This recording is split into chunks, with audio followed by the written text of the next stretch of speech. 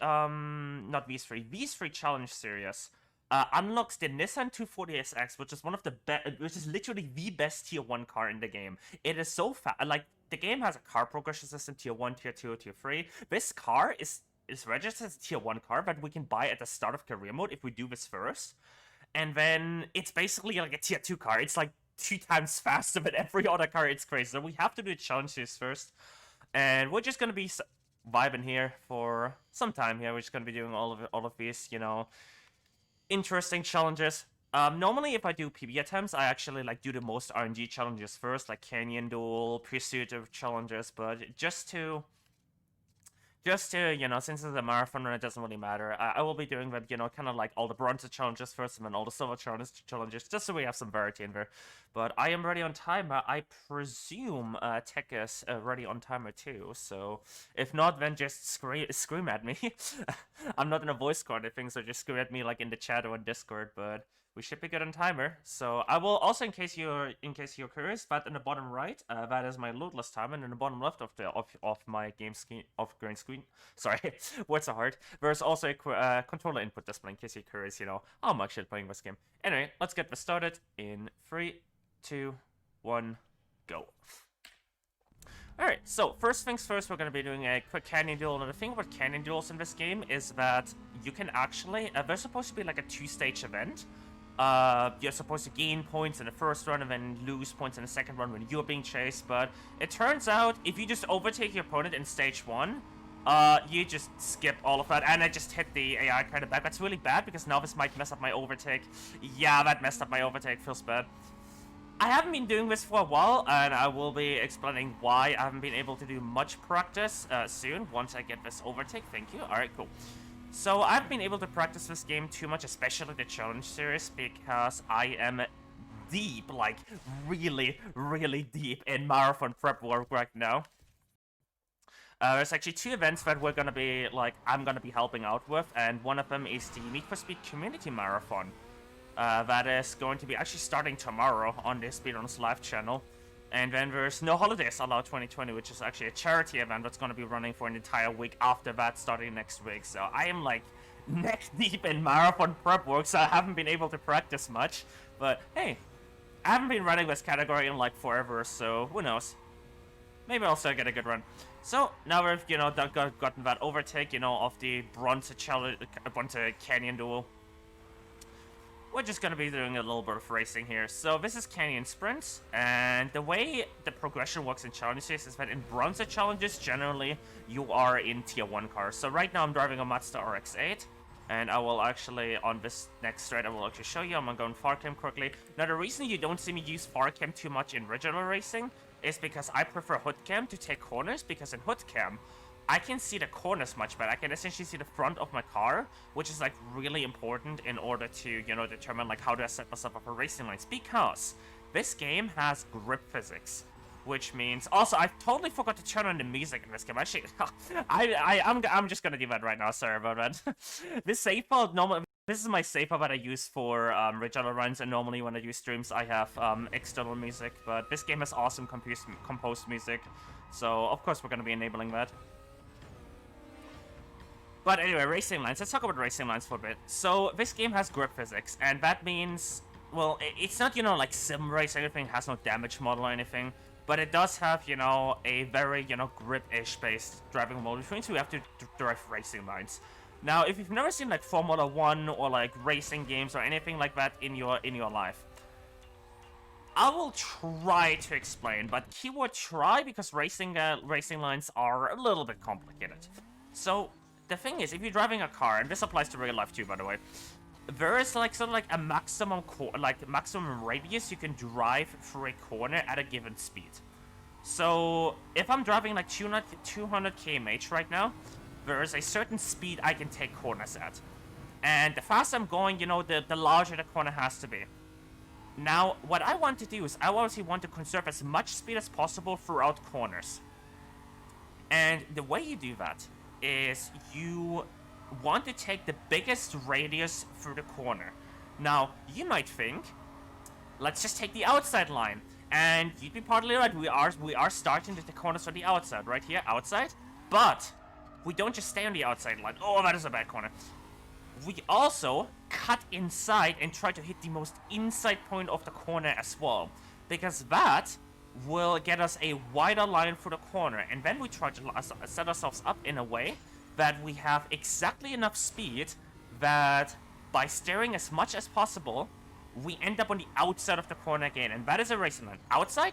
That is a truck on the inside, feels bad, but that would have been a perfect line right there if the truck wasn't there. But hey, you know, as somebody in our community has said before, the best brakes are AI, and that includes traffic cars.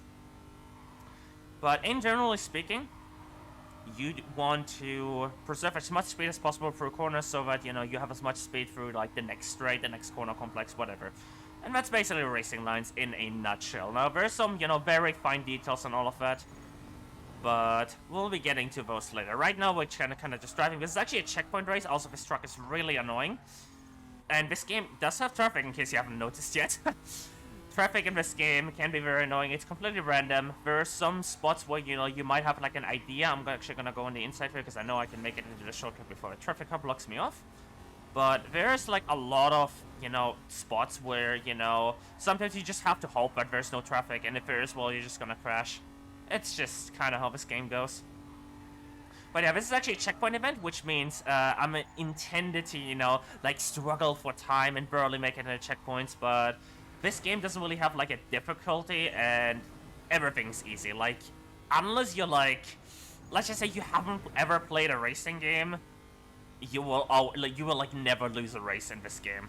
Oh, except maybe like one speed trap later on, but we'll talk about that later. And that's another event.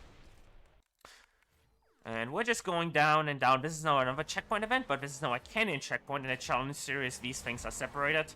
And now we're driving another car. Every time in a challenge series, you drive a different car. Now we're driving a... I actually don't know this car feels bad. Ah, this is a Camaro, this is a Camaro, this is a Camaro. This was a terrible corner. Oh my god. Do not remind me ever of that corner again. That was absolutely terrible. I just broke way too early. I steered way too early. But yeah, I don't really know my cars too well. I'm just overall know the physics engine of this game, so I can handle like every car at an okay level. But like, I'm not like perfect at this game. And I used to have the world record for the Korea new game run. But recently, I took a little break from this game. Recently, I've been speedrunning Need for Speed The Run, and not Need for Speed Carbon. And while I was doing that, a very handsome lad called T-Dog20 actually took the world record for the new game category in Korea, in the Korea-only run. But I still hold the record for this. That was a terrible corner I spun out there. I had to use speed breaker for the first time. So this game has like a speed breaker. You can use it to slow down time, and it gives your car an extra handling boost. And it's very useful to keep your car under control if it, like, it spins out like that. Now, I didn't use it there because I probably would have lost more time by speed braking. So it does slow the, you know, the time down. So you have to, like, be aware of, like, when you use it. Also, these yellow barriers on the outside there, these are breakable. If I fall off there, the game's just gonna insta-lose and I have to redo this entire event. That might be a thing later on in Canyon Drifts. I have lost challenge series runs to just driving off the canyon before. It happens. It just happens sometimes during the canyon drifts. But yeah, more about drifts today. Drifts in this game are whack. Drifts in this game are really, really fun. Anyway, that's another event. Oh yeah. Oh, we're already at the canyon drifts. Cool. I don't even know the order myself. Anyway, canyon drifts. So drift physics in this game are just absolute whack. So when you start drifting in this game, it will actually save your speed. So right now I've saved like 2... Oh no, that's really bad. That was really, really bad. Because if I hit the wall, my speed just resets. But basically when you start drifting, the game saves your speed. And then you can just put the acceleration back on. And it'll... Oh, this is really bad. I'm just hitting walls left and right. Alright, 250. And now the game has 250 km/h saved. So now I can just keep drifting. Except I understeer. I just hit the wall. As I said, haven't been able to practice much. This car's also really hard to control. It, like, sometimes it oversteers, sometimes it understeers hard. Maybe I can show you a better drift later. This is terrible so far, but hey, who knows? The challenge series part of this one is basically RNG anyway, and you're gonna see why later because of pursuits. So it doesn't really matter too much if I lose time on drift. Anyway, let's see if I can get this corner. You can see the car like almost randomly straightened out there. This is the Aston Martin DB9. Physics do not exist when you're drifting this car. It's just... the game does what it wants to do. There's another trick you can do in drifting, and that's holding your throttle at half, and that actually gives you a handling boost. It essentially makes the car oversteer more, and you can use that to take corners faster in drift events. It's very finicky though, and you really need to know like how much you need to hold the throttle at. Anyway, so now we're, you know, did our first drift. Now we're actually going to be heading into the pursuits. So this is Pursuit Innovation, and I forgot to lock my game at 60 FPS. That's fine. I might have to do that later, actually. Oh yeah, I will definitely have to do that later because I will get... So this is what happens if you don't lock your game to 60 FPS and you allow it to run at unlimited. It will just keep... This cutscene will just keep on going for like forever. So you have to actually lock your game to 60 FPS for challenge series. Anyway, this is Pursuit Innovation. All I have to do here is get a 2-minute in-game time pursuit challenge. I'm actually going to be going into far cam here, just so I can see all the pursuit cars next to me, and then I have to escape. So what I'm going to be doing is I'm going to like bait all of them to follow me on the left here. Take out this pursuit breaker because this wheel will spin out. This is bad now. I might actually get stuck here. No, I won't. Cool, that's fine. And now that I've taken out most of the cars... Oh, I do not want to cool down before 2 minutes. Why did the pursuit car not follow me? There you go. Please follow me. Thank you. That's fine, but only a couple seconds. Happens. And now all I have to do is just, you know, stay in this pursuit for 2 minutes in-game time.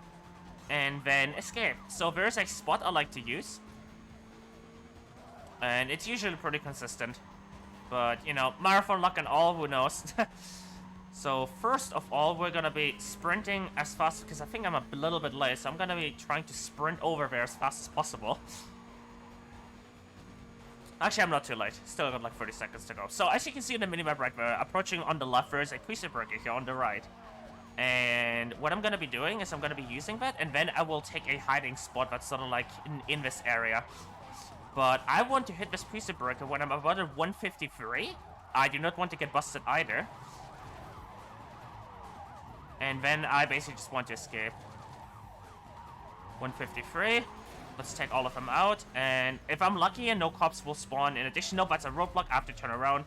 But unfortunately, you know, a little bit of time loss here, because if I was able to go into a hiding spot, how did they see me? That's bad.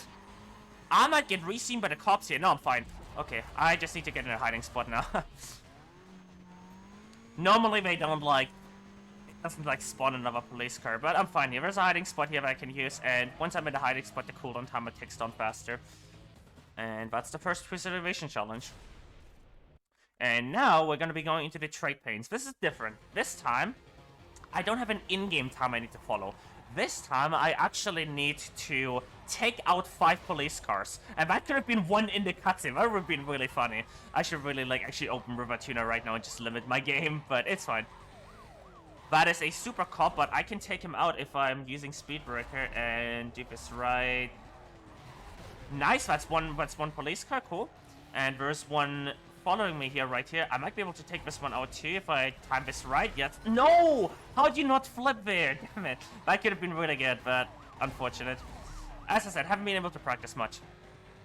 So now I just gotta take out 4 additional police cars. But, sorry. There is a pursuit blocker here. Pursuit breaker, not pursuit blocker. And I think I have right now just 3 on my tail. That's bad. But no, there's 4. There's one more. Okay, so I just need to like bake them all into this pursuit breaker. And now if one of them follows in, I should be good. Cool. And now all I need to do is take out this last person. Oh, that's bad. Okay, this is fine. It's bad, but it's fine because there's a hiding spot here, but they normally do not follow you in.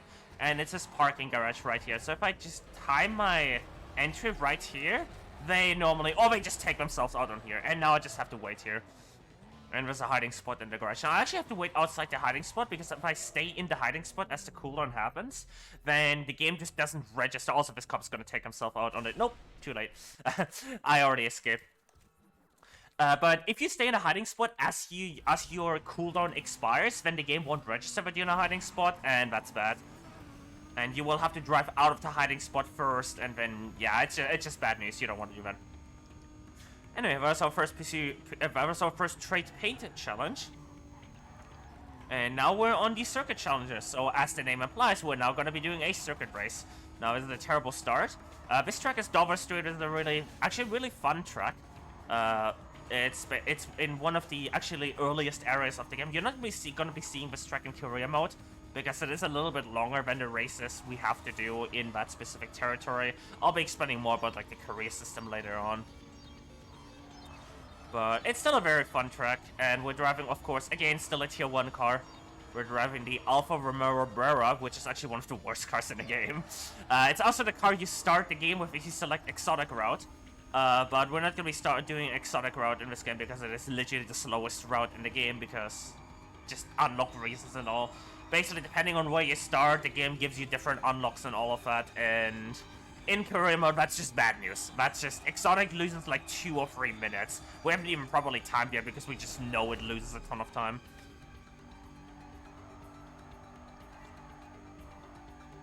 Now, I'm actually going to be saving up my NOS here a little bit, because there's obviously, you know, the big straight where we started on actually extends behind the lap mark as well, so I'm saving up all my NOS for that. So I can, you know, once I'm on the straight, I can just full NOS here and get as much speed as possible on the straight. That traffic car is doing a very illegal turn.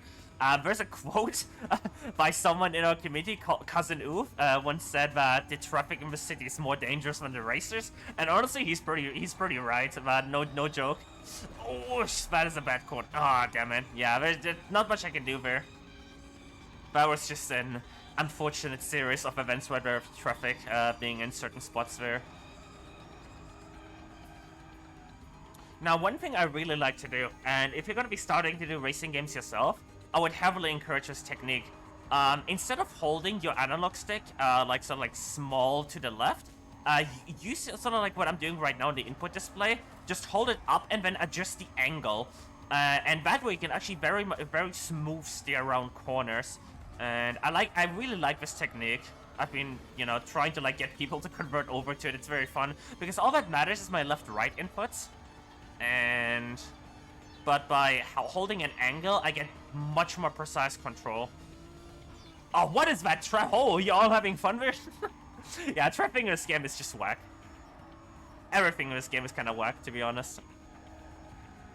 But yeah, we're now finishing lap 2. Should be a pretty easy finale right here. Ooh, that car was pretty decent.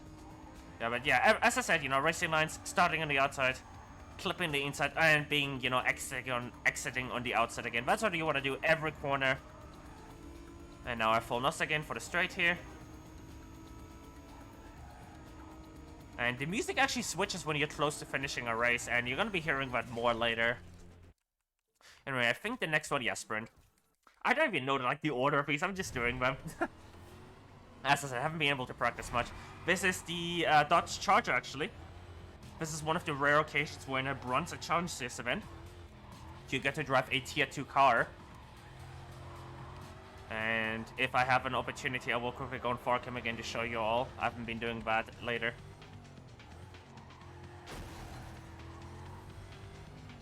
And this track right here is called York Road. Now, actually, the track displays that the game gives you in like the challenge stage menu is actually wrong. Like some of them are just outright, it's just a wrong track. We don't know why. It's an EA black box game. They were really good games, but there's just weird, you know, just bugs in there, and you know, we like to sometimes just meme about that as a community. You know, oh, it's just black box being black box.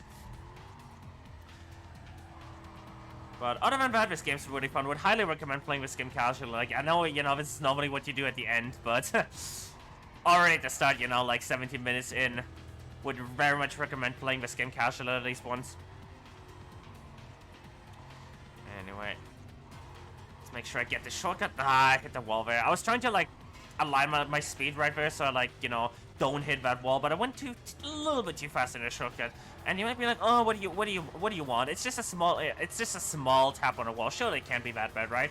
But here's the thing, right? This game is actually really optimized in terms of, you know, driving. So small mistakes like, you know, losing half a second per corner can easily balloon into like minutes at the end of the run. This game is so, like, especially the Korea new game run is so optimized that recently we actually found a 30-second time save, and that is the worst traffic I've ever seen.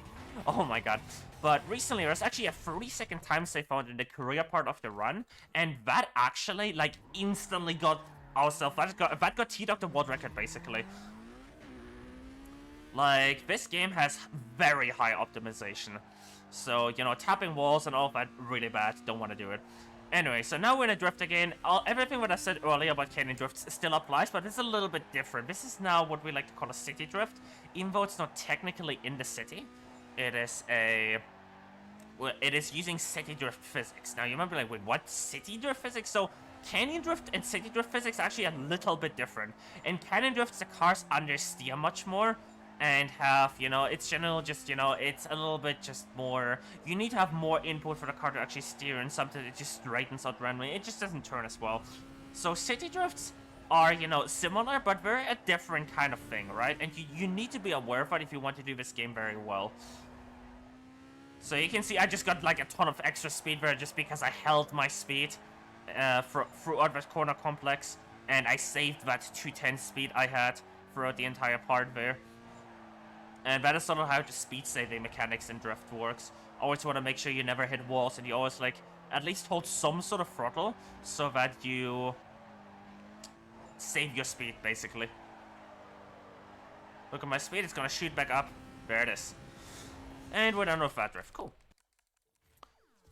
And time for speed traps. So speed traps in this game are basically just sprints. In like as an intended game mechanic, you are winning not by finishing first, but rather than the total speed measured at certain points of the track. So that's why it's called a speed trap. Your speed is being, you know, measured. You know, it's like a, you know, like a speed trap in real life, right? Except, you know, instead of, you know, not wanting to get caught in there, you want to get caught in there as fast as possible. Don't do this in real life, by the way, kids. Let the racing stay in video games. Don't do 100 km in a city, please. That's really dangerous. Anyway, you can now see on the, like, top right leaderboard, once it swaps from my name, 177 km. Now, the thing is, as I said, the AI in this game is super bad. Like, look how far we're behind already. We're already, like, you know, like, half the track behind. So, it doesn't really matter how well I do this. It's just, you know, I just want to get this track done as fast as possible. Now, later on in the Gold Challenge Series event, there's actually... I went a little bit too fast and then tapped the outside wall. In the Gold Challenge Series event, the difficulty is actually set to hard. And that will make it that I actually have to worry about my speed. Because tier 3 cars, like the best cars, hard AI, whereas bad. I really hope that traffic car was on the outside there. Actually, we're going to be driving through this precision break if I can. Hopefully I don't hit it. Nope, I didn't hit it. Cool, that saves me a little bit of time there instead of going around. But yeah, later on in the gold speed trap, I will have to make sure I hit those speed traps as fast as possible. But here, this is easy difficulty AI. I will have to amend my earlier statement. So this game does have difficulty modes, but it's, you know, in the career mode, it's all set to easy. And in challenges, it depends on what thing you have. So you can't, like, choose your difficulty like you can in, like, Underground 2 or in Underground 1. Probably shouldn't have nosed there because I could have just saved it all up for the final straight here, but it's fine. That's just a minor mistake. But yeah, nos usage in this game is very much, you know, a strategy too. What platforms is game available? Oh, this game is available on tons of platforms because, you know, EA always releases on like a million platforms. But the main platforms are like the mainline console versions at that time, and then there was a like, you know, the Xbox 360 and the PS3 version, I believe. The PS2 and the Wii versions are actually a little bit cut down. They have like content cut from it. There's only like 4 AI races per race and all of that. So, but fundamentally it's the same game. Anyway, so now we're what the game calls Race Wars. These are essentially, they're meant to be much bigger events. That's why they're called Wars. There's like, you know, like 12 AI racers, and I'm aware the name is, let's not talk about the name, it was 2006, but I will say the name is very unfortunate. That's all you're gonna hear about that name from me. But the intention behind this, and these are actually also in career mode, is that you are racing a much bigger group of races. It's supposed to be much harder. You can look at the menu to see how that worked out. Yeah, it, spoiler, didn't. But I'm also good at this game, so that also compounds the issue. If you're playing this game casually, you might actually find like a challenge in this game. But another thing about the challenge series part of the Race Wars is that they are all 3 laps. In the career mode, they're 2 laps. And these are already very, very long circuits. And that is going to compound in its absolute worst in the Silver Race Wars Challenge Series. That is the longest track in the game, and we're gonna be driving it in a tier 1 car. It is an 10 to 11 minute event. It is... Oh no, everyone hates that event, it's crazy. Also, my NOS usage is terrible. I should really be saving up my NOS here, but... As I said, I haven't been playing too much here. But it's a 3 lap. You can see already the first lap took like 1 minute 40, and we're gonna be sitting here for 2 more laps. So this is a pretty long event.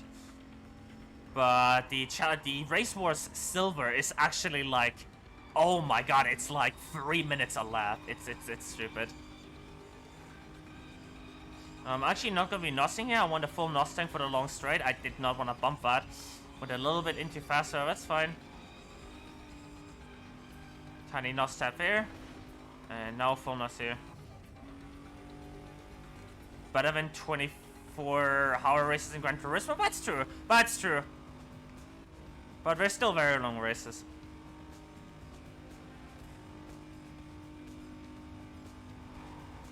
But yeah, that's why I wanted to save my NOS, because this guy has terrible acceleration, so you really want to make sure you use those straights with NOS.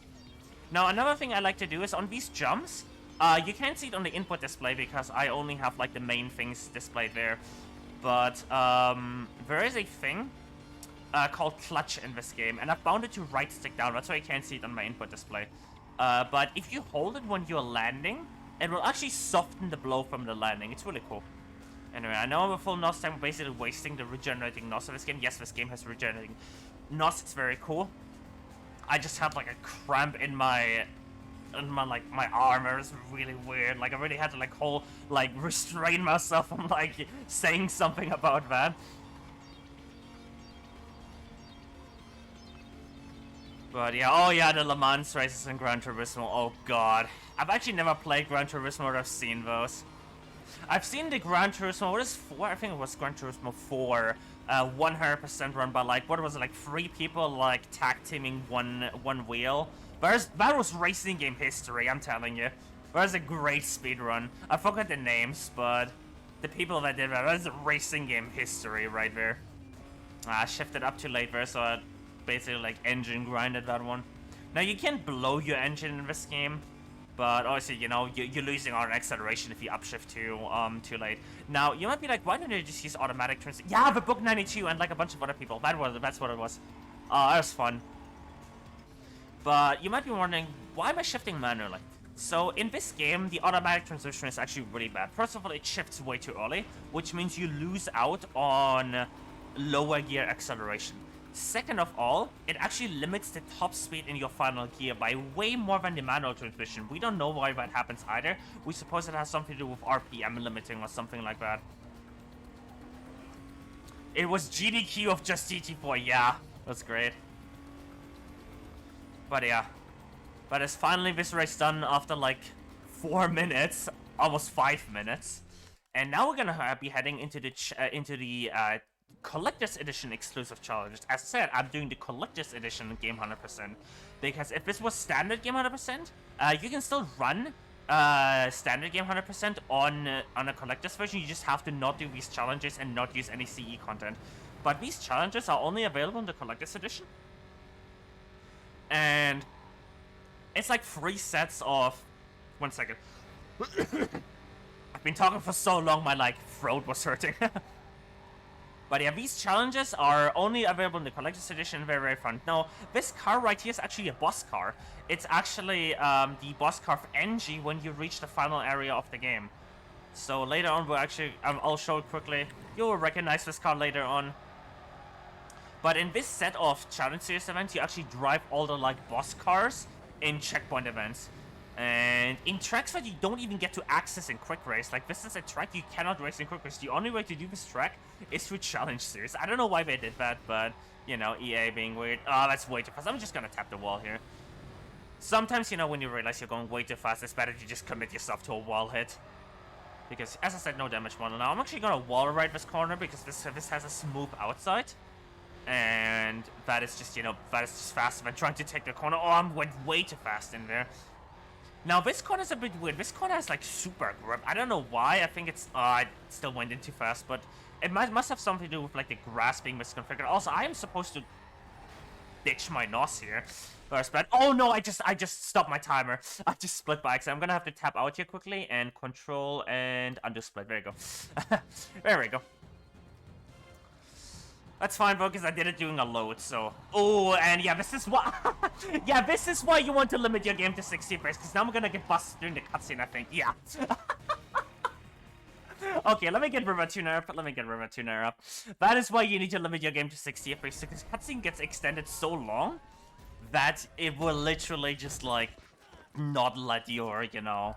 It will not let you continue. Yeah, that's what happens. So now that I have the game actually limited to 60 FPS, this is what happens. For career ones, that doesn't really matter, but for this it matters. Anyway, let's talk about this event. This event is really fun. This event is a trade paint challenge with actually Heat 6 cops. Now, the thing about Heat 6 cops is that they are paper police. It spawns way more, but they all die in, like, one hit, which makes this event, like, one of the most fun events I've ever done. Like, look, oh, almost... and yeah, the GT500 likes to flip a lot, too. Alright, let me just... How did you not die from it? Oh, there you go. You can see these cops die from, like, any hit. Oh, damn it, I'm getting boxed in here. Yeah, they still try to box you in, even though, you know, there are Heat 1 cars that die from, like, you know, one thing. But yeah, I just need to take out 25 police cars here and then I need to evade. This is actually the challenge I, not start with, but it's just, like, the second set of challenges that I do. Because this is one of the, like, hardest challenges to optimize, because, you know, RNG, in case it's not obvious. Taking out 25 police cars and, you know, just trying to stack them on top of each other. It's a little bit challenging to do this fast. I think my record in-game time of this is something like 130, and I'm not even halfway down, so you can, you know, hopefully appreciate how did you not get taken out by that. That's just terrible. Anyway, let's take this roadblock out. And I think we got Cross behind us. Sometimes Cross even spawns. Yeah, Cross just spawned. Cross, unfortunately, not a paper police car here. And let me just take this out so that... How did I get stuck there? Interesting. Let me take you out as well. And now we're at 21, so now I'm gonna start getting over to the escape spot. So that's 1, 2, 3, and that's 25. Cool. So now all I have to do at this point is find my, you know, beautiful escape spot in this area. It's another parking garage, and... I don't know why, but police in this game gets really confused about parking garages. They just don't enter. I just stay here, I evade, and that's it for this challenge. And as I said, I have to stay outside of the hiding spot. Oh, not like that though. Okay, there you go. I have to stay outside of the hiding spot when I enter cooldown, else the game won't register that I'm in the hiding spot. And that's the Collector's Edition challenge. The first one, that is. You know, we're gonna be doing a bunch more.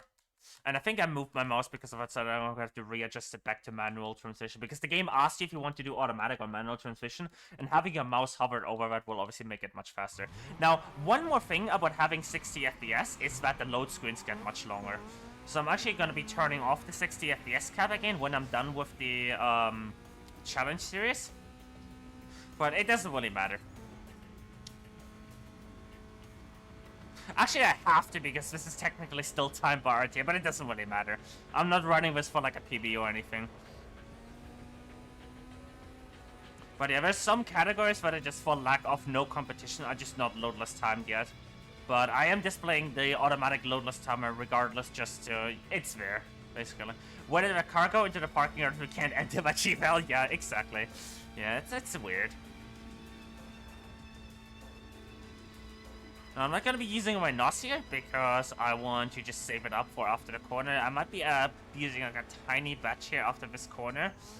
And by the way, right now we're driving a 240SX, and this car, you know, this is a tier 1 car. Just wanna put that on the record. This is a tier 1 car, and it goes like 250 km and can hit like 300. And it's not even optimally upgraded in the challenge series, so yeah. This is a tier 1 car, and it goes like 280 in an unoptimal setup.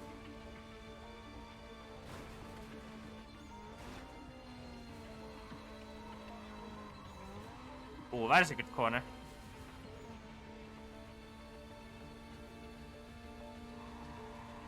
Alright. As last time, I'm gonna be wall riding this little inside here. I entered that wall ride a little bit bad. I actually, like, you know, hit the wall I'm supposed to enter it smoothly. But, nah, it happens.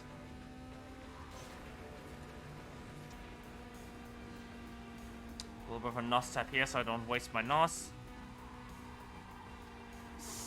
Ooh, that was perfect. Let's go. That's a perfect speed conservation around that corner.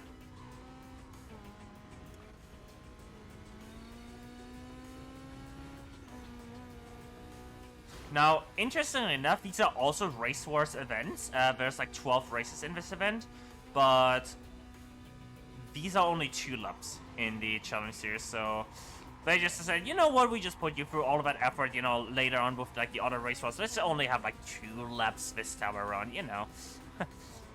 The developers being nice and all. But it's still just a very, very long track, so we're gonna be on this track for a little bit. I think a lap of this is like 3 minutes 30.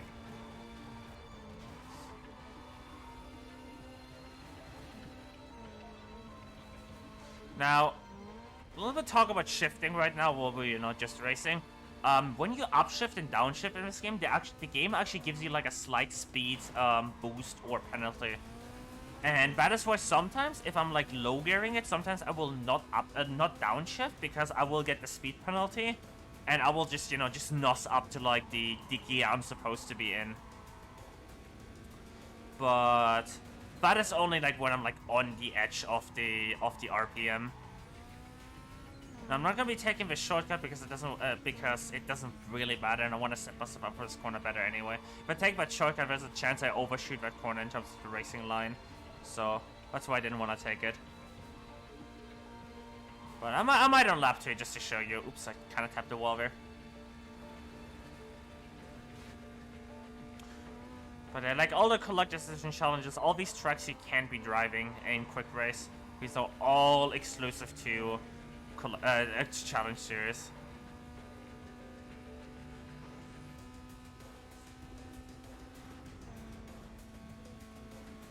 But yeah, that's pretty much what we're gonna be doing for like the next like 2 hours. We're just gonna be doing challenge series events, and then we're actually gonna be hopping into the career mode, and then also we're gonna complete 100% too.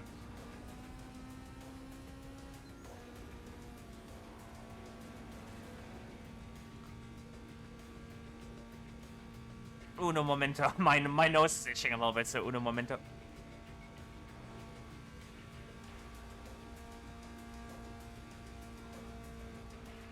Alright, that's much better. Multitasking right there, ladies and gentlemen. Turning off the mic, actually clearing out your nose, and then back to commentating. Nice, stuck it really nice around the inside of the corner there. Doesn't really matter on these corners what you do, because the more on the inside you go, the more speed the car loses. So it doesn't really matter too much, as long as you know you smooth steer the car around those corners, you're gonna be totally fine. But yeah, as I said, Challenge Series has some really, really long events. Ooh, I hit that sign, so that slowed me down a lot. But luckily we have some NOS to recover from that.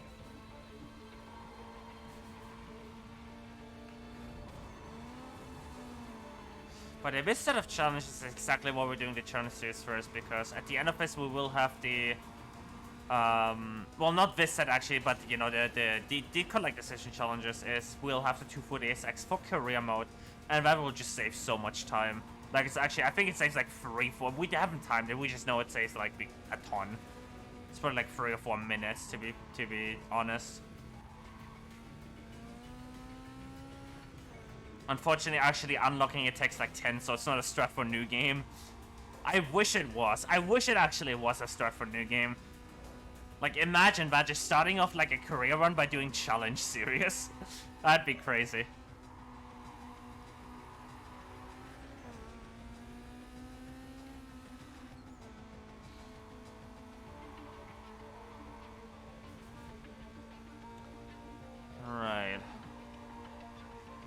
might as well take the shortcut. Oh, yeah, that's why I don't usually take this, because you usually smack the inside wall there. I set myself up really bad for it too, though, so... Or it's just my fault. Gonna be tapping the NOS here for just a tap. Because I want full NOS of it straight here. Ooh, that's a really bad mistake right there. Don't do that. That cost me so much speed exiting this corner. Is this on PC? Hell yeah, it is.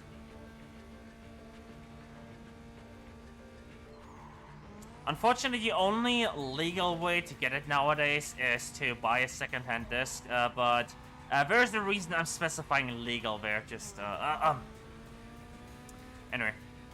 I wanted to show you all this shortcut, but unfortunately I forgot.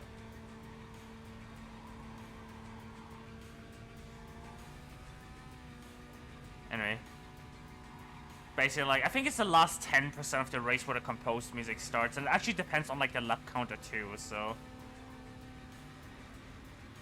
This game has some pretty good composed music. That's why I enabled it. And that's another event done. And now, this actually, I think if I'm mistaken, yeah, this was the last event, so we're gonna... Essentially, now we're wrapping back up, now we're doing the silver events, but in reverse order. So this is like another, you know, big, 12-player race. But this time it's 5 laps. And it's on a very short circuit this time around. So this is actually another part of town. This is actually a part of town you will... That's only used for, like tutorial sequences and stuff. It's called San Juan. And I don't know why they didn't put more content in this area, but, you know, who knows? Who knows what they have planned for this area? Who knows? But yeah, it's a 5-lapper on this, and the thing about, because it's a very short circuit and the AI is really bad, it's actually possible to lap opponents on this. So let's see how many opponents I can lap on, you know, lap 4 or 5. Maybe we can have like a bet in the chat. Ooh, I went in too fast there, so I have to use speed brake to correct for that. Normally I think I lap like 3 or 4 opponents, so... Y'all are gonna have, like, you know, bets in chat how many opponents I'm gonna lap at the end of this race. But I personally predict I would pick, like, you know, 2, because I'm quite bad. I've been playing this game too much recently. As I said, you know, been doing a lot more of Need for Speed to Run recently.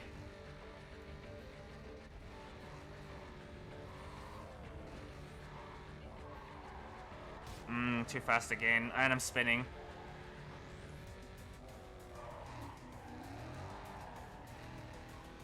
But you can already see in the level, we're already like 10 seconds ahead here.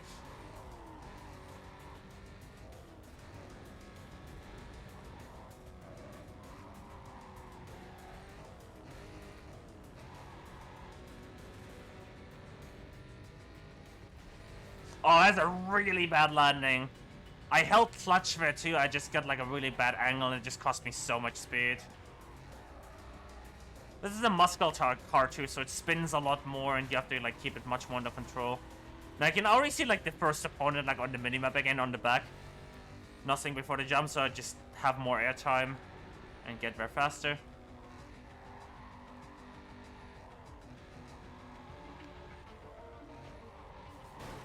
Oh, way too fast. Alright, we're about to enter lap 4. I already see my first target. I feel like we might actually only lap 1. I'm actually gonna go on the outside. I totally forgot about it to take this. But it's fine because on the outside you know, conserve very much speed anyway.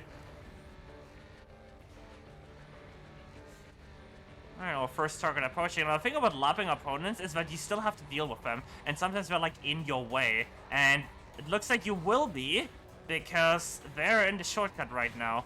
And y'all are having fun. Okay, that's 3 opponents because one of them just wiped out there somehow. Well, 2 so far.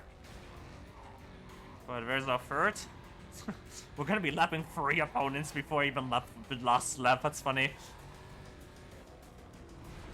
Oh, I totally botched that corner, so I had to speed brake there. Alright, let me pass. Thank you. I don't know why NOS before I jump there, but whatever. Okay, I'm just gonna be wall riding this corner again. Alright. Here comes a bunch of laps. Here's number 4. I don't know why my emotes aren't loading. Like, I have Chatty up right now, my emotes aren't loading. That's number 5, and that's number... not 6 yet. Where's number 6? Wow, we're lapping a ton of opponents today. Alright, here comes number 7. Lapping all of them. I don't think we're gonna get 8. Yeah, we're too far ahead.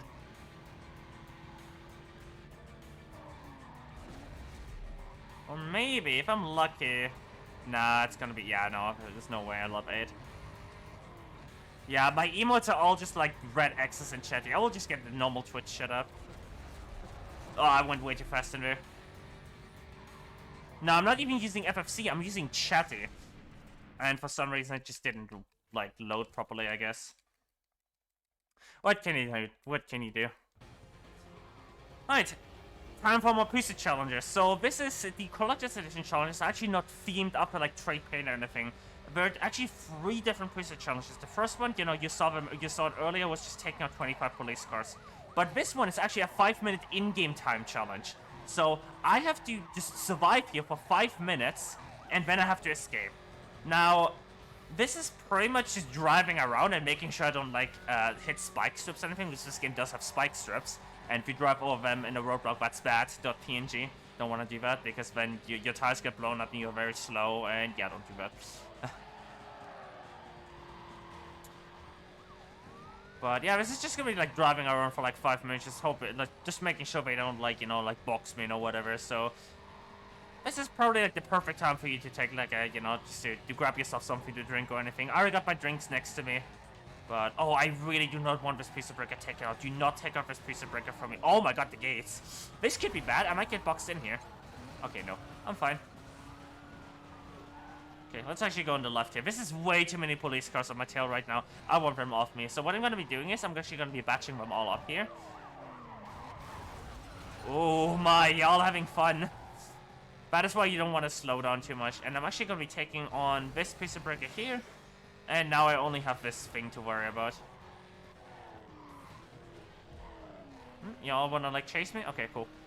But that's not the piece of breaker I want to escape. Oh, that's a super cop. That cop is not going to chase me. That cop is going away.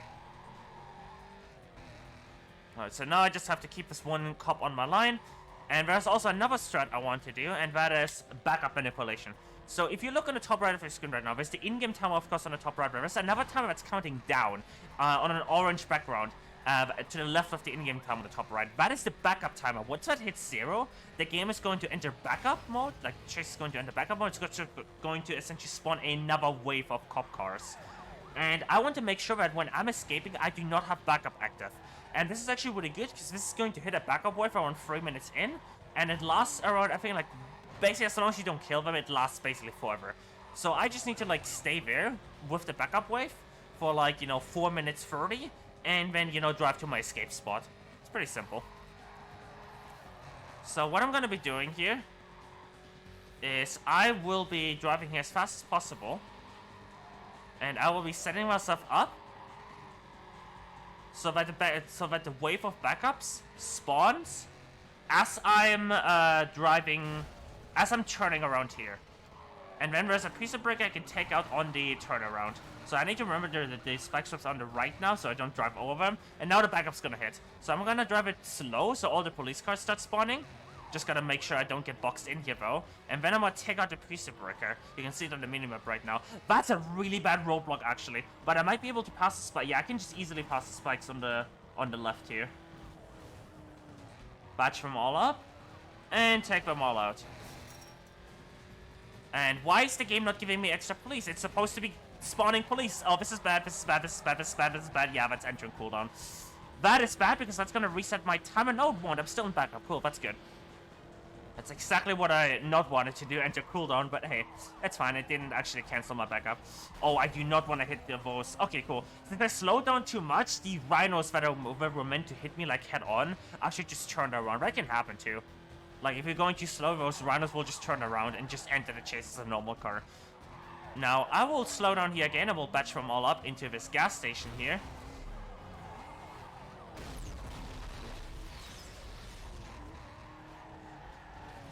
And this car's having fun.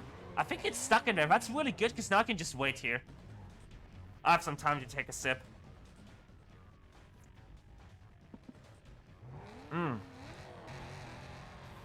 Oh my god! The rhino got me. Alright, so now... Oh, this is bad. I shouldn't have done that. I forgot what I'm supposed to do. I totally forgot what I'm supposed to do here. I'm about to get busted from this. I might get reset. Please reset me. Thank you. Okay, this is really bad because now I'm like on the... Now I'm very slow for the evasion. But it should give me another police car. You need to... Okay, actually I'm just gonna... No, I can't evade here. That's a super cop. This is really bad. I have to hope the game gives me another cop car here. Okay, it did. It did. But unfortunately I can't evade here yet because, as I said, I don't have 5 minutes yet. That's fine though.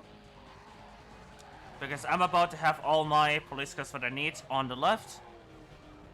Okay, the rhinos are turning around, so I can just take out this police car here, and then there is a hiding spot right here. Now I just hug the wall here so they don't see me. And turn around into the cooldown spot, and I've had 5 minutes. Oh, don't you dare hit me out there. Holy shit. It almost hit me out of the hiding spot, the rhino. That would have been bad. But yeah, they don't see you, like, even if you're, like, in the hiding spot. Like, even if they're driving next to you, if you're in a hiding spot and they're hiding, they don't see you. Alright. And now we're just going up the challenges. And now we're, of course, driving a boss car again. This is Wolf's boss car. This is Wolf's, final boss car. This is the Lamborghini Murcielago. And it has probably one of the best engine sounds in the game. I love it.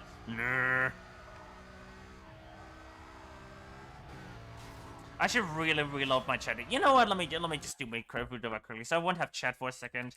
Give me a second. I'm just gonna do. You don't have to pause the timer. It's fine. It is completely fine. Why did the channel really long fun? Why did the channel not auto open? That's weird. Okay. Hopefully my emotes are fixed now. Gotta see those beautiful emotes that y'all are posting. Chatty less percent. No, I am looking at chat. I'm not doing a run without looking at chat. Imagine not doing activity. I still don't have emotes. Okay, I'm just gonna have to... Okay, whatever. Well, I guess it's Twitch chat time. Okay, give me a second. Okay, I guess now you can actually pause the timer quickly if you want to, but it'll be resumed soon. Why is Chatty just having issues recently? Okay. There's that, and... There is that. Cool. Alright, you can resume if you want to. There it is. I don't know why Chatty is just being weird today.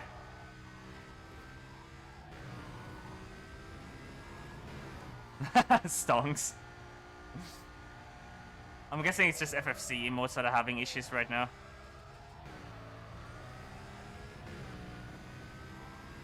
Oh, as I said, I haven't been practicing too much and I completely forgot there's a right corner here and not a straight.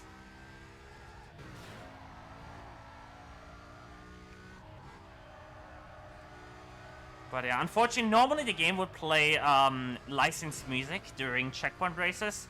But, yeah, something DMCA, so I turned DA tracks off. Now, the thing about the Murcielago, I haven't been talking about this, but the Murcielago actually has a very good sort of like downshift ABS. It's a bit weird to explain. So, some like all cars have this mechanic, but on some cars it works better than on others.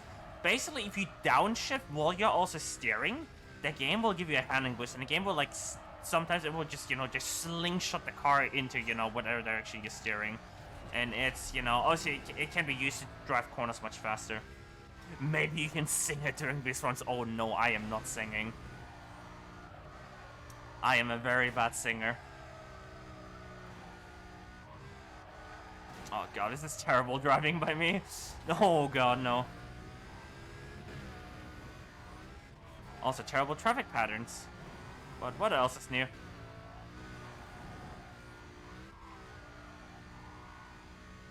Yeah, and that's this event.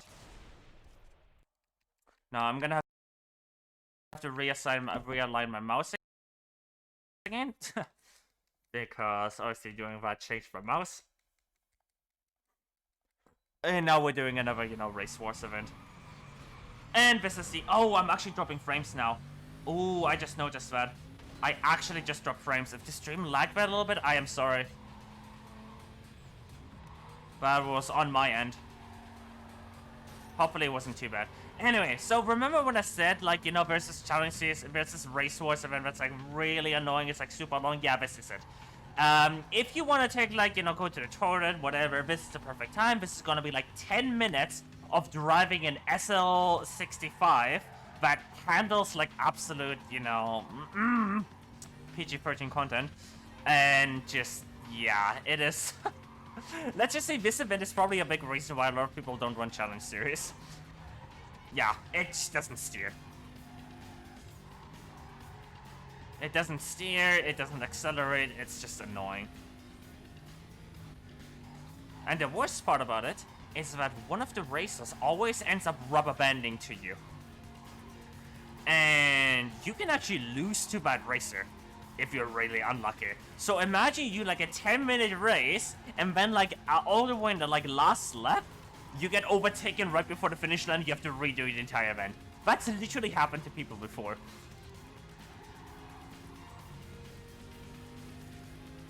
It is, yeah. I should not be taking that jump there, but it's fine. If you take that jump, you can just speed brake when you land and still, you know, get a good corner there. Oh god, I'm too fast. No! It's so hard to control this car. And that's on top of me not having played for a little while.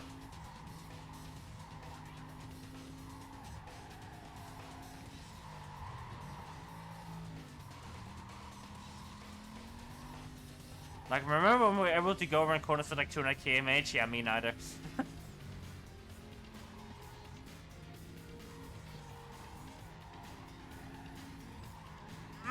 Almost. Almost hit the wall there. But yeah, we're not even like, you know, like 2/3 done with this lap, and you know, there's still like, you know, 2 extra entire laps to go, so... As I said, if you need to grab something, grab like a snack or anything, perfect time right now. This is gonna take a while. It looks like we're getting lucky with the rubber band so far. None of the opponents has rubber banded so far. But it can just start randomly. One of the opponents can just randomly start being annoying and just stay in your tail.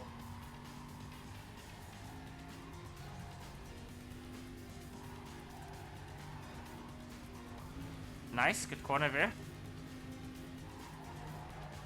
A little bit too fast in there, but it's fine. There's like a super sharp corner here anyway. But I need to massively slow down anyway.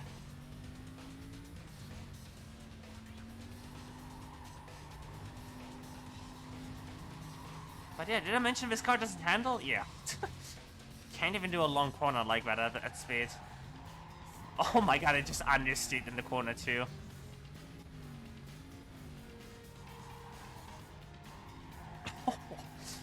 Yeah, this is the most frustrating part for me. Because yeah, you're in control, but not really. The car is just doing what, you know, it wants to do. And there's really no secret. And by the way, that's lap 1. We still have 2 laps to go. That's lap 1.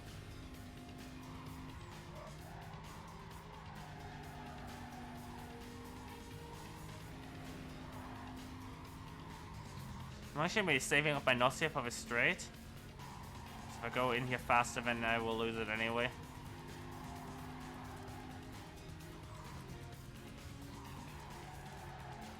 Ah, I went in too fast.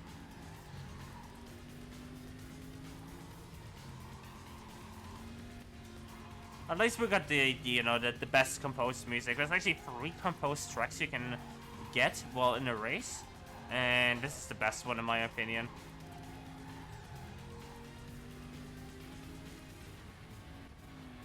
Oh god, now I'm stuck to the outside. Alright, looks like we're still getting lucky with rubber band. We're not really staying too close, that's good.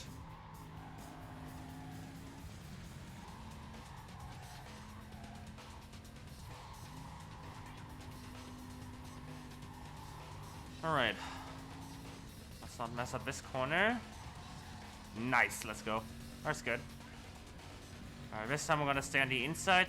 But the problem is because it is the inside, you know, I have to like slow down a lot here now. But it doesn't really matter if you take the jump. But the thing about taking the jump is that you have a risk. But when you speed brake to land, you know, actually steer into the corner, it can just flip the car. Because, you know, you're speed braking and steering while you're landing from a jump. The car, the physics at that point just go brr.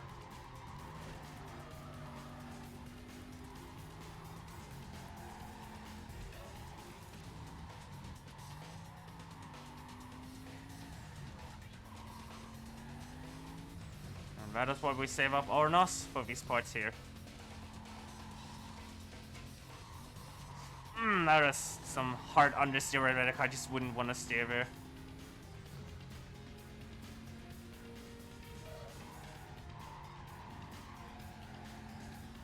But yeah, since we're on such a long race, and there's probably a few people grabbing themselves some, you know, drinks and stuff, or we just have some time to talk. How's everyone stay been doing? How are you all enjoying the marathon so far? I haven't actually been able to watch too much, because as I said, you know, marathon prep work for other events and all of that. But how's all of your days? You all doing fine? You all enjoying the run so far?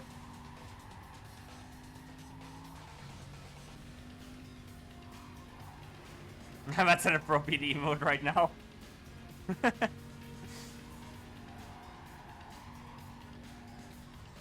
Is that how you all feeling that emote right there? I actually don't even know the emote name.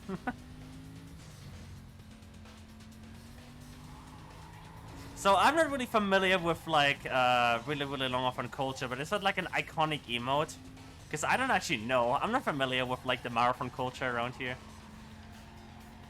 Cyberpunk-less cyberpunk game.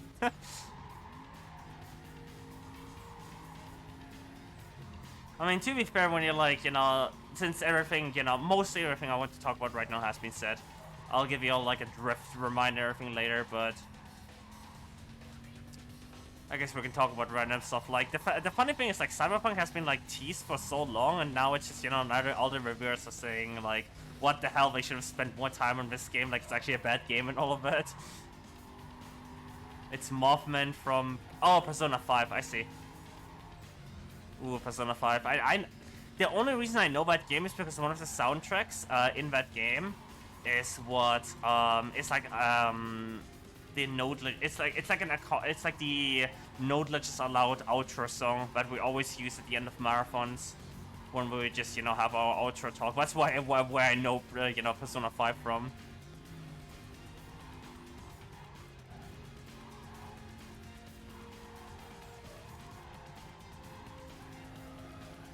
So yeah, we're still on this one race. We're like 8 minutes into this race now.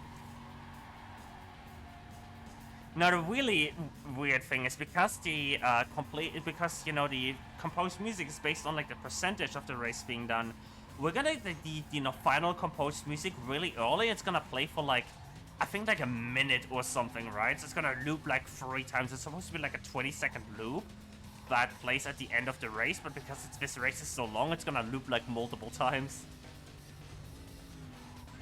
Don't hit that, thank you. Actually, I had to speed breaker.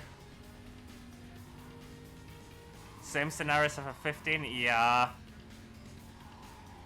This is one of the reasons why I think, you know, Valve literally never can make a Half-Life 3. Because they set by not releasing it for this long, they set the expectations so high that they can basically never make it. Oops, spun the car out there, so I had to speed brake to keep it from, you know, completely wiping out.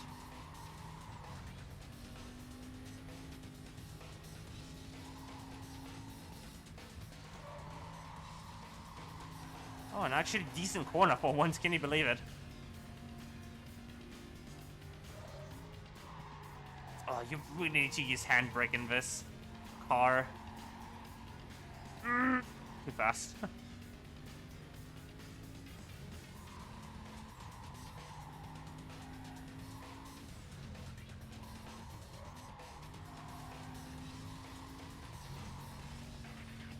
Hey, Captain Duck, yo. Welcome to the marathon. I'm just doing some Need for Speed Carbon right now for really long of fun. And yeah, as I said, you know, the long composed music, you know, kicking in when we still have like tons of track to go. Like, this is gonna loop like a couple times now. This, you know, this end loop is like exactly what we're talking about. You're hyping up for nothing. Oddly related.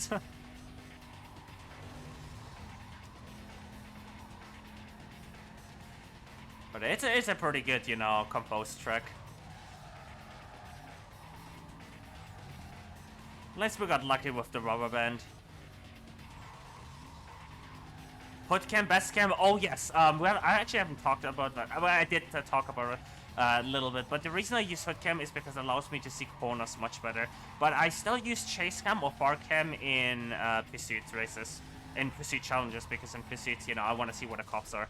And there you go. 10 minutes, like for 10 minutes, 33-second race. We're done here. And time for speed wrap. Now we're back to regular, like non-collector's edition challenges. Now, this is still, you know, very easy. This is still like a sprint event, basically, because the AI is not, like, gonna be too hard in this event, but later on, when we go back to the gold speed trap on this, it might become a problem. It might actually become a problem. I'm actually gonna wall ride this corner, because I just don't feel like taking it right now.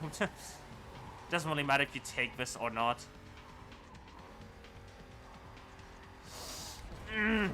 Worst traffic for spot. Now this speed trap right here, you will actually see again in the career mode. It's one of the last speed traps in the career mode. Well, actually not last, because we have some track cleanup to do since we're not doing the career 100% too. But it's gonna be, I guess, like, I think it's like 1 hour 30 minutes into the career mode when we're in the final area of the game. Let me speed break and try to preserve as much speed as possible. Nope, I spin out instead. Cool. Happens. And this is why you don't look at chat when you're in a spot where there can be traffic. Just put your tire in the gutter drains. Oh god.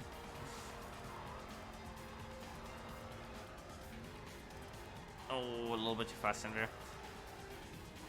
Whatever, it's the last speed trap right here, but as I said, it doesn't really matter what speed I get, I just need to finish this track as fast as possible.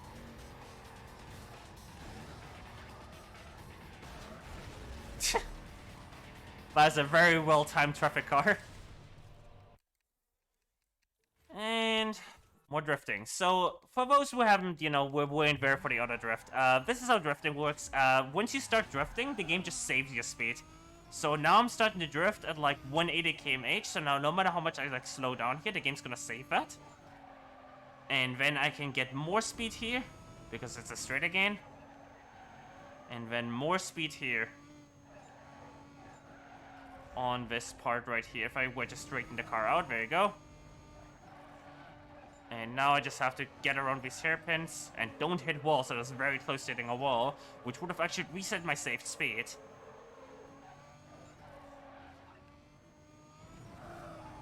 And now we just get as much possible speed on the straight there, and don't hit the wall on lap 2.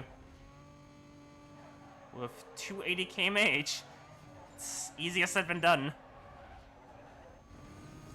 Almost. The NOS put me almost into the wall there. There we go, that's pretty fast. As I said, I don't really care about points, because you can see how much I'm, like, beating the AI by points here. And there's a pretty good drift there. There's a pretty good silver drift. And now back to regular racing. With sprint racing. I actually don't remember what car I drive here now that I think about it. We'll see. Oh, it's the Porsche Cayman S. Cool. I'm still dropping frames, I think.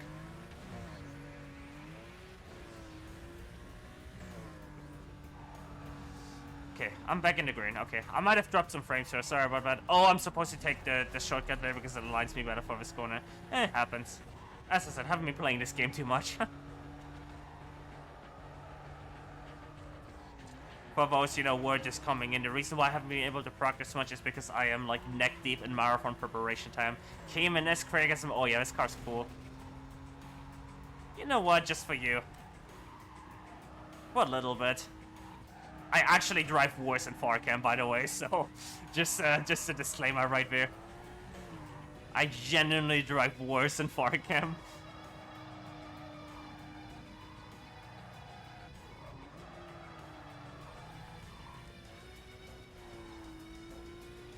I'm not gonna take that shortcut actually because it basically like it goes downhill and you land once and it's just that traffic I could have been really bad, but eh.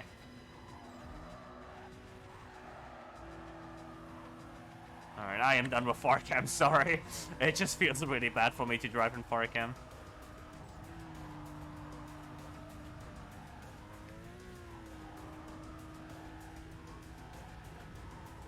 Alright, let's not hit this bus stop while I'm in the mid-air. That will cost me a lot of speed. And time to finish this.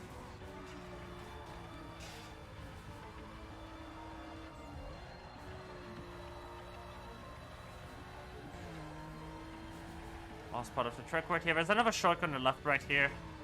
There's actually a later on in the career mode, there's actually crew members.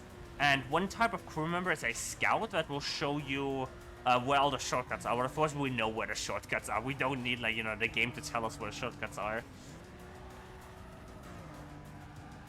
It'd be a really interesting mechanics if the shortcuts were locked until, you know, a scout unlocked them for you. That'd be a really interesting mechanic. I wonder how different the game would be. Scouts would probably be useful, actually. If that was the case. Alright, and that's another challenge done. We're basically like, a little bit under halfway done. I would say like 40% done with challenge series.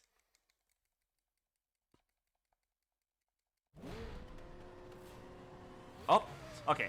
I should have done that earlier, but I didn't really get up to speed there. I mean, up to RPM. And that's a thing that can happen in the Lamborghini Gallardo, which I'm driving right now. And what you're supposed to do is just shift into neutral and then shift into first gear again, and that will essentially fix you and allow you to start like launch a perfect start. But I realized too late, and by the time I realized it was already too late for me to, you know, balance it right with a perfect launch. Because in order to get a perfect launch, you have to like start the car in like just the right RPM, and that will actually give you an acceleration boost off the start line. It's very tiny, but you know, might as well get it. Oh, there's a terrible corner.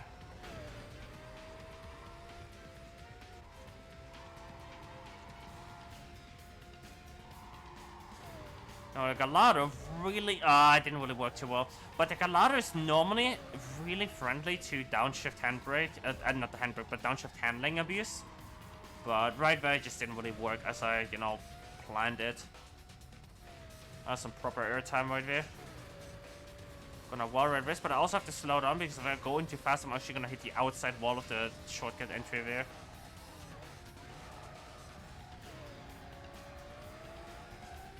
But yeah, you can pay attention to like my gears here and how I'm trying to at least use that mechanic to my benefit, but not really working out so far.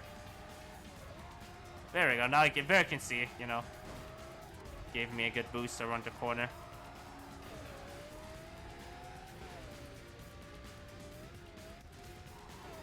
Shouldn't have shifted into third gear. I should have stayed in fourth.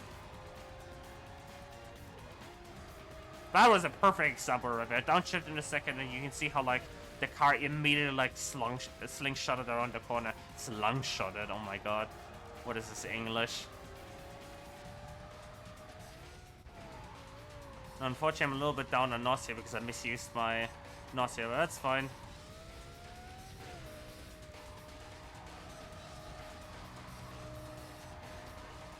Can't really conserve all my speed here anyway. That was a bad traffic car. Good example right there again. Unfortunately, I went a little bit too fast on the, you know, exit there. Slingshotting, yeah.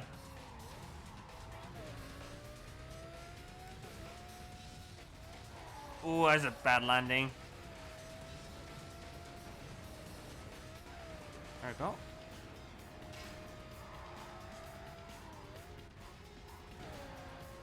Alright, all things considered, you know, for my rust and all of that, could be worse. Also, there is a shortcut there on the right, but it's very hard to get into, and it doesn't save any time because you have to, like, you know, you have to like slow down to get into the shortcut. Alright, and that's the Circuit Silver. Let's go. And more pursuit challenges. So now we're approaching pursuit challenges from the bottom. So first of all, so now we're first doing trade paint.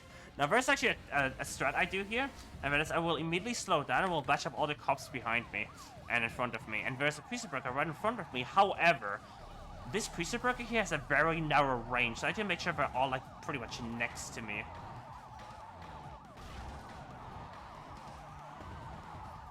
Like that, and ooh, this is bad, this is bad, this is bad. No, it didn't hit the car. Okay, that works. Come on, drive in. Ooh, this is bad. This is just actually really bad. I only got 6 of them. Now, one thing I can do is there's another piece of brick in this area. Now I have 3 cops on my tail right now, 4 actually. So now I just need to get over there.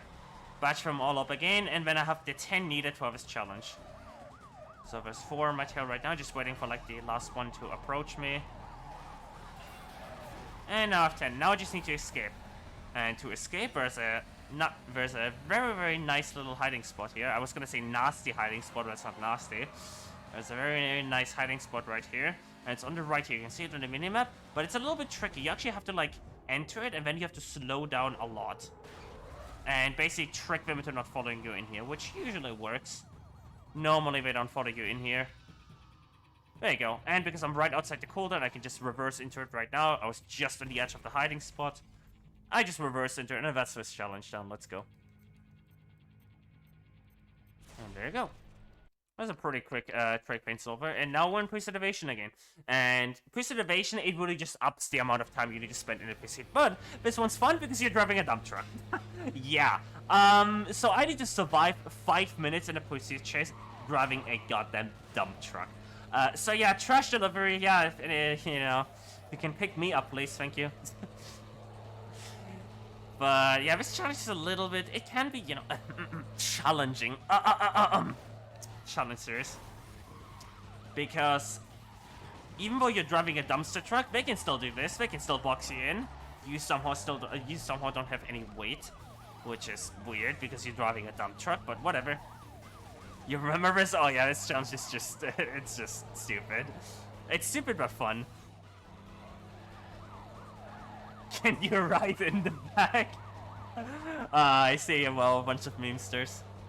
Now, one thing I like to do is just go on the highway. Because there's not much, because you have so much space, there's not much, you know, issues that can happen on the highway, and you can keep your speed up. So I normally just drive the highway, like, up and down until I hit my 5 minutes, and then I drive to the same pursuit spot that you saw me use earlier on the Collector's Edition challenge at the in Kempton. It's the same area, I just need to drive, you know, back there. Let's see what this dump country. By the way, have you ever seen a dump truck go 300 km/h? Yeah, me neither. 310 actually. Oh, that's a roadblock. You just hit that without speed breaker. Boing! Oh my god! That's great.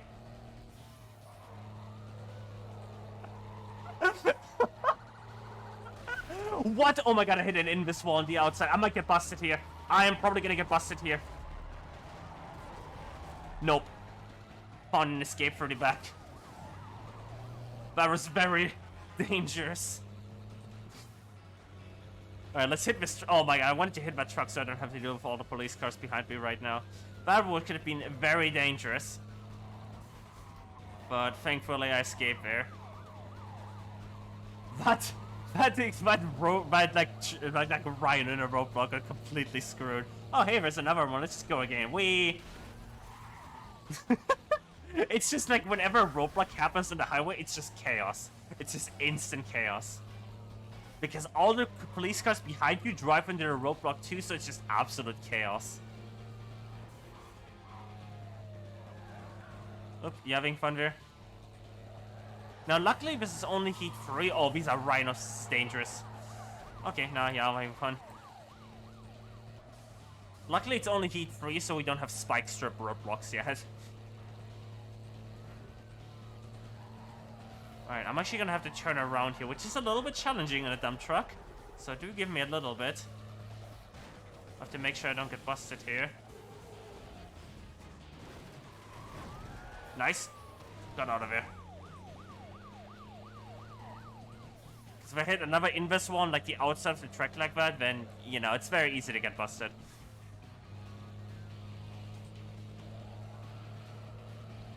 Alright, so around 4 minutes in, I need to make sure I turn around so I get to the hiding spot.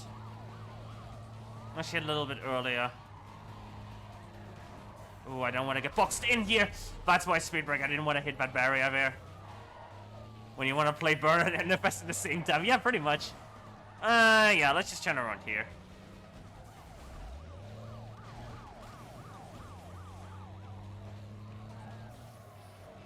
Now, I'm actually gonna, like, slow play this right now because I need to be at the hiding. As I said, I need to escape at a very specific time because when all the police cars around you disappear, it takes 7 seconds to evade. So if all the police cars are around me and near the cruiser breaker, then if I hit the cruiser breaker at 4:53, 7 seconds away, then it's going to, you know, give me the cooldown at exactly the right time. So I want to make sure I'm, like, at the cruiser breaker around the, like, 4:40, 4:45 area, so that I, you know, have time to set it up and all of that. Now, this is actually really good. I only have actually 2 police cars behind my back. It's still fine. And I'm a bit early, but that's also fine. That roadblock might be problematic, but I should be fine. And now I just gotta slow play it and hit the cruiser break in front of me at 4:53.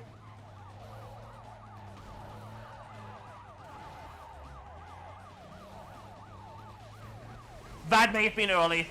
That may have actually been early. We're gonna find out. I'm gonna risk it. No! I'm up by 0.10. You've gotta be kidding. Okay, it's fine. I might be able to do this. Yeah, I can escape like this. But that's highly unfortunate. Just had to, like, get... Oh, this is really bad. That's why you don't want to do it early, because then this can happen and you're just screwed at that point. Yep, so now I'm just losing time.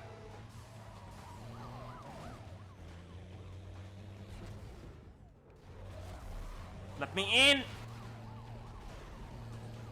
Please don't see me again. I might get lucky here. Nope, he saw me again. This is really, really bad. Yep. So all this time now I'm losing because I didn't set up the pursuit breaker right. And this cop, as I said, I'm driving a dump truck.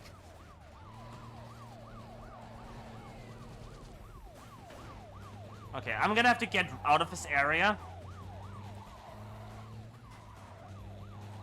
And retry entering that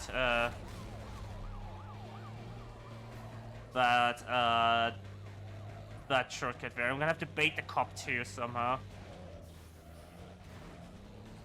Let's see if I bait him. Okay, this might be a good bait. This might be a good bait. No! Dude, I'm losing so much time here. That's unbelievable. And all of that because I mistimed the pursuit breaker by like 0.10 seconds, by the way.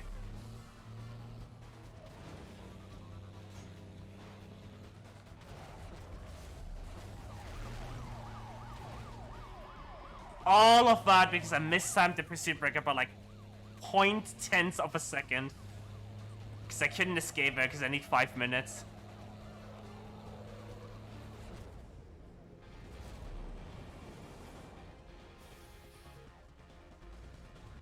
No, they're gonna see me. No! Dude, this is a disaster.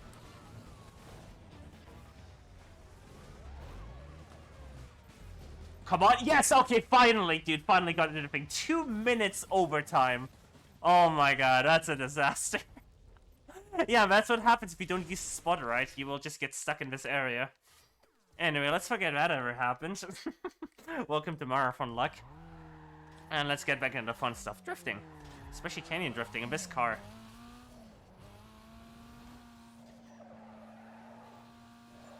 So as I said, drifting, again, your speed gets saved when you start drifting. But there's another thing I can do, is that's nothing when you... Oh, you just saw it there. If you NOS, when you're landing from a jump, there's a chance... Unfortunately, I tapped the wall there, so the game kind of reset my speed. But if you NOS when you're landing from a jump, there is a chance that the game gives you a speed boost. And that really only happens in... It's possible to do it in, like, the city drifts, too. but mostly it happens in canyon duels. Yeah, Toyota MR2, it's a fun car. So, but there's a huge downhill part with some tiny jumps, so maybe I can do it right there, and then I get some really good speed on the end part here. Let's see if it happens right here. Not here. Nope, not here either. But hey, we still have tons of speed for the finale here. Oh no, don't fall! That's happened to me before. That's actually... Oh, yeah, I have to restart the event anyway. That's actually happened to me before where I just fall off the car. I just lose control of the car and I fall off. Now I have to redo this event. It wouldn't be a marathon run without everything going wrong, right? Wasted, hell yeah. That's a proper wasted moment right there. Alright, maybe I get a speed boost this time. Nope.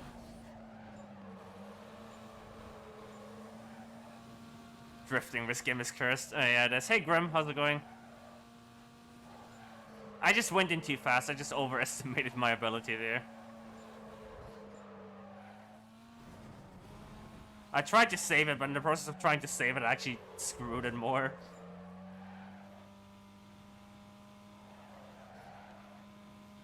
Memories of getting tens of millions in a Dodge Viper? Oh yeah, that was fun.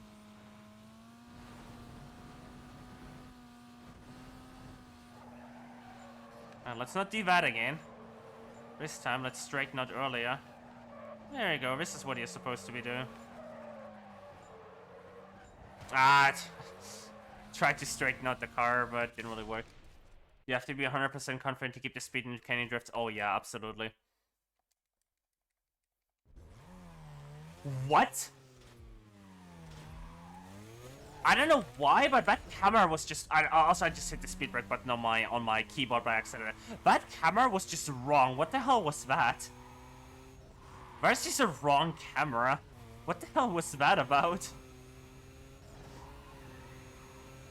Anyway, canyon checkpoint should be pretty simple. There is... the gold canyon checkpoint, it's actually possible to lose that on the first checkpoint because of how tight the checkpoints are. But hopefully not. Who knows?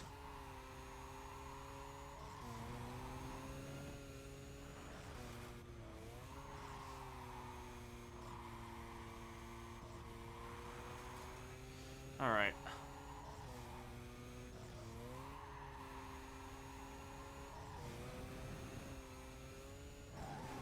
Might as well go on 4K here for the downhill. I think I'm just gonna go send it into the wall there. There's no way I'm slowing down for that anyway. Oh, the inside tap though. Don't tap inside. Worst thing to do in racing games. Alright. That's that done. And now time for a regular checkpoint.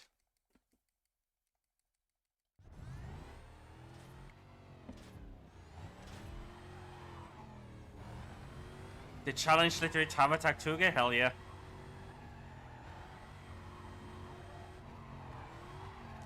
I mean, this game was inspired by, you know, like the Japanese, you know, like canyon drifting and all of that. Like, you can't really deny that. Like, the main focus of this game is literally around that.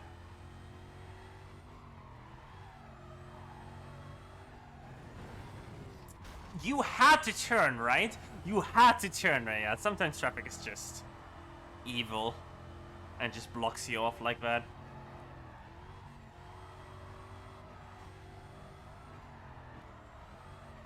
Oh, I hit the wall there with my rear, so spun me out there a little bit. Oh god, that's terrible. Alright, time for some speed. Nyom. Let's hit 300, if I can. Nope, because traffic is in my way and I hate to piece of brick it too. Oh god. Inspired by Fast and Furious 3, I guess.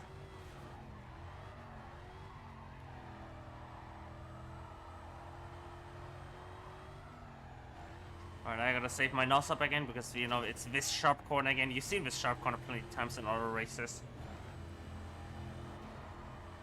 It's actually one of the sharpest corners in the game.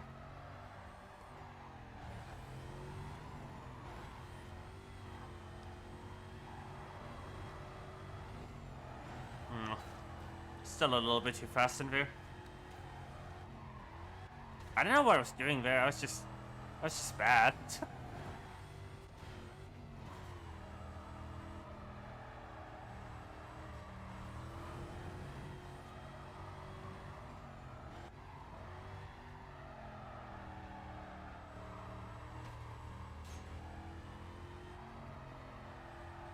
Yeah, we're almost done with the silver challenges now too, so we're gonna be getting into the gold challenges.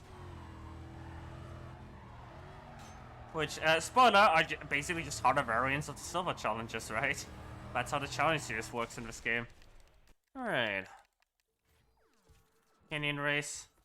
And then, you know, it's gonna be a canyon duel, and then we're done with the silver challenges. So 2 more to go, and then we have all the silver challenges completed as well.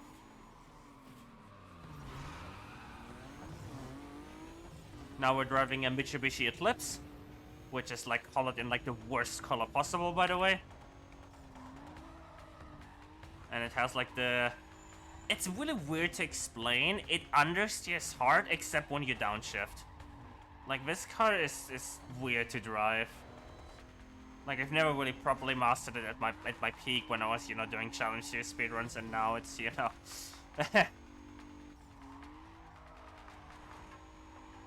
It's just a learning process.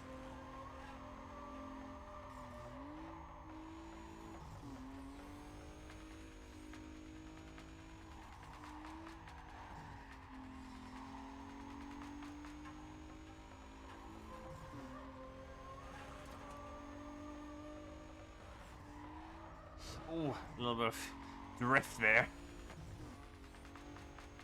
Now this card I can actually wall ride because it has no signs on the outside. And it's a very smooth outside, so that just deals me with the problem of, you know, having to take a, you know, line. And it's faster anyway. So now I'm just saving up my nose for the final straight, so I can zoom past that.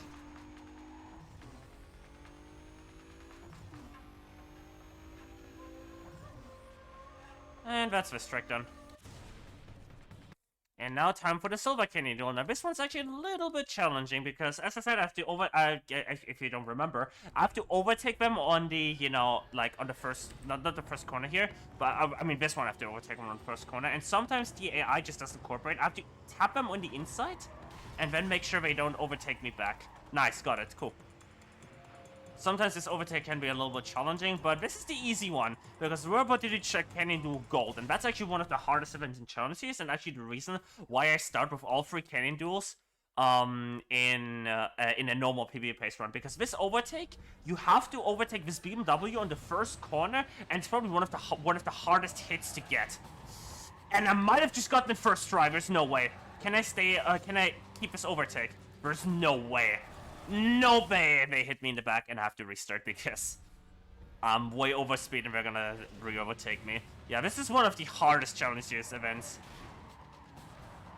Nice, this is good, this is good. Maybe second try. Yeah, that should be second try. Nice, that's a good overtake. Let's go. Second try, pretty good. Yeah, this overtake, I made that look way easier than it is because you have to time exactly when you need to steer in, exactly when you need to like handbrake, and just smash the inside, you know, inside of that car, and then end up in front of the car, and make sure they can't overtake you back. It's very hard, and it's like the hardest AI in the game. So, yeah. You're gonna be seeing a version of an overtake later on when we finish Career Mode 2. It's actually what we're gonna be finishing the run with. It's the same track, it's just that time it's going to be the final boss of the game, Darius in an Audi R8. So, as an ex-runner, you can confirm that overtake is stupid hard. Yeah. Grim, one of the very early theory crafters for Need for Speed games.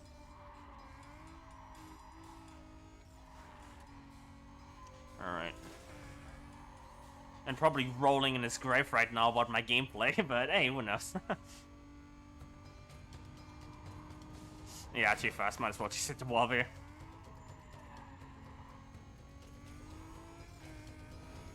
Now this event can be challenging if you get Corvettes. If the AI gets Corvettes, that's like the fastest car the AI can drive. Or the Murcielago, either Corvette or Murcielago. Those are like the 2 fastest cars the AI can drive. And if you get out of the 2, then this event can be a little bit tricky because you are driving a car that's relatively low acceleration, while you know they have a Corvette, right? So this can be tricky, this event, but we got lucky with the AI randomness, and it looks like one of the irises just spun themselves on the jump. That's funny. That's actually funny. You saw that in the minimap. The game is actually pretty technical. You gotta get like really good. Yeah, absolutely. Grim is really right. You need like insane execution in this game. Like it looks like just your run-of-the-mill racing game, but like the amount of like execution you need in this is crazy. Also, we're driving another Porsche. We're driving the 911 this time around. I think it is a 911 though. I'm not 100% sure, but I'm pretty sure this is a 911. And I don't want to go on Farcan because this time the checkpoints are a little bit more tight, so I don't want to like mess up a corner and then lose on the first checkpoint or some stuff like that. Yeah, you can see 4 seconds.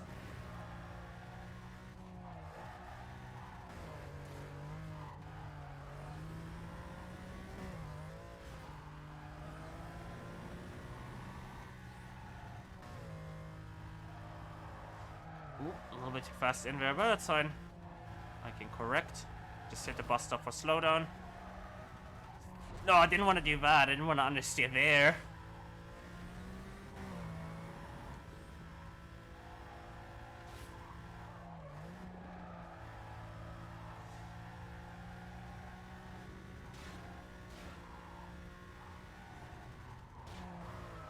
Oh, that worked out well. Nice. I tapped the wall there by intention because if you tap a wall, the game can sometimes just spin you around, and you can actually use that to make it around corners faster, like that, by just spinning around the corner. As I said, no damage model, so hit whatever walls you want if it benefits you, right? Yeah, but don't hit insides. That doesn't benefit me.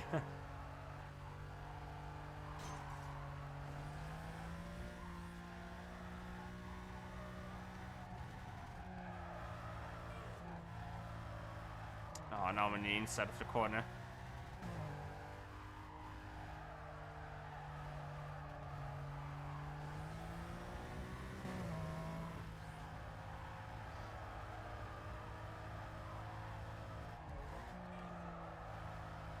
There's an okay line right there. I can't do a full racing line there because I have to set up for this right-hander as well.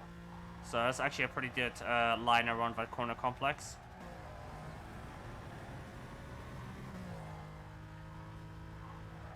Ah, I went in too fast there. Now there's a shortcut here on the right that actually saves a considerable amount of time. So of course we want to take it. Yeah, but that does not save a lot of time. Oh, doing a lot of really bad inside taps right now, so I need to stop doing those. Don't want to go above estimate because of my driving. Now that'd be embarrassing. Alright, and that's another event done. And I think soon, I think we have one more, we have a canyon checkpoint, a canyon drift, first of all, I think. But then we're gonna be doing pushes again. Also, this is the event where it's actually possible to lose to the first checkpoint if you, like, mess up. So let me just focus for, like, 1 second here. Don't wanna mess up this first corner. Or corners.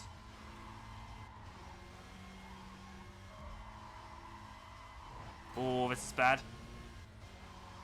Okay, should still be able to easily make it. Yeah, 3 seconds. It's actually possible, if you drive absolutely flawlessly, it's possible to make that first checkpoint with no NOS.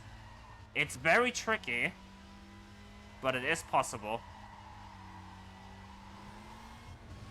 But yeah, any sort of like huge mistake, like hitting like a, you know, not even falling up, but still hitting those barriers and getting slowed down a lot can, like, it's a restart. Because you won't make the time. Aw, too fast. That's not a big mistake, but that's still pretty bad. For my standards, at least. I almost just drove up the canyon there. Oh no, that's bad. Now, we're actually driving the, like, you know, the famous most wanted M3 BMW here. But it's actually a gemmed version, so there's... basically, like, in the game internal files, there's actually 2 BMWs. There's one that you use in the prologue of the game, and that's actually like a performance reduced car that has like less stats. I don't know why. And then there's like the full BMW you can drive in quick race. So I don't know why they put 2 BMWs in the game, you know, with different strats, but whatever. Anyway, let's do a canyon drift. This is probably one of the more interesting canyon drifts. Like, this is, you know, you're driving a Lamborghini and it doesn't really drift, and because it's a canyon drift, there's also like understeer danger. So I have to really make sure I use the handbrake right here. And don't like randomly understeer. And if I notice the car randomly understeering, I need to react to that immediately. But if I brake and handbrake at the same time, I can actually force the car to get a lot of angle around the corner. Or is it very close to hitting the wall? Let's not do that.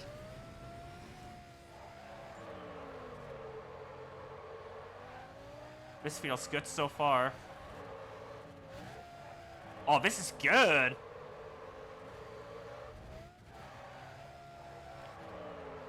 This is good. Still no wall hit. Still no random understeer. Oh, this is a flawless canyon drift. Let's go. You know what? Might as well get some extra points while I'm at it. Don't hit the wall. No, I hit the wall. It would have been a 7 million drift if I didn't hit the wall there. Damn it. It would have been like a 7.4 million point drift if it didn't hit the wall here. Because hitting the wall actually resets your like points to half only. It doesn't get rid of all your points, but it does remove like half the points. On what console? This is on. I'm playing this on PC. Anyway, so this is probably the most interesting event because it is a Pure Innovation challenge. So we're gonna be sitting here for actually 12 minutes at minimum because that's the Indian time I have to stay in here. But it is Heat 5 Police. It is technically an auto-scroller because I have to sit here for 12 minutes, but I need to stay alert. Because, oh my god, Heat 5 Police does not mess around. Like, you make one mistake, you will get boxed in, and it's just game over. Imagine getting boxed in at like 11 minutes. That time is just gone at that point. So, yeah. Now, optimally, I do not want to use Speedbreaker, because Speedbreaker also slows down the in-game time, which means I lose, you know, time. But in practical terms, I have to use Speedbreaker on roadblocks, because if I don't, there's a chance I just get flipped in the air and I like get boxed in and whatever, and yeah, no, it doesn't feel like. Also, spike strips. Oh, that is really dangerous. I hit the like roadblock car up front, the one on the right, but hey, could be worse. Anyway, as I said, they don't mess around. Roadblocks constantly. Now that was a safe one to hit without a Speedbreaker. But sometimes I might just be using Speedbreaker on roadblocks just to play it safe. Alright, let's hit that so the cops disappear.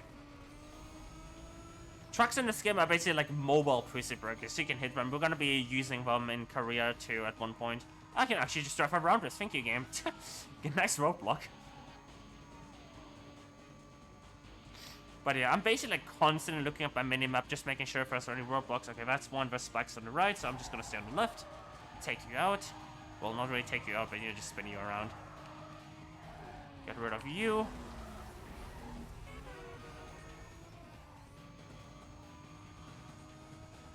And basically just drive on the, you know, on the highway. That's some rhinos. Let's bait them to the right, and they just turn around like that. There you go. Ooh, I think they spun the... No, they didn't. I thought they spun... They hit, like, the other cop and made him go over, but... Oh, good. So now that I only have one cop on my side, this is pretty chill. I can just, you know, just drive around here.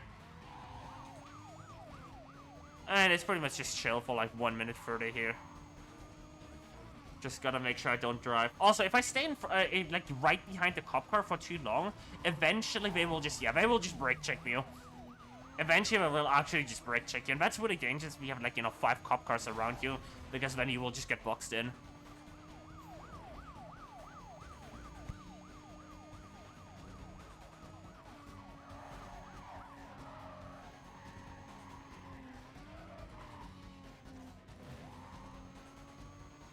Alright, cool. Just had to mute my mic there for a second.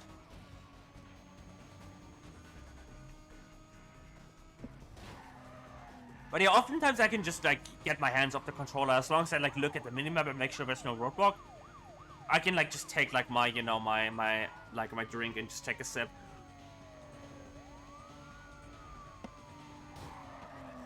Just like that.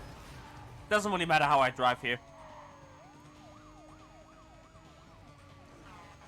But it is going to get a little bit more interesting soon because we're about to hit, and like as I said, the backup timer, we're on the orange background.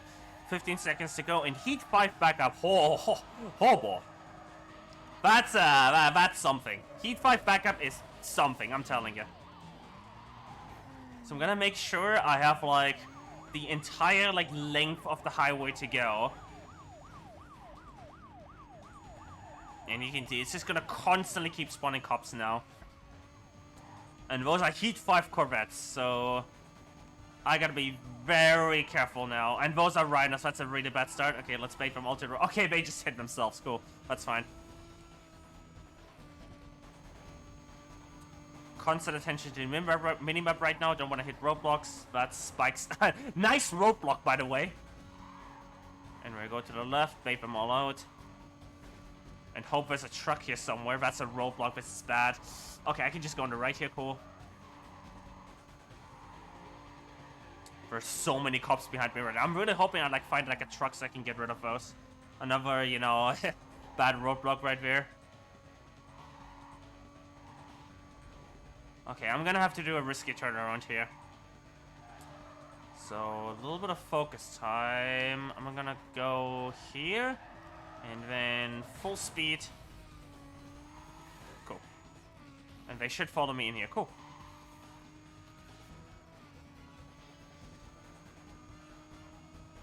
But yeah, I still have tons of cops behind me. But you don't really get rid of them unless you have a truck. That's why I'm staying on the highway, because there's the mobile trucks and there's, you know, tons of space to like go around if need be. If I was saying like a tight alleyway, I might get like boxed in by no chat, but like without being. Ah, nice, there you go. Finally a truck.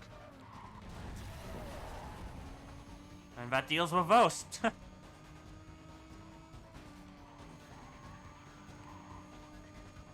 And don't drive above spikes. That's a bad idea. Alright, cool. That deals with that backup. We have 6 more minutes to go, pretty much. I will not hit that, actually. Oh, that's a Rhino roadblock. Oh, I hit the Rhino and then the cop from behind hit me in the back.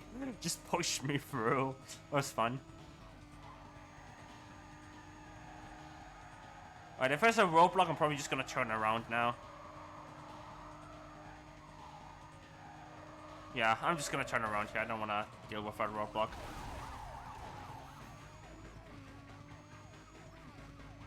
Actually, I'm gonna do what's known as a pro gamer move. Oh, no, never mind. Okay, if I take out these 2 Corvettes here, somehow, which might be a little bit hard. Yeah, it's probably not gonna work, but... if I just stay around this area, I don't wanna get hit into the spot. No, that could have been it right there. If I stay in this area and someone take out... Nice, that should be 1 if I played right. Nope. I guess not. Nice. If I take out these 2 Corvettes, then I can just stay by the roadblock and just, you know, just chill for a bit.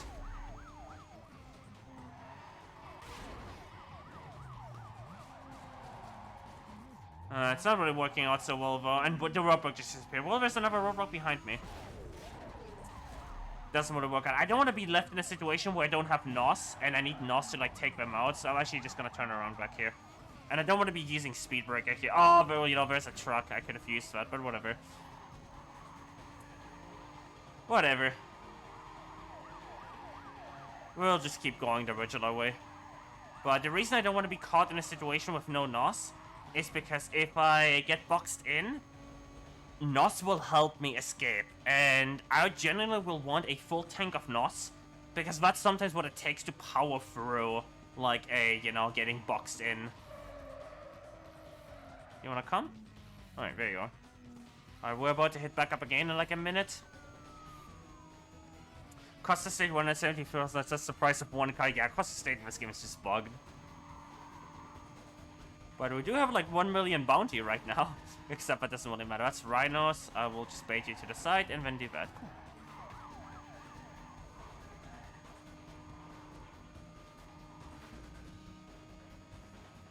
And now we do a turnaround again. I can actually just drive past on the right side here. You having fun? Yeah, you're having fun.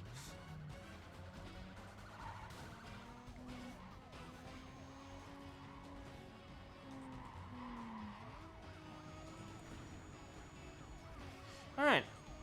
One more turnaround, and then we're actually gonna be, of course, you know, driving back to our spot, that spot where I actually failed the last time, but, you know, this time we'll do it better. Oh, this is bad, I need to turn around here. I need to get re-seen so I don't enter a cooldown.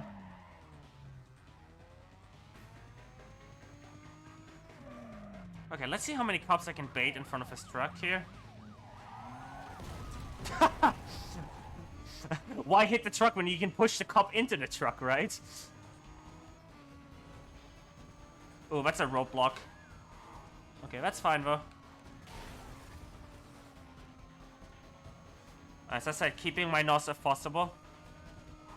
That's another roadblock. I can stay on the right here, cool. I think he just spawned a car inside of the car. I don't know about that, but... You know, physics be physics. Alright, I need to be very careful here. As I said, there's like 10 Corvettes on my back right now. If I get boxed in here, that's just game. Because I'd have to redo this entire event, and I'd lose like 10 minutes, so...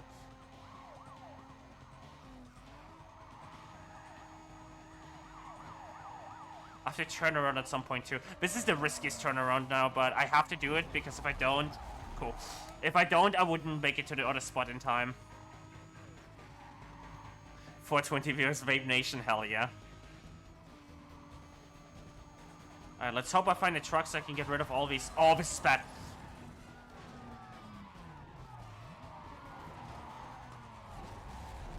This is really bad.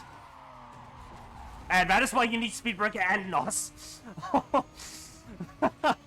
Yeah, you know, just one span of inattention and suddenly it's just almost game over. It can go so fast. That would have been like a, you know, 10-minute plus time loss. You having fun there, traffic? Yeah, I cut it a little bit close there.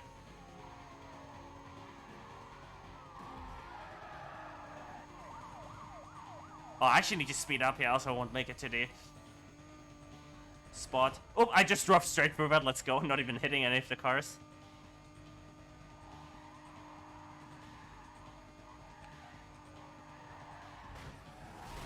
No! I didn't see that spot. Okay, that's fine, that's fine, that's fine. It's only my left side. It's only my left side. I actually got really lucky there.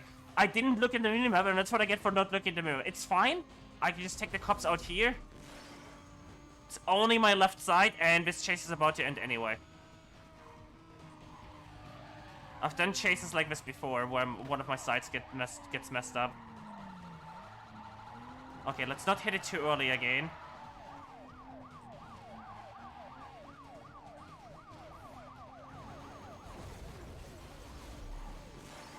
Okay, this should work. Cool. And that's this chase done. Almost full. Can I please reverse into the cool... Oh yeah, my things are broken. There you go. Took a while, but we're in the hiding spot. 12 minutes. Oh, there we go. It even takes really long to escape, like for the cooldown. It even takes extra long because it's heat 5. And now time for trade pain. This is also annoying. This is, I have to take out 25 police cars, but I'm in a really bad Chevelle. So yeah. This is one of the main sources of RNG of the Challenge Series run. And it's also possible to get busted. At least it's not heat 5. But that doesn't make it any easier. Alright, let's bait them all into the right side because there's a piece of breaker here.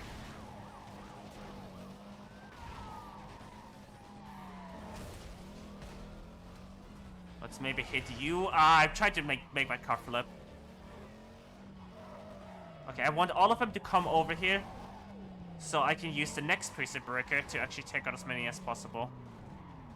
Wanna bait all of them.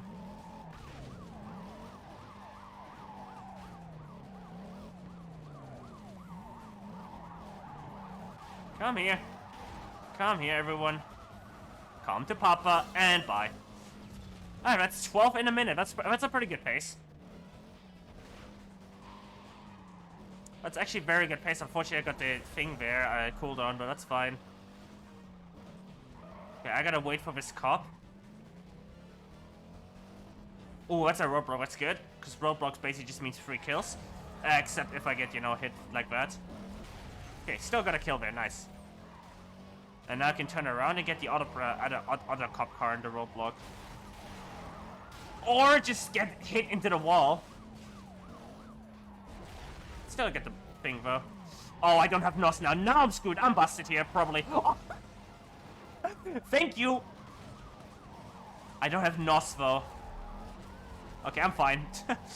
That's a little bit dangerous. I get hit out of a pin there by the police, by the rhino. That was fun. Alright. Nice, made you flip. This is actually a pretty decent pace, not gonna lie. Like, normally it takes me like 5-6 minutes on the in-game time to do this. Oh, a double kill on a rhino too. This is actually very, very good pace for this event.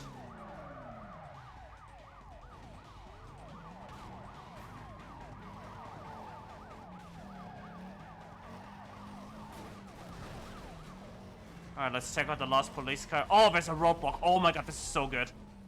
This is actually crazy good. Oh, you were already dead. You were just bugged. Feels bad. Okay, that's 20. Turn around, get the one in the roadblock.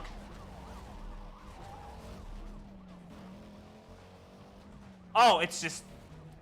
What? Okay, that car's having fun. Alright. Now there's one more pursuit break I can use. But I gotta wait for the cops to come first. And a roadblock too. Okay. Let's hope they all follow me here.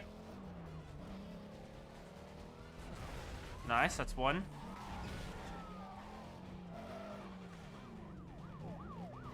I only have one on me right now, this is bad. Okay, I'm gonna take this one out with reverse. Watch this. Come on, yes! The reverse takeout. Let's go. Okay, I need to take out like the cops manually because I just don't have enough on me right now. Because I need 3 more cops and I only have 1 on me right now, so this is bad obviously, in terms of time. But you know, that sometimes happens in Trade Paint. You're just chasing like the last 2.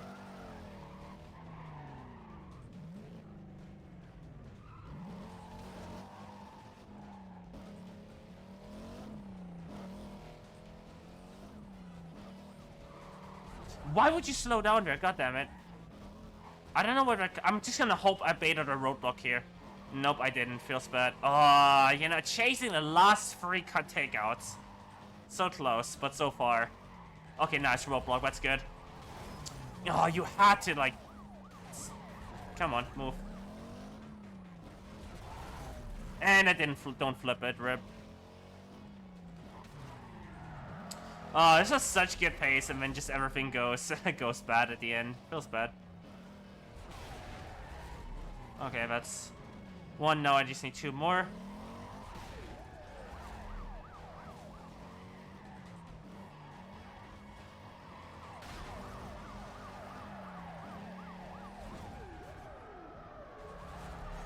You did not want to be pushed, did you? I tried to flip him by just pushing into him. That might work. Yeah, that worked. Cool. Okay, 1 more. If I can take this one... Oh, God, this is bad, because I'm about to hit cooldown. I'm actually going to allow the cooldown to... No, they saw me. This is bad, because now I'm in backup. And I don't want to be in backup in this area of town. Because there's, like, no proper hiding spots here. Okay, they took themselves out. Now I just need to escape. Which is going to be hard in this area of town with no hiding spots here, basically. But there's one I can hope. Maybe.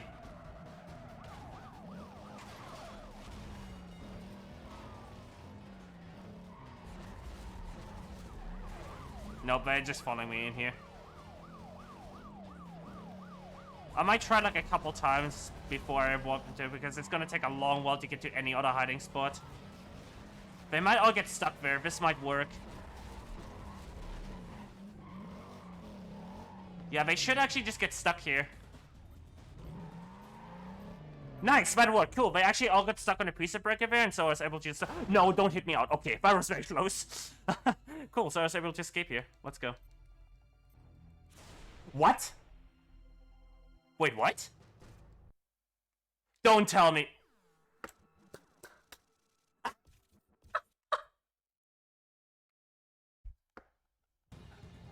Oh, no.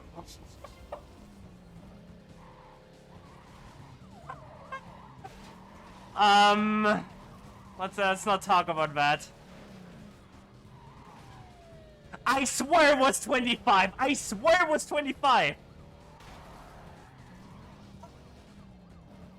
What?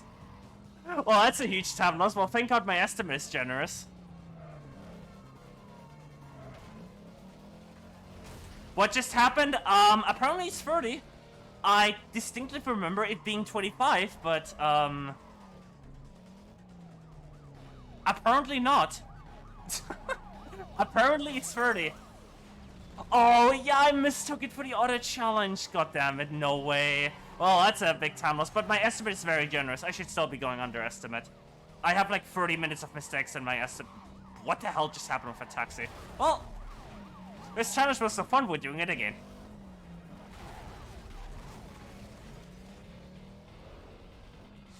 I swear she was 26. Oh god, no. Let's not do these kinds of jokes.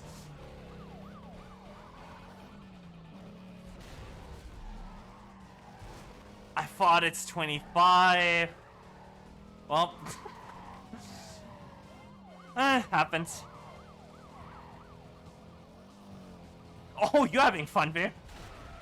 If I hit you while you flip, you're gonna be dead. Oh, it didn't work. Okay, it's fine. I can just take all of you out on this here now. Oh, I already got 14, so a pretty good start to this one, to the salty run back.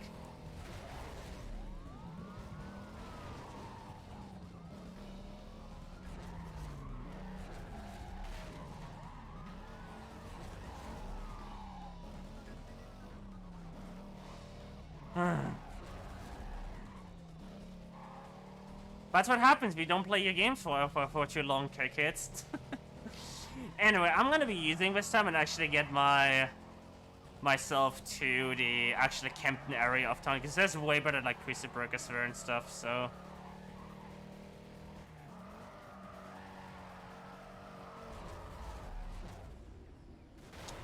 But making sure I only got one of them there.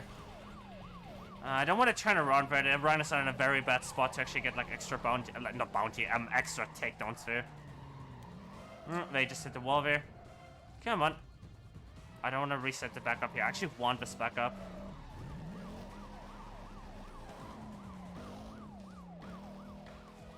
Yeah, I just mistook it for the challenge with 25 takedowns. Happens. Nice, that's a double kill. But Rhino should die automatically, but I'm just gonna give it like a loft tap. Okay, died.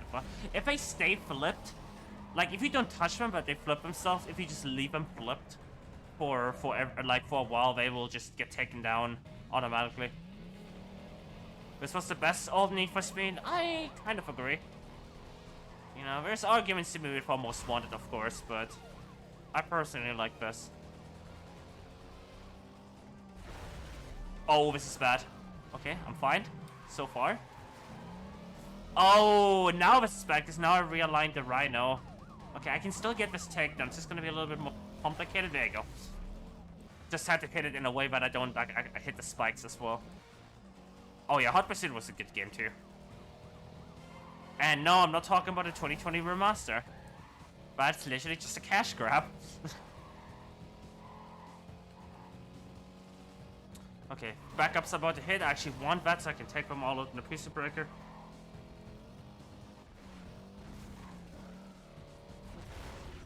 This should be a double kill. Nice.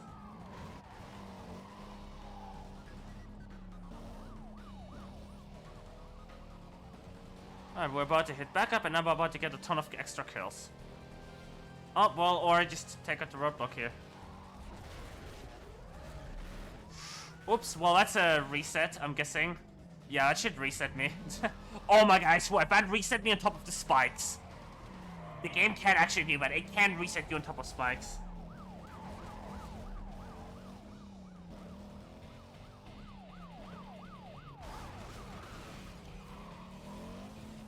You skipped school when this came out for 2 weeks. Don't skip school for video games, kids. What the hell? Okay. I'm not gonna go to the right, actually, where there's a preset break. I actually want all of them here on this side. Because, remember that hiding spot? Yeah, of course, we're gonna be using it again. When we actually have the opportunity to. Alright, so if I take this one, I will have 30. Cool. Yeah. For some reason, I thought it's 25, and I didn't look at the task complete message there.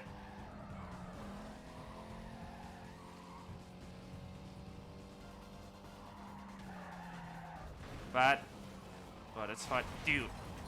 No! Oh my god, if I had to redo this challenge again, dude, imagine. Today's just nothing's going right. Imagine if I get busted there and have to redo the challenge again. That'd just be an embarrassment. Okay, let's wait for all of them to come. Including the rhinos.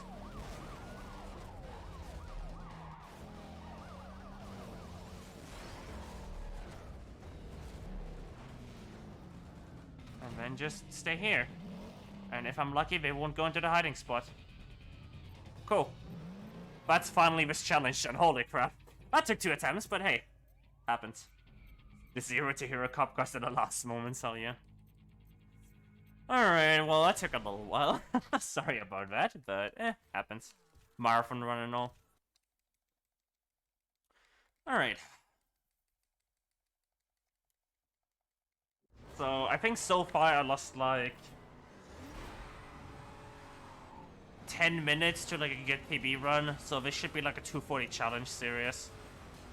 So I should still go like, assuming everything else goes well, I should still go like 50 minutes under estimate.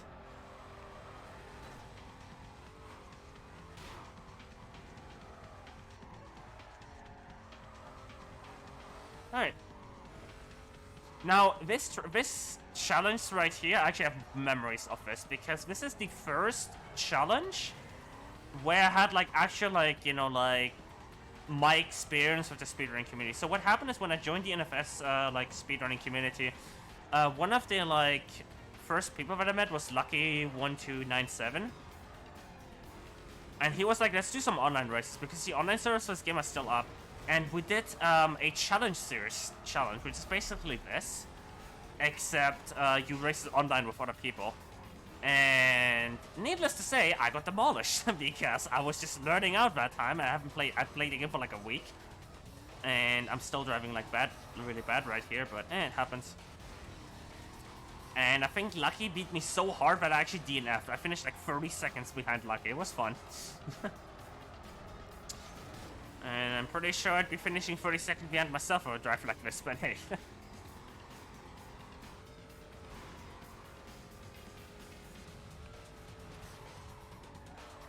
Oh my god, this is just terrible.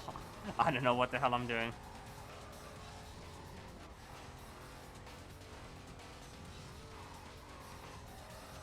I'm tempted to show off how easy the GT500 can flip, but it'd be such a huge time loss. Like it'd be really bad time loss. I'd lose like 10 seconds for it, so I don't want to do it.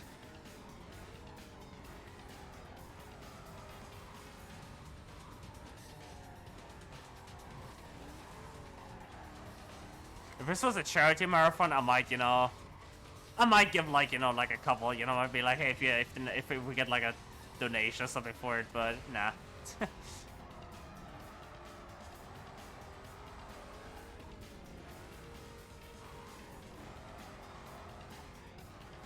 Don't hit that, thank you. Ugh, don't hit that either, nice. Alright, finally a decent corner complex there for once.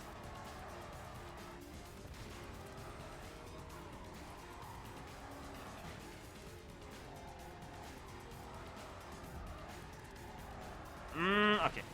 That's bad. Alright, and that's another challenge done. That's a Secret Gold challenge. Alright, next one is a sprint. In the Lancer, by the way, this is, the Mitsubishi Lancer is actually one of the best cars in-game. But unfortunately, it's wrongly tuned in this. It has like a suspension and a transmission, and it's just badly tuned, basically. And it means that you won't get like the full potential of the Lancer. But it's still a very good car. It still handles well. Also, that's a worst position traffic car, but hey, what can you do? Like, if you properly tune this car, it's actually one of the best IL cars. Only beaten by the Corvette and Audi. And on some tracks, the Carrera GT, the Porsche Carrera. But since this is challenge series and we're using, you know, in-game tuned cars, like pre-tuned cars, we have to use this. But it still handles really well. Like, we're just doing corners at, like, you know, 150 km/h, no problem, right?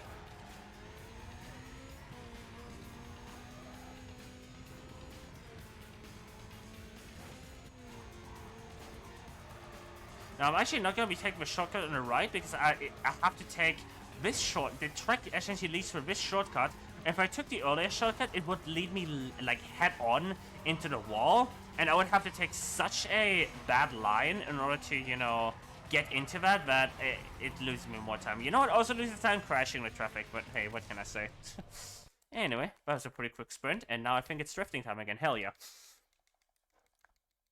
So this is actually one of the more weird drifts because you're driving a Corvette and the Corvette it's really like driftable. Like it slides, yeah, but like it has weird physics in drifts, so it's a bit hard to control this car. It also speed locks a lot. Basically, if you don't straighten out your car early enough in a drift, you won't get the speed you enter the drift. It will essentially lock you down to a certain speed back. Oh, that's bad. Like, I entered that corner with like 250, but because I hit the wall before and my car wasn't straight, the game only saved 220.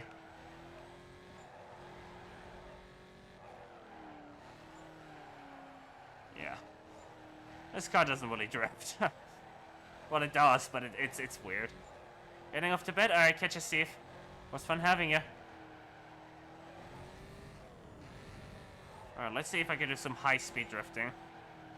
Well, not really high-speed. Did I just speed lock again? No, I have 250 now at least. Not really 250, but 245.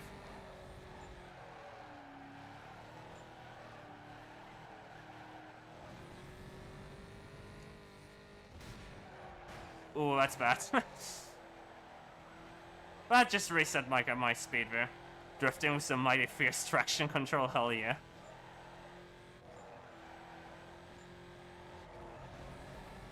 Oh yeah, I was hoping I'd make it around the corner with the NOS there, but just mistimed it. I was just trying to get some, you know, like, make it around the corner fast. I wasn't gonna save that speed anyway. But in the process of doing that, I just hit the wall instead, and, well, yeah. Doesn't really matter, we're done now. And time for the speed wrap. So as I said, I've been teasing this for a while now, but yeah, the speed wrap gold, it is actually possible to lose this one if you mess up. Is this the first half of the rest on the chances before you just start mode? Yep, pretty much. So this speed wrap right here, it is possible to lose. So I'm actually not going to be taking this next corner optimum. I'm actually gonna send it full, and then I'm gonna slow down with speed breaker because I want maximum speed on the speed breaker before I go in there. Don't want to have a situation where I lose on speed.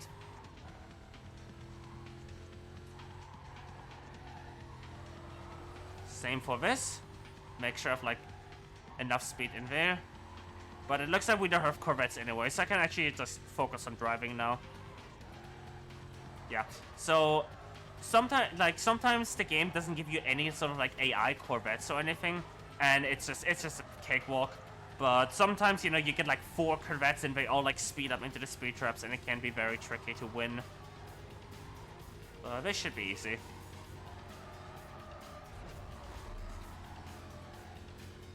This is gonna be trivial to win now. And yeah, because of the 240s, that's why we're doing the challenge series first. In theory, I could actually, I could just do much gold challenge right now and hop into career mode, but it doesn't matter. And that way, the Game Hunter run also doubles as a challenge series run.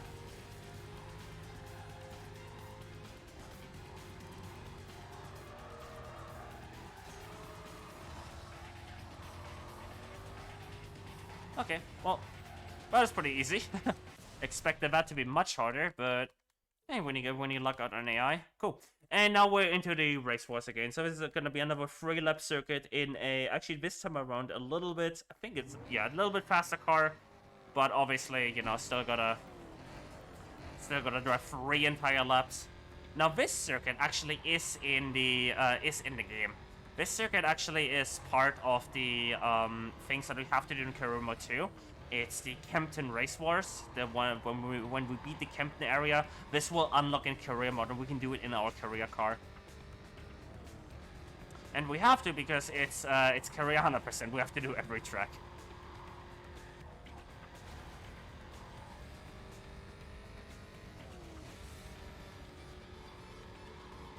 I've used my NOSFET a little better, but it's fine.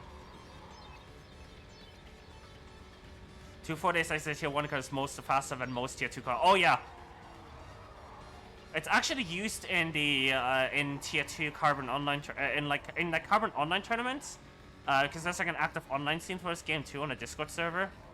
It's actually used in the tournaments because the Lotus Elise, which is actually the fastest tier 2 car, is generally banned in tier 2 because we tend to ban the fastest cars, so there's more variety. If you ban the Elise, there's actually tons of cars that suddenly become viable, and it becomes much more interesting. That's why we ban the Elise. Ooh, if I didn't tap that inside though, that would have been way better. Would have conserved so much more speed.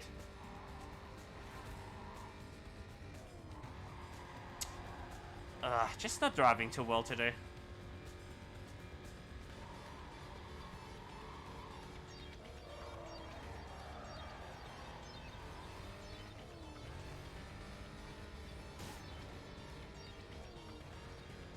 Alone with driving, hell yeah.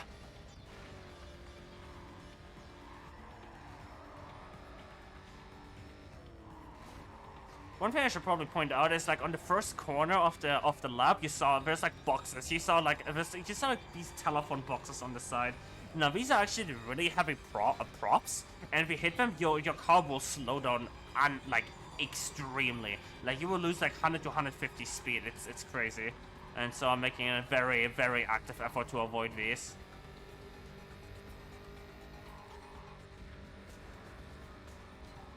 Actually, almost every prop slows you down, so I'm trying to avoid this. I hit a sign there, but you know, it's fine. A sign doesn't slow you down much. That's a good corner.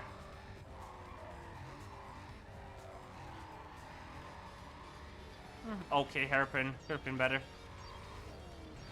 Oh yeah, auto traffic. I should mention this. During Race Wars events, there is no traffic. Because the game already has spawned in like 4 additional racers, and so I'm guessing for console, you know, optimization purposes, they just disable traffic. Hey Gangrel, how's it going? Welcome to Willy Willy Longer Fun. What are you playing on? I am playing on PC.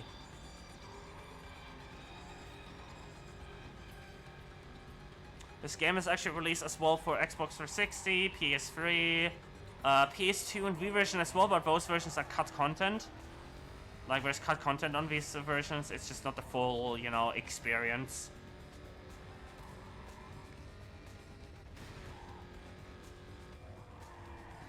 Oh my god, I almost hit that box.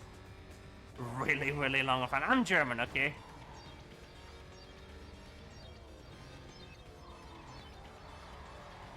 Yeah, those were some decent corners.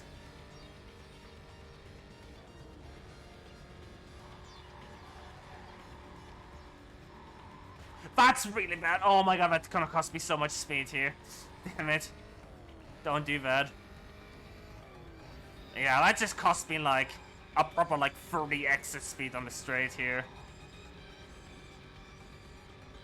Is this game selling on Origin? No. The only legal way nowadays to get it is to get a second-hand disc. But there is a reason I'm specifying legal there.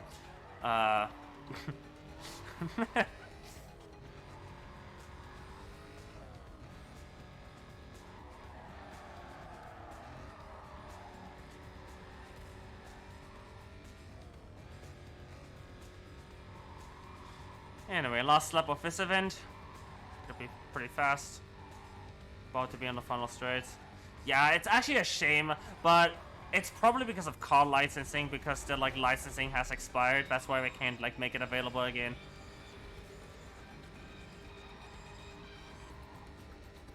Let's just stay in 5th here and tap the inside, because why not? Do you really think EA will turn down the idea of free money? They can't, because the car like, if they could, they probably would have like remastered Most Wanted of 2005 and Carbon ages ago, but they can't because car licensing. Anyway, and if this was actually, you know, this would actually be the end of the standard 100% category. If I didn't do like, I mean, theoretically it would still count as a standard one, even though I did the collector's edition challenges. But we have 3 more challenges to go, the collector's editions. Gold challenges that are still left, and this is the third. This track will actually unlock the this challenge will unlock the 240SX for career mode. Now, the reason we don't do this in career in normal career runs is because this track right here it's called Around the World for good reason. This is like a 10-minute insanely long checkpoint event, and I forgot there's a right corner here. I'm an idiot. So this is a very, very, very, you know, you could say this is a, you could say this is a really, really long event. I'll see myself out. Also, I completely misused my NOS. I'm supposed to keep like a full NOS tank for this straight. Now I'm like super low on speed here.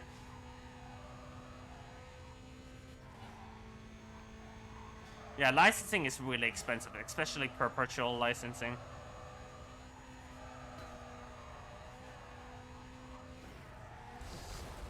Wow, I'm just being screwed like left and right. Eh, what can you do?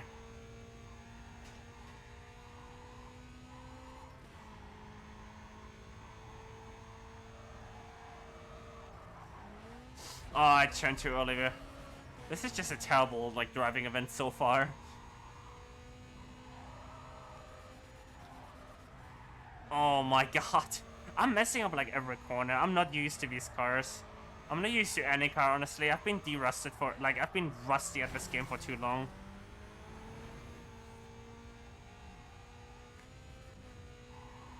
As I said at the start, I've been playing more of Need for Speed The Run recently, trying to get a good time in there.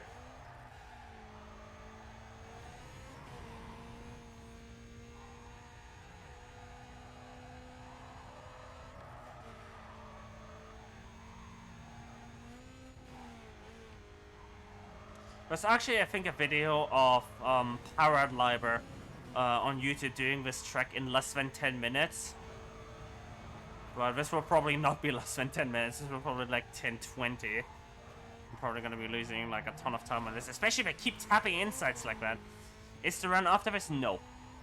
I don't actually know what's after this. I know. But as I said, I haven't been able to check much because I've been, as I said this at the start, but I've been neck deep in marathon preparation. So I haven't been able to check much or remember much for that part.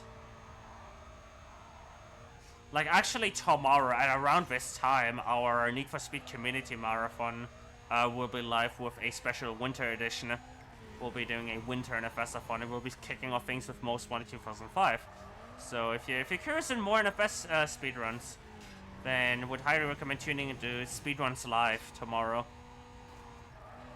I don't know if normal users can post links in the chat, but if they can, Grim can probably post a link to that.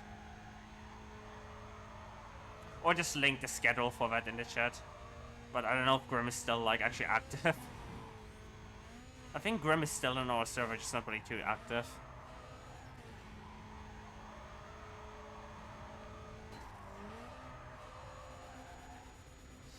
Ooh, there's some proper airtime. Oh my god. Imagine driving well. Dude, this is... I'm not too proud of his gameplay, but then again, as I'm being very open about this, I haven't been able to practice much. Post what? The Winter and Festival schedule.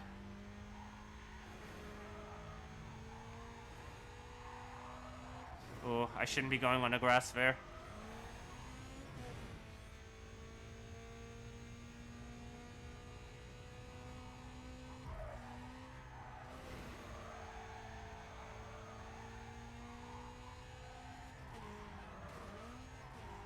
Alright, I'm just saving up my NOS here a little bit, so I have full NOS for this part right here. I'm wasting a little bit of regen here, but that's fine.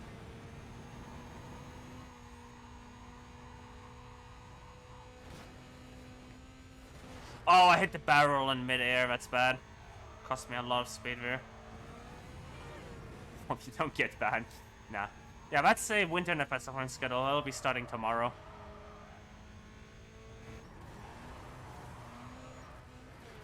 But it's quite a requirement regarding velocity game. What are you talking about, Maniac? Sorry. I'm not really understanding. That sounds like a sentence for Google Translate.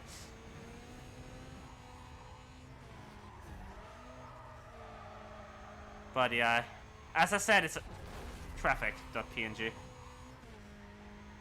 Who is Maniac? Oh, did I say Maniac? Sorry, I meant Maniac.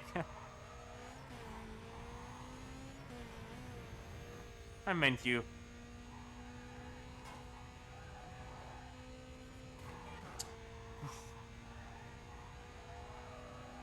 But you can see 13 checkpoints. This race is pretty long.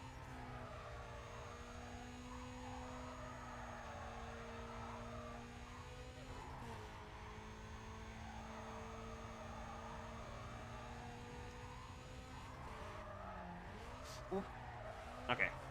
So that is another good example of like the Lance, of like the downshift abuse thing. The Lance is known for being really good for that. You can actually take corners at like insane speeds if you time the downshift right.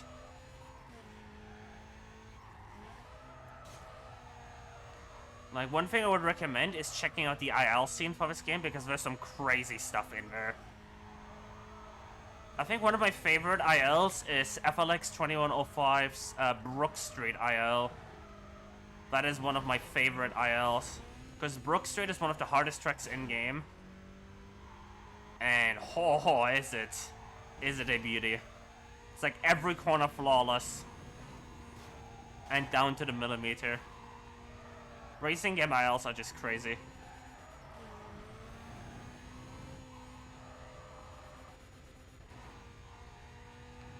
Go fast and avoid traffic.jpag, yep. That's pretty much this game.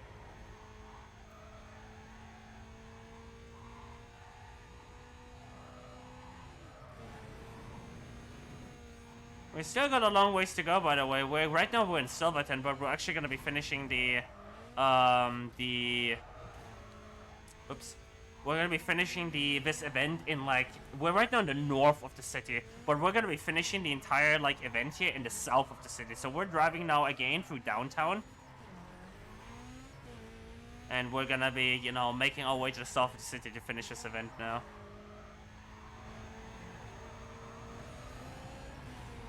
It's just like real life things would be so much better without the other cars. Oh, preach. No comment. Just no comment about the traffic patterns I'm getting right now. These are some bad patterns. Holy crap.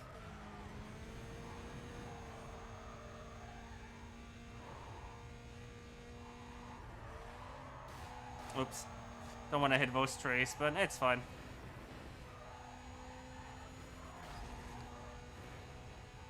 Cause they're always where you never want them. Yep, pretty much.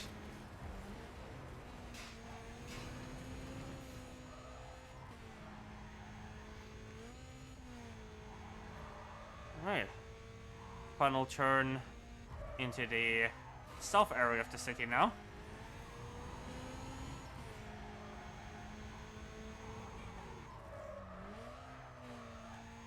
that worked out better than I expected.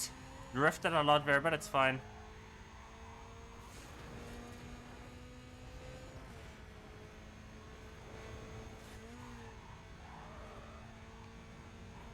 Alright, 2 more checkpoints to go. Well, the last checkpoint is the, you know, the... This is just funny at this point. This is actually just funny.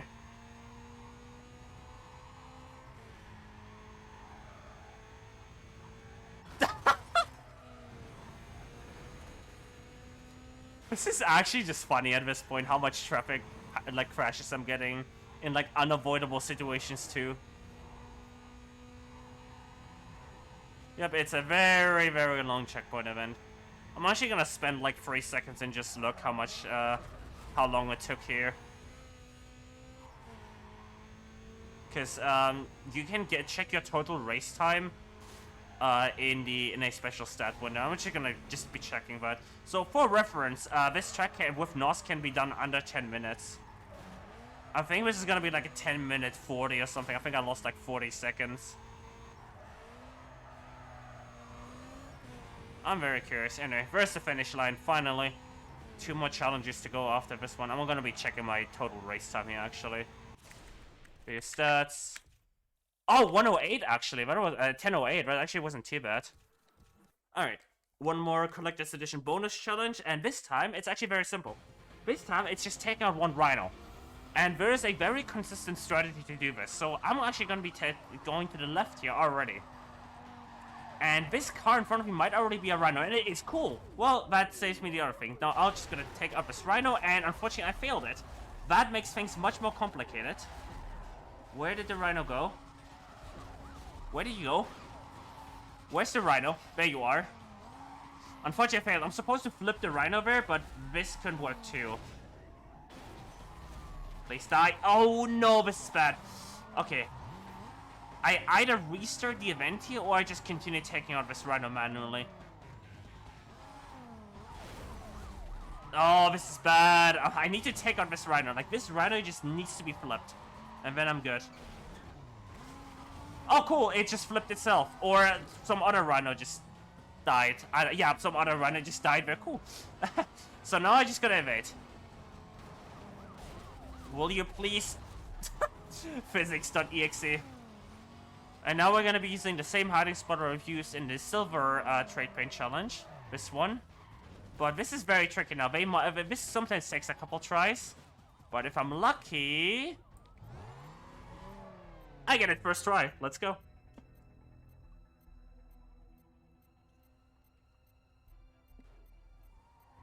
Don't you dare. Oh my god, I almost got hit out. That was very close to being hit out there, but it's fine. And one last challenge in the challenge series, and then we're done with the challenge series part of it. So then we're gonna be hopping into the career mode.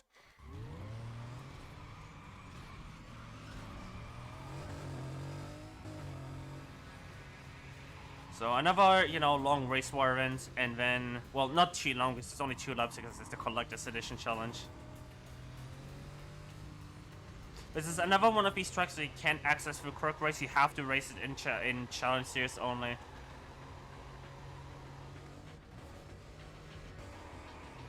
And you're also driving a car that you normally don't really get access to. It's the Koenigsegg CCX. Now, there's a fun story I want to talk about this car. There is a video on YouTube called "How to Beat Darius," or how to I think it's called "How to Beat Darius Easily," right? And the fun thing is, right, they hacked this Koenigsegg CCX guy, right? So they're beating Darius with a car that you can't access in-game and call it "How to Beat Darius."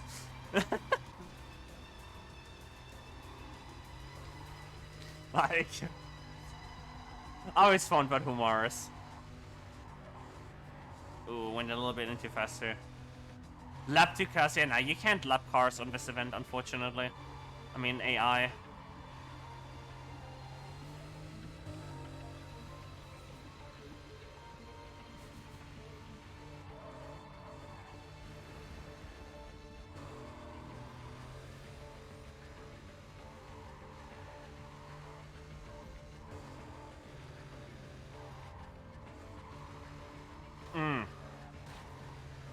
Well,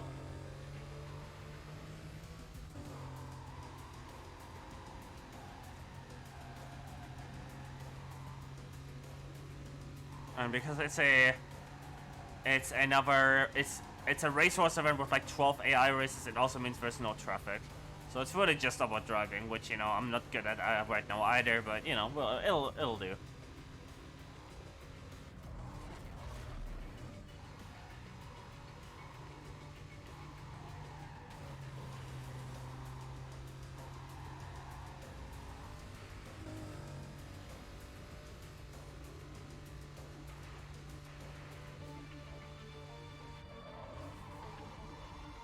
There's a good breaking point, let's go. Imagine taking a corner well.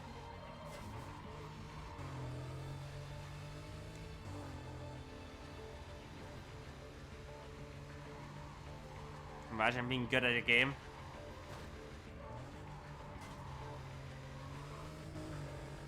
Alright, one more lap to go, and then we're finally done with Challenge Series. And then it's only the career mode.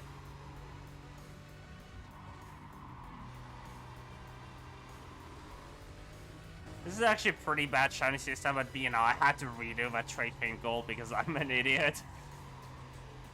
That cost me like 6 minutes. Then I fell off the drift. It cost me like 2. And then I also had the shenanigans on Preservation Silver. So overall, probably could have saved like 10 minutes there.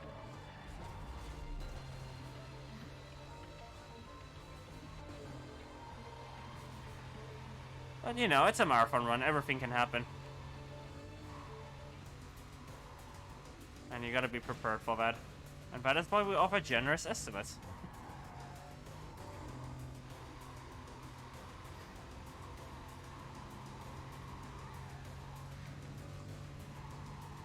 No, I have full NOS and I don't know what to do with it.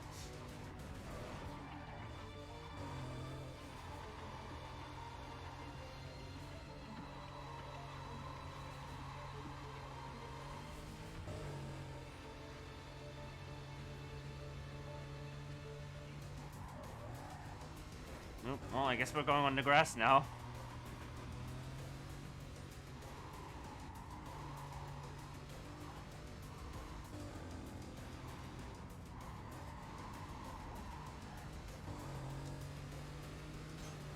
I was hoping the side wouldn't slow me down that much, but it did.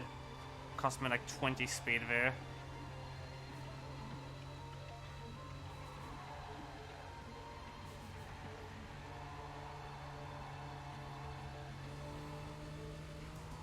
Six gear in this car is like almost useless. Like, it's very close. You only pretty much use it there.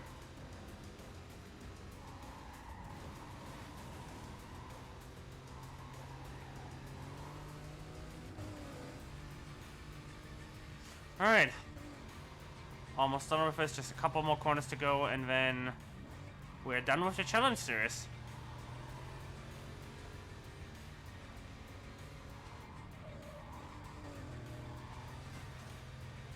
It's spelled Königsegg, hell yeah.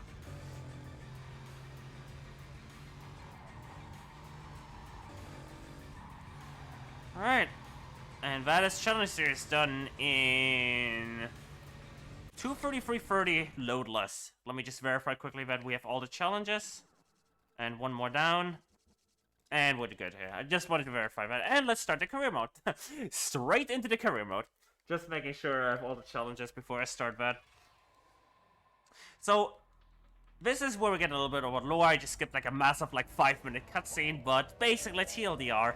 End of Most Wanted 2005, you know, we accumulated that massive bounty because, you know, we became the most wanted, and the former chief of the police force, Cross, he's now a bounty hunter, and he realizes we're going back to town, and he wants to catch us so he can cash us in for that sweet bounty.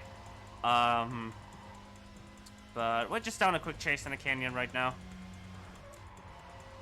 This goes very quick. It's just like a 50-second quick chase here. Just some quick corners in the BMW. Almost world record pace. No, definitely not. And here's the trigger point. And that's the cross chase. So we're unfortunately going to total our beautiful, beautiful BMW here because apparently hitting a truck that has some, metal, steel on it apparently totals cars nowadays. But hey, what can you do? Video game logic. We're gonna skip another very long cutscene here where we're basically... Oh, we actually got sound glitch, but at least it's a skippable cutscene. I'll explain more about sound glitch soon, but basically... that cutscene where, Cross busts us, and then Darius comes in and is like, hey, can you help overtake the city for me? And then Nikki's, girlfriend, Darius' girlfriend, Nikki, comes in and is like, Darius is like, hey, can you train him? And she's like, hell no, but he's like, hell yes, and blah, blah, blah, blah, blah. Need for Speed has never been good at lore. So now we're in tutorial. And Neville here says he's gonna be a test dummy, and Nikki's going to explain us how the crew member system in this game works. So... you have in this game, you have blockers, drafters, and scouts. And we're gonna be explained how these work in that order. So, blockers are, pretty simple. It's just, the blockers, they just try to tag on AI opponents for you. Drafters, you try to stay behind them, and they can speed you up. And scouts, they show you shortcuts. And Nikki essentially wants us to, show how all of this works by, for example, by blocking by taking on Neville. Or drafting by us having to stay behind her and all of that. So the first thing is we're going to be doing a block. And I want to slow down Neville here, because if Neville is too far forward, this won't work properly. Cool, I slowed down Neville, cool. And now I let Neville pass Nikki. And now this should be a pretty safe block. It'll take a little bit longer than normal, but it should be a pretty safe block. Because if you're too fast and you push Neville into the shortcut, Neville can crash into the barrier of the shortcut. And if Nikki doesn't crash, it will actually soft lock, because Nikki will just continue going forward, and will never catch up. Now I'm actually going to slow down here, and that will make Nikki slow down here as well, and that way I catch up to her after the jump, and I get right into the draft zone the moment I can activate the draft zone. And that's what we call an instant draft. Saves like a second. Pretty cool. Pretty cool AI manipulation strategy. And then we have the scout, where we just have to follow, either in front of her or behind her. We have to drive over a shortcut. This is a shortcut, so this is fine. Now, I had to slow down for a tiny margin, because you can't just go over the shortcut the moment the final text box appears, because it's not actually linked to the text box, but it's linked to the speech. Now, you remember, speech? What speech? We have speech off because it reduces police RNG. Yes, that's a thing in this game. I'll explain that later. But, it still plays in the background, and that means that you can't go over the shortcut the moment the text box appears, but actually you have to wait a couple more seconds, and that's why I slowed down there by a tiny margin instead of just going full send over the shortcut. Anyway, I'm gonna take a quick sip.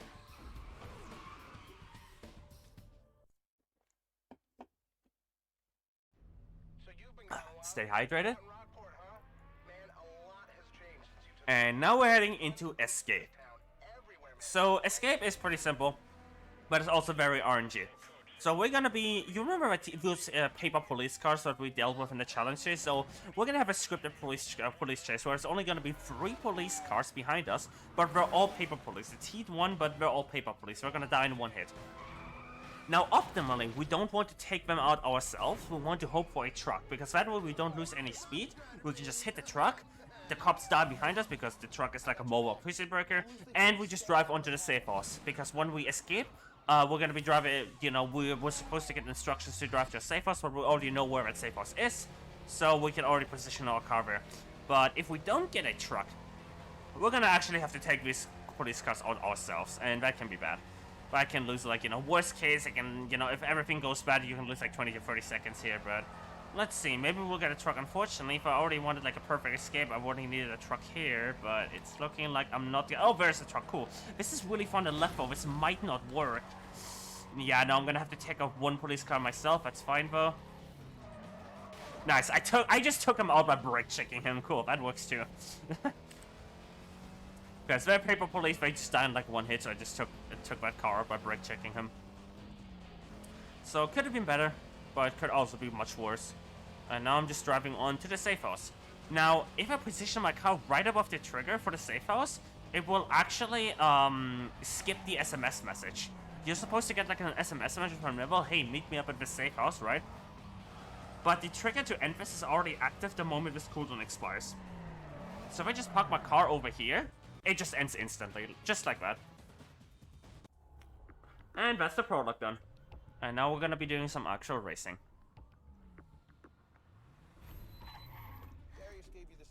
I like that. Is that Cerno? Oh, that is absolutely Cerno, dude. Toho is cute.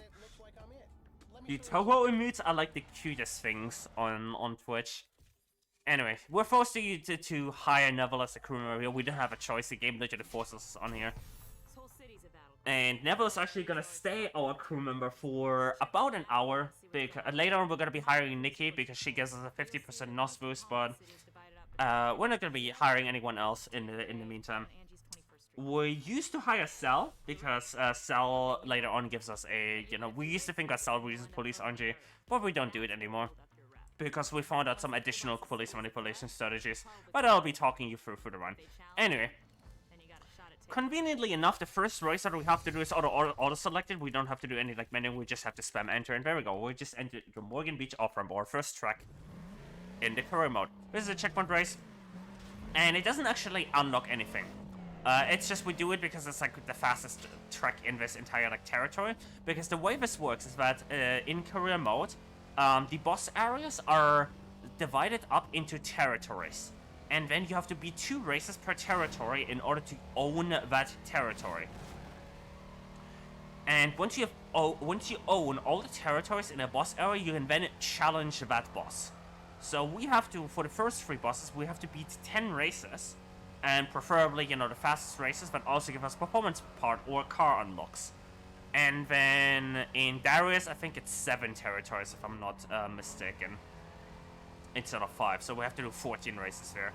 And then we have to, once we've beaten, all territories in Darius, we can start the final sequence of boss races. But we're a long ways off that. Because we don't just have, because what we're actually going to be doing is we're going to be following the any % route for a while here now. Because we want to do the tracks. We want to do only the tracks that we have to do at the moment, because later on we're gonna have a faster car, and we can revisit the tracks that we left over to get 100% career completion, instead of doing them in like a slow tier 1 car, and that's actually way faster, obviously. So right now we're actually just gonna be following the any % route, and then later on we're gonna be doing what I like to call track cleanup. But since we've now finished our first race, in a boss area, we now get sort of like the introduction for that boss. So this is Angie. She's still sort of like the muscle boss, and obviously fitting music and all of that. We can actually turn off this music, so have fun with DMCA. I'm joking. Go back where you came from. Yeah, she doesn't want to see it. Have fun with DMCA, by the way. Nah. This track actually does have content ID on YouTube, but it doesn't block like the video. It just, it just claims it. And you can appeal these claims. I've done this before for my videos, and they won't even like action it. They will just ignore it, and after 30 days, it's you automatically win. Thanks, YouTube.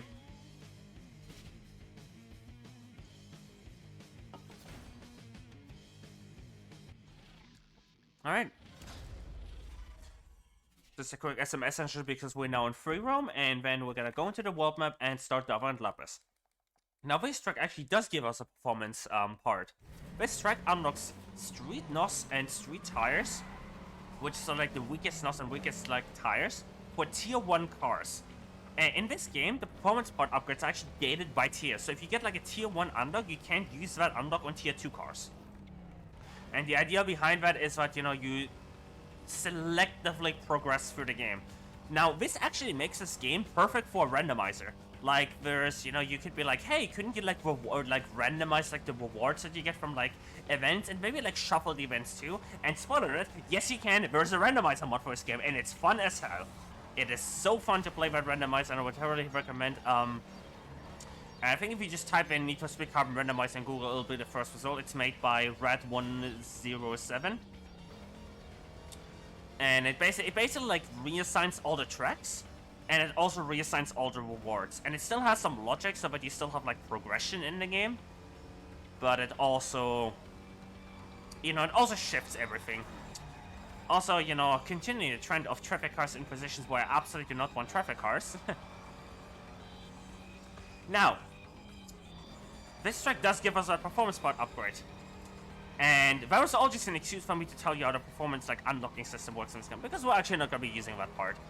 we're gonna be actually doing a another track in a stock car, because another track later on in like 3 races is gonna give us Pro NOS and tires, and doing the next 3 races stock is actually gonna save us time compared to, well, compared to actually doing like the old route upgrade. We used to actually do like a different like upgrade route. But we recently, by recently I mean like 3 months ago, we actually retimed everything and found out like a certain, you know, route where we get a street engine is much faster. But first difference to any percent now, but we have the 240SX unlock, we're obviously gonna buy it because it is like one of the literally best cars in the game. Like, there's absolutely no contest.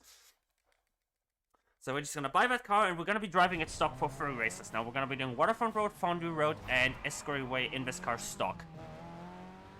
And just look at this acceleration. This car has the acceleration of like the Camaro SS with the handling of like the best handling of any tier 1 car. Like, just look how like soft I'm tapping the analog stick to make it around corners. Like, this car is a dream. It's like, I don't like to say, but I think they put it in just to encourage people to buy the collector's edition.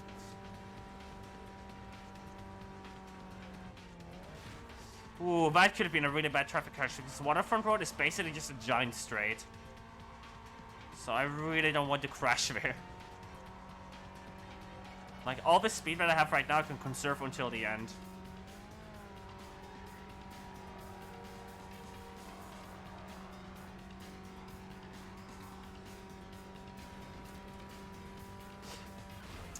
Continuing the trend. Oh my god. Like, I've never been screwed so much by traffic in a single run of this game. This is unbelievable.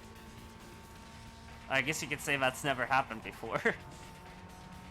Well, that's a terrible time loss. Anyway, done with Waterfront Road, and now we're gonna be doing Fondue Road, if it would select me, thank you. An early example of pay-to-win mechanics, yeah.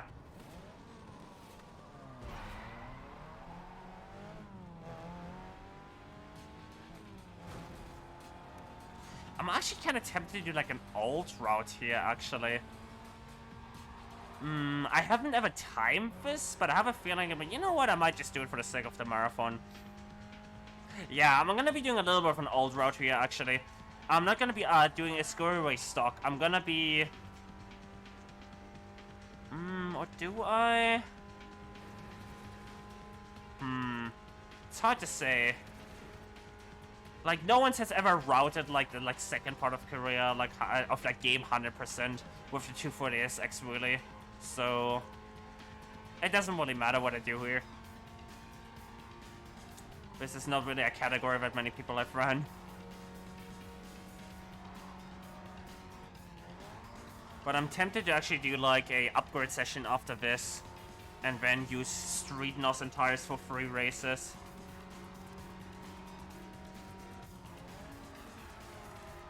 Yeah, you know what? I'll do it. Actually, I might not have enough money for it, actually. Thinking about it. Actually, I should. If I sell the Camaro, I should have enough money for it. Alright, let's do it. You know, just some on-the-fly routing. Actually, one more thing to do, because if you beat 4 races in a boss area, you get a reminder cutscene. You know, just to, you know, get out. That kind of thing.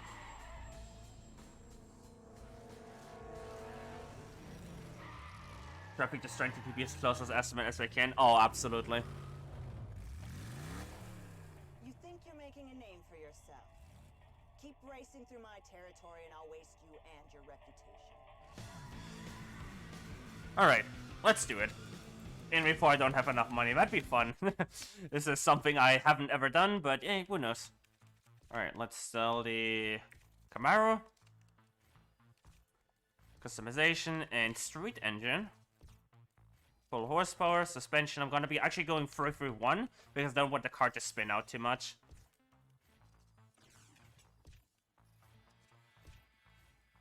Alright, that didn't cost much. Maybe I didn't even need to sell the Camaro. Oops, I do not want to start that race.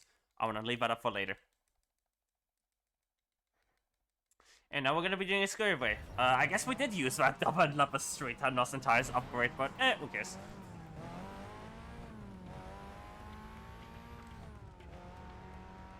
Now we have an even faster 246, but this isn't even its final form. Because soon we will have a, you know, pro engine and pro NOS and pro tires, and oh my god. This car is just stupidly good. Like, we're just doing corners at 200 km/h. In a tier 1 car, by the way, may I say.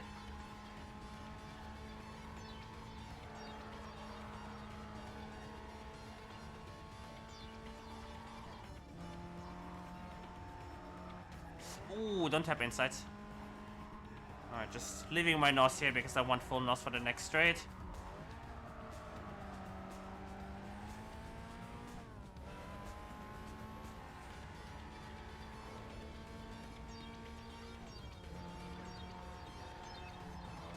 Oops.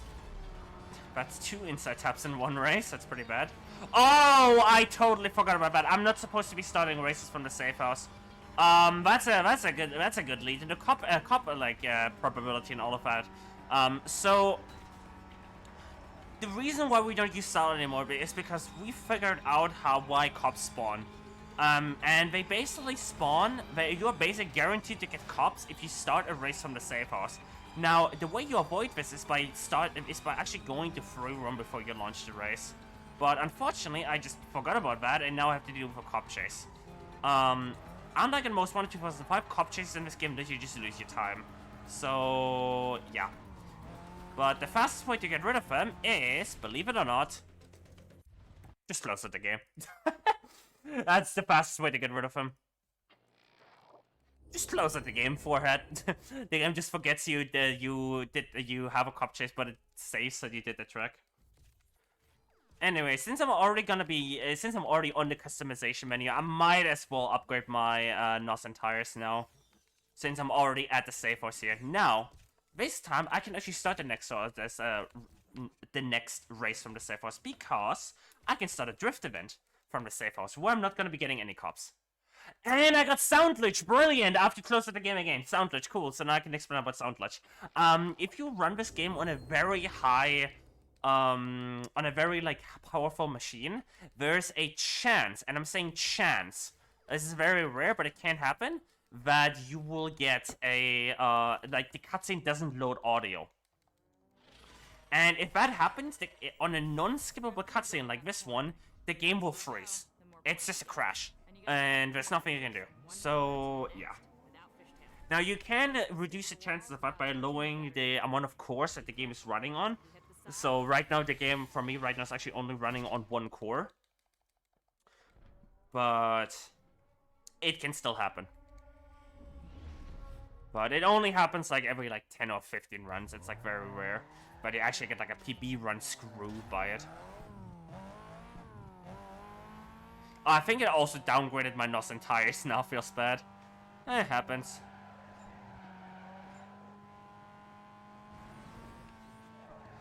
Now, another thing about the 240SX is that it actually drifts relatively well. Which means you can get some very fast drifts, too. There's like a very old clip of my channel where I'm like, we're going down the canyon at 250 km/h now. And like I said it like in a really weird voice.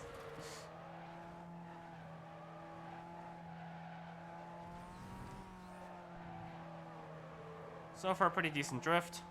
Could be better, could be, you know, 250 km/h, but I only have like a street engine at the moment, so. Oh, no! Okay, saved. Let's go, saved. Almost fell off again, dude. 82 points, by the way. I'm sure these 82 points will be a big help on winning this drift event.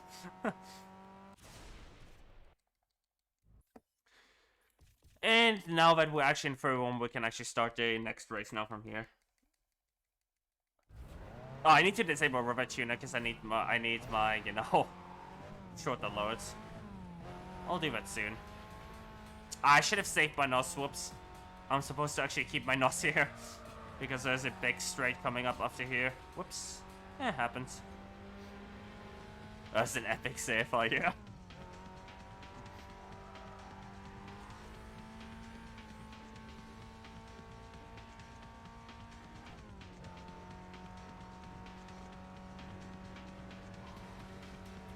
But yeah, now we're just gonna be doing tracks here. We're basically just following the any percent route, except we're, you know, also doing the 240 SX. Continuing the trend of traffic cars being in very annoying positions.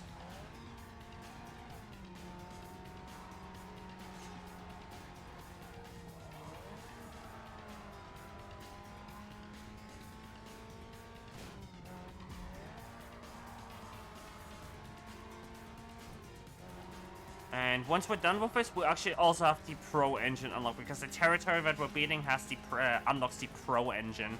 And that's a cool thing about the randomizer, by the way. The randomizer also randomizes the territory rewards. So there's a ton of like routing in there. Like, it's actually surprising how like that simple change actually made it possible that you have to like route a racing game.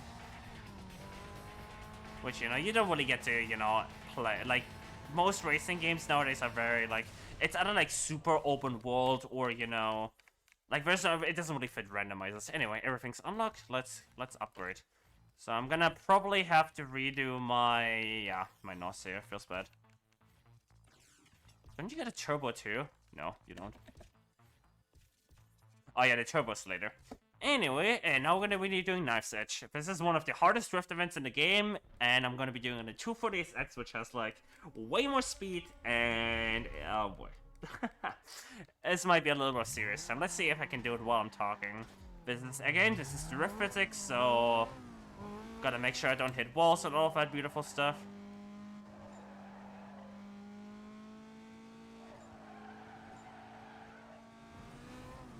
Nice, got a speed boost, but I'm too fast and I hit the wall. Happens. Do you think you'll come in under estimate? Right now, absolutely. I think right now I'm on pace to go about 15 below estimate. But you never know if you get like a really bad like sound. For example, there's like a spot right at the end of the game where if I were to sound glitch, I would lose like 10 minutes. So that's why I always like give a generous estimate for running this game. Because that can happen. You might just sound glitch like in a sequence of like boss events and have to redo everything.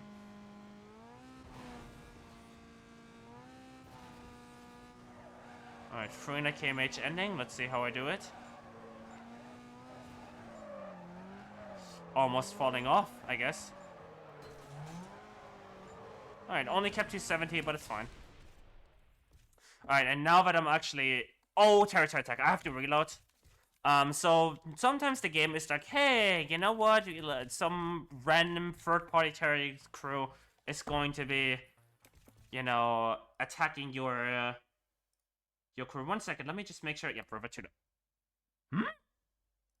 Hey, my game just crashed. Cool. I think it's because I closed River Tuna. That's why.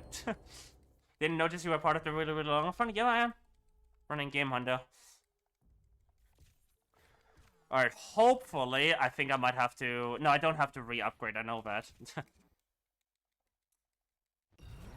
Just won by a 4 million margin. Hell yeah, that's what happens in drift events, by the way. Anyway, yeah, territory attacks, the easiest way to avoid them is you just, you know, you just reload the save file. And normally, in any percent runs, you wouldn't have to actually, like, reload in every attack. If you've already beaten the boss in which the race is being attacked in, then you can just ignore that. But in this, because this is Korea 100%, how did I hit that? I thought I was going by the left side there. In Korea 100%, or, you know, by extension game 100%, you actually have to reload in every attack, because you have to control every race at the end of the run in order to get 100% completion.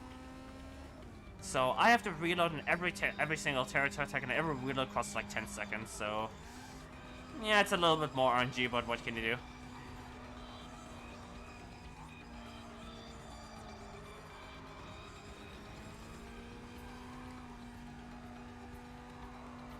Oh, I started it from the safe house. I forgot to go into the free room again. I'm probably gonna get a cop chase here again. Good example of why you do not start races from the safe house in this game. Races that you can't get cop chases on by that. But I might lag out. Maybe I not get a cop on, like... Maybe they'll all spawn behind me and I never get seen. That can happen. Looks like I'm getting lucky. No! On the finish line! Hold up, I might be able to escape here. Nah, I'm just gonna close out the game.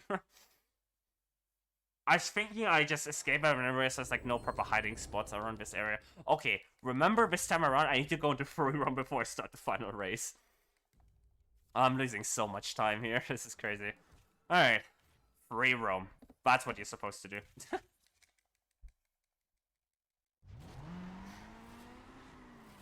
There we go.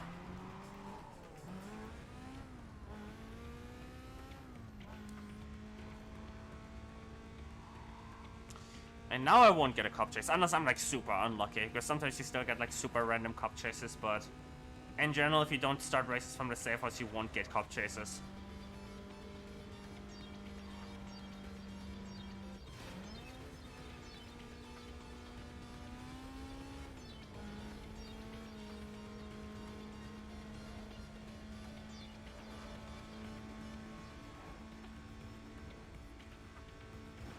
Neville 97 kmh on the speed trap XD. Yeah, Neville is pretty slow sometimes.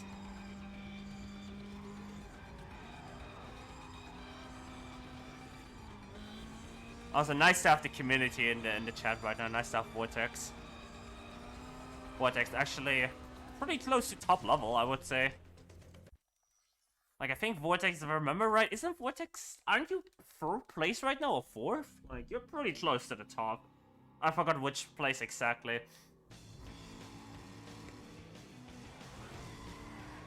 I know you're 3rd because you broke the German wall. Yeah, Vortex broke the German wall. We used to have a top 3 where it's all just Germans. It was me, T-Dog, and then Speed Booster 27. And then, and then Vortex broke that with a 3rd place. That's what happened. Alright. And now we're finally, since we now control all the territories, we don't have to beat all the races. We're gonna leave those for later. But since we control all the territories, we can now finally challenge the boss of this territory. Not territory, but of this area. And that boss is Angie. In case you haven't, you know, figured it out already. So every boss in this game is actually 2-stage. It's a circuit race, and on, you know, their home turf basically, and then it's a canyon duel. And the canyon duel itself is also 2-stage, supposed to be 2-stage, you know, but if you've seen the challenge series one, you probably, you know, you know what's about to happen, you know what's going to happen. We're just gonna overtake Angie. Oh, I wasn't supposed to NOS there. This is bad. No, this is actually really bad miss NOS, because I'm supposed to have like full NOS for the straight, and that's actually going to cost me a lot of time. Because I'm supposed to have much more speed on here. It happens. Can always not do that on lap 2.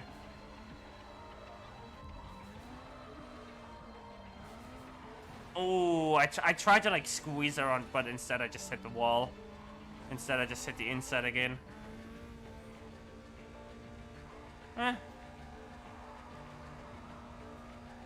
I think if you actually grind Vortex in easily, like, you can definitely get, you know, close. I completely especially if I'm misreading things like that. Oh my god.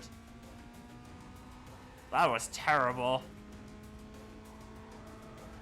I thought I could make it on the inside there, but what I really should have done is gone on the outside on the left side.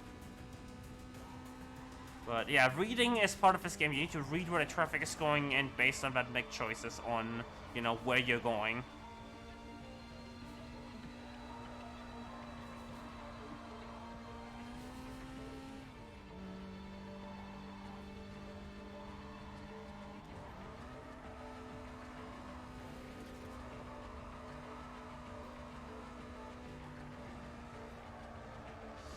A little bit too fast in there, but it's fine. Alright, this time we have full NOS for the straight.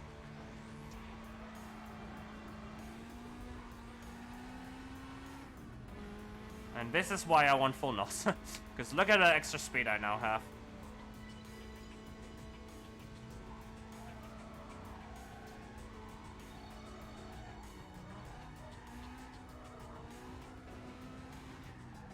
And that's how I wanted to take that corner lap 1. You don't enjoy playing any percent,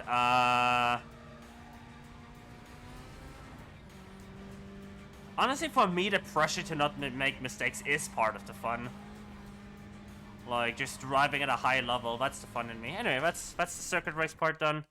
What controller are we using here? I am using a DualShock 4. You're gonna need all your skills for the canyon. When you get challenged by a boss, you end up here. First run, the Anyway, boss will be in. since this is the first canyon duel we do in the Stay right on 'em. in the entire run, we have to watch this canyon introduction cutscene now. After you reach the end, you race the same This is actually one of the like longest breaks in the run because you get the canyon introduction, you get like the tutorial, and then you get the introduction for this particular canyon track that we're racing. Because every canyon track in the career mode has like an introduction as well, that you get when you're either, you know, first time racing in a canyon duel or a canyon sprint or a canyon drift. Right here it is. This is the introduction for Copper Ridge. And then after that, you have the intro to this entire sequence, you know, you driving up the, you know, start line, all of that. It's one of the longest breaks in here. It's actually just long enough to actually go to the toilet if you need to, but I don't need to, so.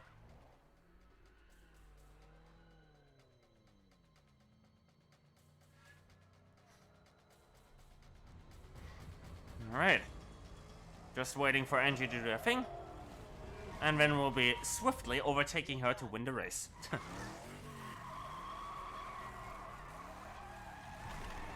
Burnout, boosting, drifting. Anyway. Now, what would normally be considered early overtake in an any percent run is in the 240SX is the normal overtake. Like this corner right here, you are supposed to just overtake her right here. It's pretty consistent. And there you go. Just waiting for this timer, and then Angie is done. Yep. And now we're going to be doing one more skill that I found out recently. So, at the end of every boss race, you get reward cards. And we actually found out that if you don't hit your controller accept button, but press M on the keyboard, it actually skips the animation of like the reward card cycling through. So I'm going to be doing that right now. I'm on my keyboard now. I'm going to be pressing M right, enter. And that's going to skip all the animations. And there you go. Seen it? Blinked? Nope. You missed it. And that actually saves like 10 seconds per set of reward cards, which actually over the course of the run saves 30 seconds. It's literally the biggest time save found since 3 years. I'm not even kidding. That's how optimized this game got. Like, it's actually crazy. Like, our game is so optimized that a 30-second time save basically means free world record for the top level. Like, I mean, Tito, I don't want to sound too cynical, right? I don't want to sound too cynical. By the way, the person who found that is Vortex. Just want to get big shout-outs to Vortex in the chat right now. Vortex found that. Shout-outs to Vortex. Just want to say that. Anyway. So I totally forgot to say what we're actually doing here. We actually just drove to a new crew member. Every time you beat a boss, one of our old crew members is like, hey, I'd rather join your crew, but we're actually gonna reject all of them except Nikki at the end. And now we're starting our next boss. But we're actually gonna be a little bit alternating here. We're gonna be doing Kenji and Wolf, both the downtown and Fortuna area for a little bit here, because the upgrades that we need for the Lotus Elise are a little bit, you know, spread out, to say. Oh! Continuing the trend of traffic cars in absolutely dysfunctional, you know, places, and now we're taking the long way around too, because I'm supposed to take the, you know, the inside line there. What happens?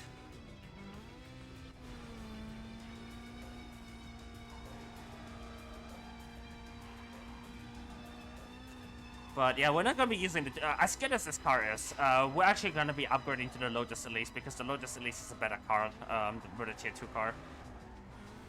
It's the best tier 2 car. And so, once we have all the performance part upgrades for it, we will be getting it. But you really need the... You really need the performance part upgrades on it. The stock Lotus Elise is a really bad car. You need the engine, you need the NOS, you need everything on it. Well, except the handling upgrades. More on that later. But you absolutely need NOS and engine. Anyway, since this is our first speed and race in a new boss area, we're gonna get another introduction cutscene here. It's gonna be another two-parter, you know, first meet up in the city, and then, you know, like a sort of like a music video, so... Enjoy some Japanese-inspired tuner, I don't know. I don't know. Store, please, anyway.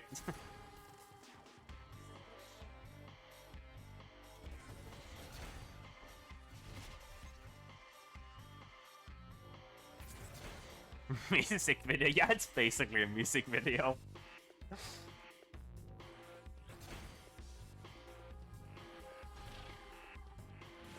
Alright. And that's that. And now straight into our next event.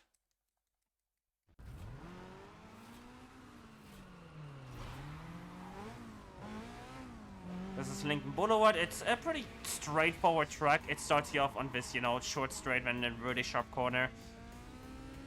Now, I don't want to be using too much NOS here because this part here is I can conserve all my speed here. And then there is a straight here, but I'm still not going to use my NOS because it's going to be a very, very sharp right corner coming up. This right corner is like the bane of my existence, by the way. That's coming up right here. I'd like to mess this up, so a little bit of focus time here. Hey, I didn't mess it up. Let's go. And that's why I saved up all my NOS, because, yeah, I want my speed here. Also, I enabled the Neville there, our crewmate, because I wanted to, like, make him fall back and actually try to hit the air opponent's event where he falls back and I don't have to deal with him. Because if you don't do that, he will speed ahead and he might block you and all of that. Bushido, like, that German rapper? Yeah, there's a German rapper called Bushido, but I don't think it has anything to do with that. It's just a name they chose. Oh, I didn't want to hit that tree, but it's fine. Alright, and now, one weird cutscene here is once you beat your first territory after beating your first boss, you get this sort of like reminder from Darius. Now the others are starting to believe too. Don't give up now, you're close. At this stage in the game, lore-wise, you're still buddies with Darius, but that's gonna change pretty quickly. Like, over the course of the game, you find out that Darius stole, like, the prize money from that fateful race a while ago, and, you know, Need for Speed has never been stronger about lore. It's not go on a tangent about its lore. Is Carbon after Underground 2? Yes! It's, so... A lot of people don't like saying this, but in my opinion, the player character from Okay, so... The character from Underground 1 is 100% connected to Underground 2 because of the Underground 2 cutscenes. Okay, I guess we're making a deep dive into Need for Speed lore. I guess we're actually doing it. Okay, fine.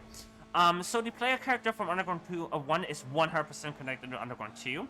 But then it gets iffy in the transition to Most Wanted. The only hint you have, and for me that's proof, for others it's not, but in the start cutscene of the start prologue of Most Wanted, there's a voice line saying, "Look what the Underground mate, brought out. Now let's see how good you do in the daylight." And for me, that's a clear reference to Underground 2. For others, not so much, you know, it's really just a personal thing. But, who knows? Right, so for me, Underground 2 and Carbon are connected. Underground 2 and Most Wanted are connected. And then Most Wanted and Carbon are 100% connected because of Cross. So, yeah. Anyway, that talked me through Kimai Temple, and now let's do Lofty Heights Downhill, which is actually one of the hard, like, same level as Knife's Edge, basically. It's another really hard canyon sprint. And let's see how well I do it. Speed locked, very unfortunate, didn't get my full 200, but let's see if I can get some additional speed on this upcoming, like, straightish part right here. Nice, I got 211, that's good. So now I have that, as long as I don't crash, I have that speed throughout the entire track, and I might even get 230 here. Nope, I speed locked back to 210. That's unfortunate. Might as well stay close to the inside if I have lower speed.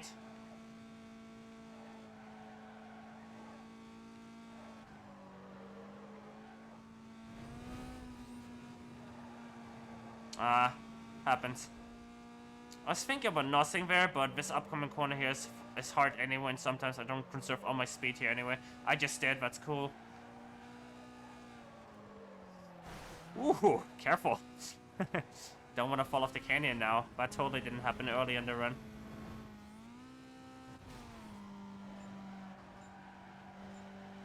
Oh no, he's in last place, yeah, and then suddenly, you know, just shoot up with like one drift we did. Anyway, pretty bad lofty, but hey. Ryan Cooper wouldn't lose, hell yeah. Also, since this is the first race in the Fortuna area, now we get Wolf's introduction, so this area, like this part of the game is a little bit cutscene heavy. All that money you took from me.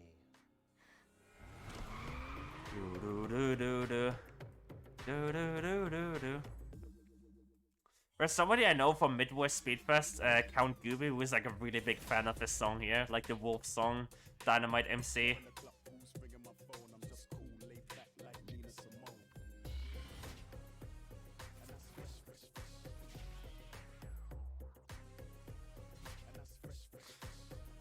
Considering when I posted the comment that says he used to do a lot of tickets, plus with Ryan Cooper and Player were in the same game. Yeah, like Need for like one thing I don't like how they handled Need for Speed is that they approached to like sort of like lore complete one. They could have built this entire like connected universe, but instead all we got is like shitty references. Like it's what can you do? What can you do?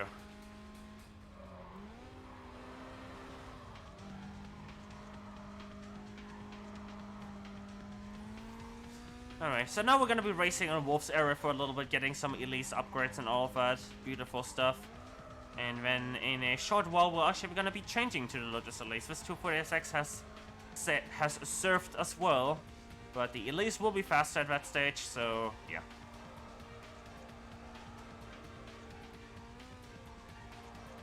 It's fan service, yeah. They could have made so much more out of it, but you know they didn't because EA is yeah. EA is EA. Garbage company. Sorry to say it, but like, as you know, like a diehard old NFS fan, it's a disgrace what happened to Need for Speed. It's an absolute fucking, sorry for profanity there, it's an absolute disgrace what happened to Need for Speed. Like, Heat is at least a step in the right direction, but like, it's not gonna undo what happened. Like, it's not gonna undo 2015, it's not gonna undo, like, using the most wanted name and then making, like, one of the, like, not even mediocre. Like, okay, maybe, like, you can call it mediocre game. Most wanted 2012. Like, it's frustrating. Would have been awesome if you had a save from the other games, so your car showed up on other games. There's a little bit of cross stuff like that. If you have an Underground 2 save file, please let me into the shortcut, thank you. Oh, I might get sideswiped. This might be funny. This might be a funny moment, because I might get sideswiped by IA. Yep, I did. Oh! Okay, that's a highlight right there. That's a highlight right there, let's go. Sideswiped into a barrel roll. Let's go. That's great. Do a barrel roll. Oh yeah. That's actually like a barrel roll thing we can do in the Lotus Elise later too. Imagine hitting that too, Ben. That'd be funny. I haven't done it, like hit it in a while. It hasn't happened for me in a long while. Oh god, this is blah, blah, blah, blah. Whatever.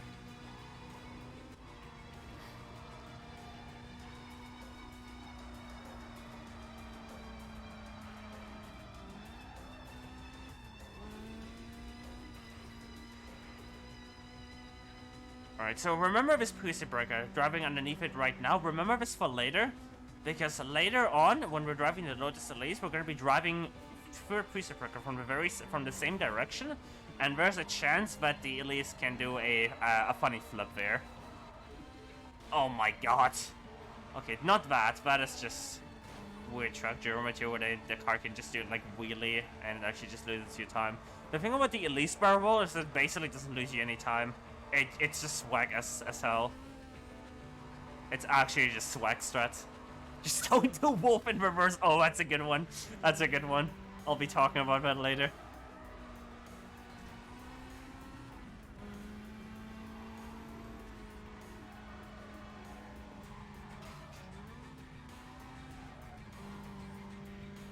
Anyway, that's this track done.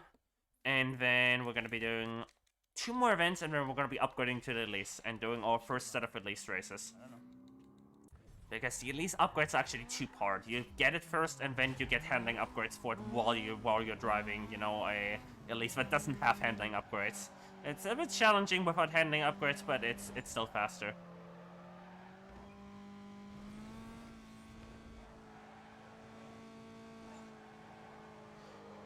Alright, a little bit of the Rifter here again. I tried to, like, straighten out the car, but I just couldn't, so... Okay, this should be good. Nice. Kept my 230 speed there. So now I just have extra speed here.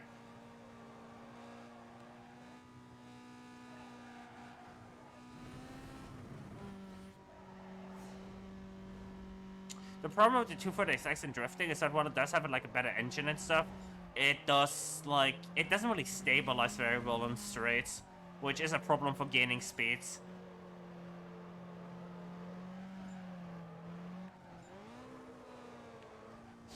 Oh god.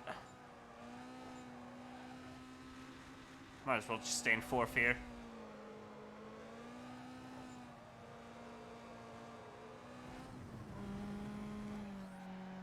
Yeah, it just does not stabilize, basically. Alright, one more race, and then we are taking bye-bye to the 240SX. Or saying bye-bye, sorry, not taking. But first, you know, because we've now beat the 4 races involved, just a reminder cutscene here. I think you're mistaken.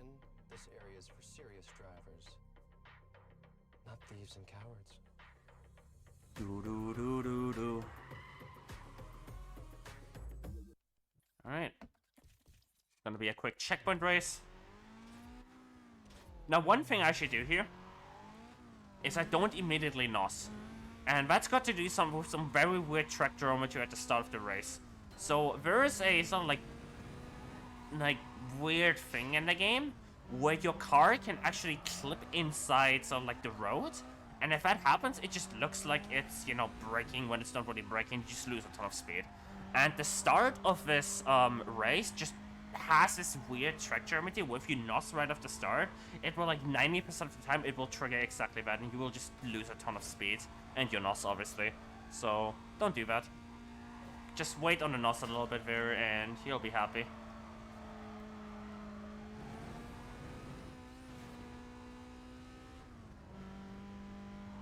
Oh, I almost hit my traffic car. I was just playing it a little bit too risky.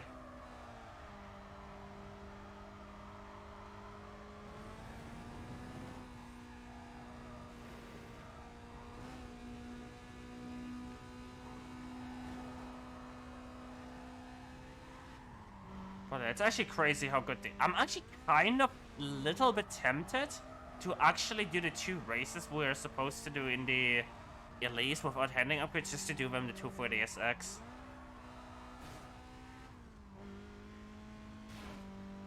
But I think it's...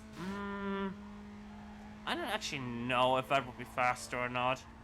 But you know what? I don't really feel like driving the Elise without handling upgrades. I'm just gonna do it. I don't think it matters too much. I think like at maximum would be like a 5-second difference. Because the 240SX is much faster than the Mazda Speed Through, which is normally the car we'd be using here. So I don't think it matters too much.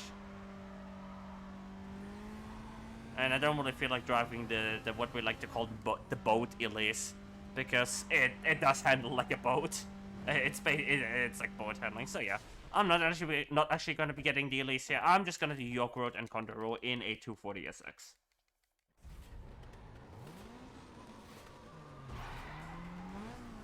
And that will also consolidate the Elise upgrades into one upgrade session.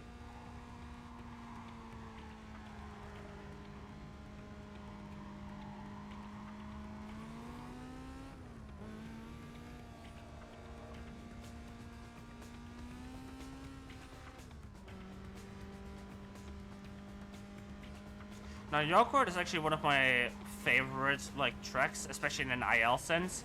I used to have the IL record on this in the WCG category, which is basically just no Corvette, no Audi, no NOS. The reason why it's called WCG in IL sense is because it's inspired by the World Cyber Games rule set. WCG.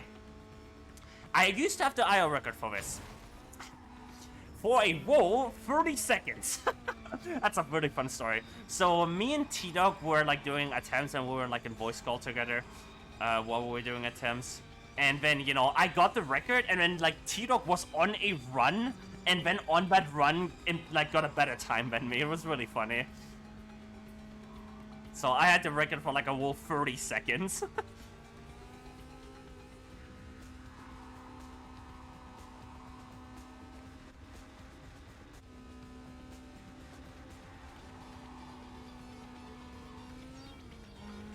Alright, and that's why I saved up all my NOS, so I can just full send it on the final, like, straightish part here. Good yogurt. 140, it was actually not too slow. Like, that was only like 10 seconds slower than the, like, you know, Lancer IL. So for a 240, it's actually, you know, that's pretty good.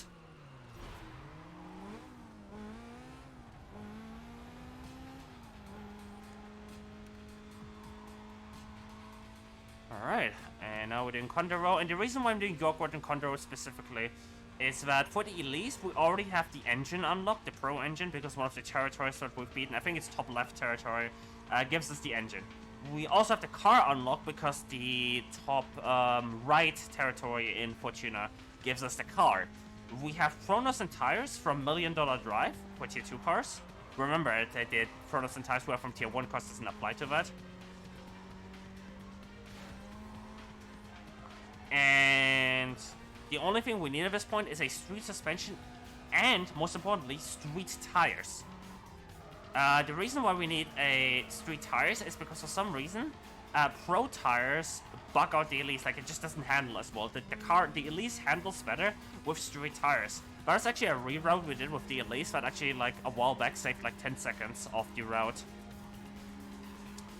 And we want a street suspension as well, and that's what we already have that from York Road. But as I said, I'm just consolidating all the upgrades here before I actually buy the Elise. And the 240 SX is a pretty fast car anyway, so. And I don't want to be driving the Elise without handling upgrades right now. Just not my thing right now.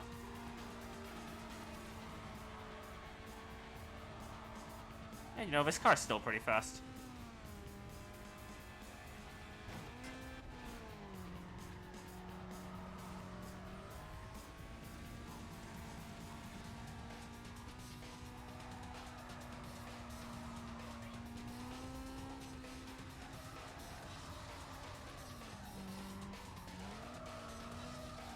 Alright, one last hairpin chicane, and then we'll be good to go. So, once I cross the finish line, I will not be starting the next race. I will actually be doing an upgrade session. I will be buying the Elise and then immediately hopping into safe house. The trend continues. That's actually really bad. That's a ton of lost time. Anyway. And now I'm gonna hop into the car lot. Go forward to the left because that's where the Elise... What? Oh, right, because I also have challenges unlocked. I totally forgot about that. And then I go into customization. Now we get everything. So, Pro engine, street suspension. We're going to be setting it to full understeer. I should probably talk about the settings here. I haven't talked about that. Sorry. And street tires, don't get Pro tires. Almost did that. And a turbo. So let's talk settings. Because I totally forgot to do that when I was upgrading my 240SX. Also free roam. I need to go into free roam. Because I'm starting Mason Fountain. Oh, I didn't. I'm doing drifts. Whatever. It doesn't matter. It doesn't matter. That's a minor time loss. Oh my god, I hit the eye in the back. Anyway. Let's talk performance settings.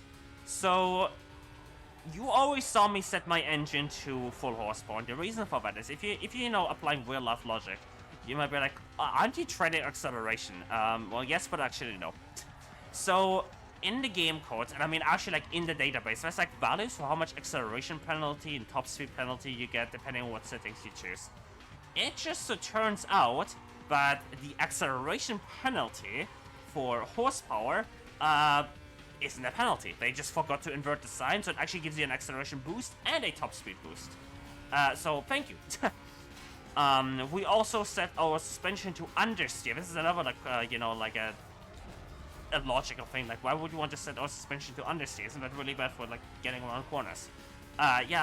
We didn't. Because the labels aren't written. I never, you know, as I said, black box games are a little bit special. Versus, you know, small box like this here and there that like massively affect the speedrun.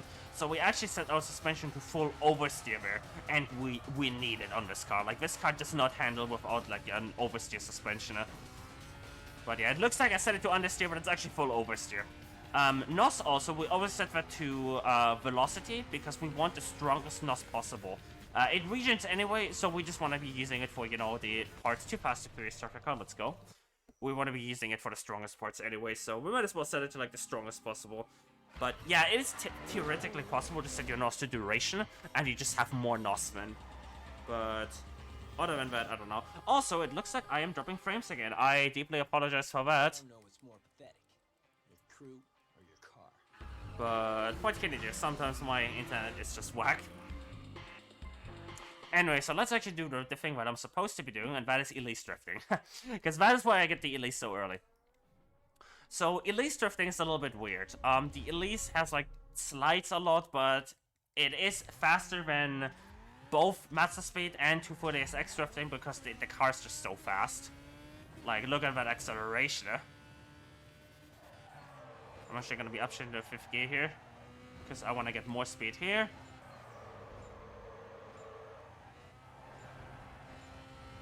And if you do Elise drifting optimally, you will save like 10 seconds, but doing it optimally is actually really hard. I'm gonna be trying to focus here because this track, it is like, the car essentially has input delay. That's how I would describe it. It's like input delay. You're trying to steer and then it only comes through in like a second later. I don't want to hit that sign, but I have to. Okay. Hitting that sign normally ends your drift, but, and, you know, resets your speed, but I guess not this time. And it looks like we're getting a flawless Elise drift. That's pretty cool. Might as well go for some points.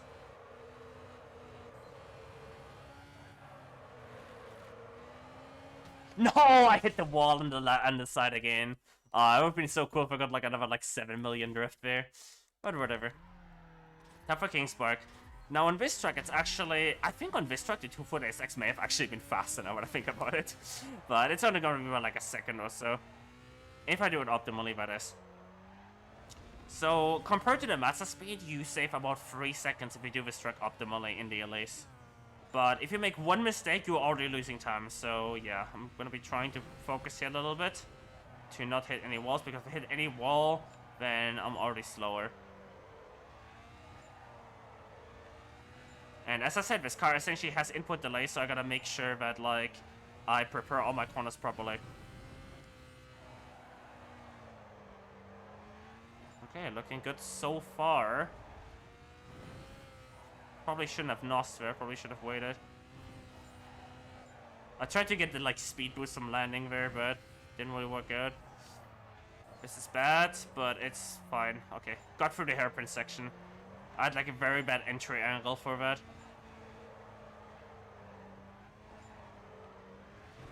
Okay. Not the most optimal King Spark, but it'll do. It'll do. And now we can finally do more regular racing. I remember being confused when I couldn't win when you spent all your money on body kits. Economics 101. Anyway, so now we're gonna be doing some regular racing for a while here. We have done all the drifts. And we're just gonna be sitting here and just doing all the tracks right now. So we have to beat Kenji first because we need Kenji's safe house for later. I'll be explaining that once I beat up Wolf because that's where it matters. But for now, we just gotta finish all the like the downtown tracks to be able to challenge Kenji, and then we'll be finishing up all the not all the tracks, but basically just doing the tracks so we can unlock Kenji. Because as I said, later on we'll have the fastest car possible, and then we'll be doing all the remaining tracks to do career 100%. Sorry. Need to be careful of my wording here when I do career 100%, when it's essentially career 100%.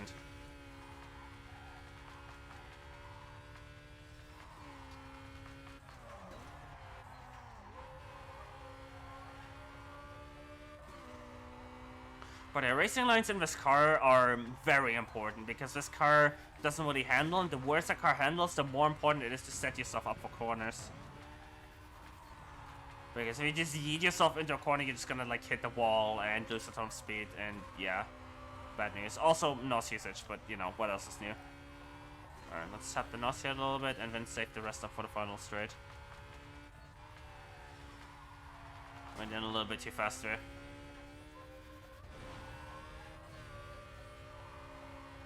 Could be better, could be worse. Alright, one more checkpoint event. We're gonna be doing Night Street. No music on here, unfortunately, as I said. Normally the game would play licensed music, but DMCA. Only the composed music in this game is safe.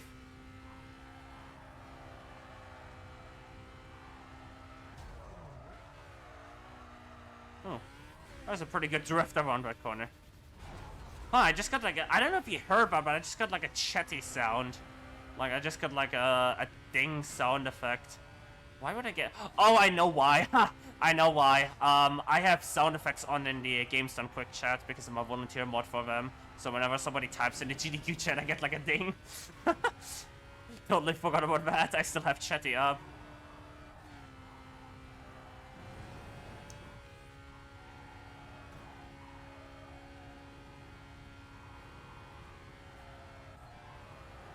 Oh, that traffic car could have been really bad, but ended up just working out. Cool.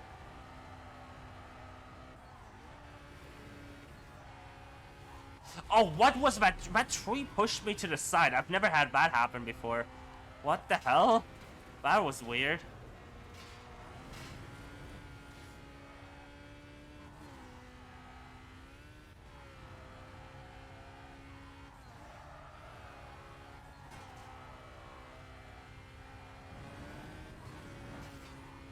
Alright, unfortunately I slightly mismanaged my NOS. I'm supposed to have a little bit of NOS left over here for the final straight, but it's fine.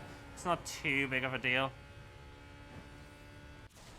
Alright, that deals with that track. And just 2 more tracks to go, and then we can challenge Kenji. And then that's another boss down.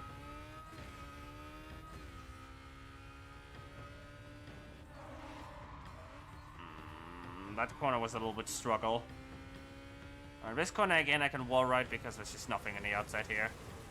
So it's a very smooth wall ride. Unlike the other corners which have like signs on the outside. I just speed work right. The car was about to like spin out there.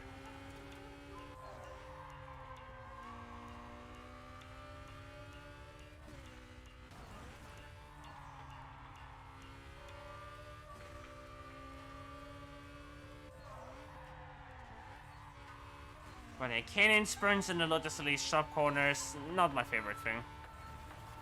And in any percent run, this is actually one of the hardest like sections because you're driving a car that doesn't handle well. You have to like, it's a very challenging, you know, like corners to take and all of that with the Lotus Elise. And it's very easy to just lose like 5 seconds a race if you aren't focused.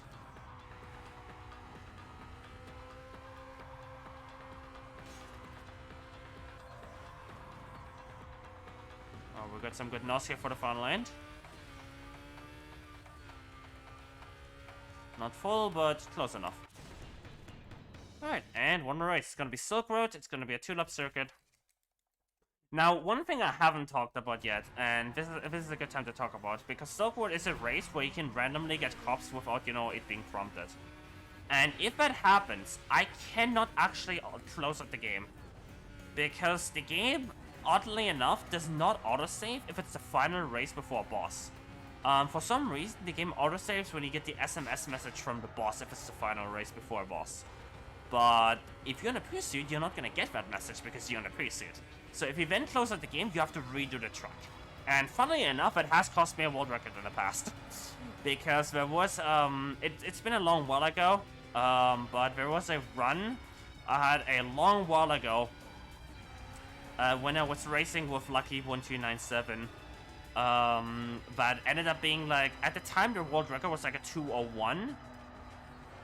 And I got a 2:02 something. But I had to redo Silk Road. Right, that cost me like 2.5 minutes. It would have been a really crazy run. But, yeah, I just had a cop chase in Silk Road, and I forgot that I needed to not alter 4, and well, it doesn't matter. I got the world record anyway at some point. And then I held it for like 3.5 years until T-Dog finally came along.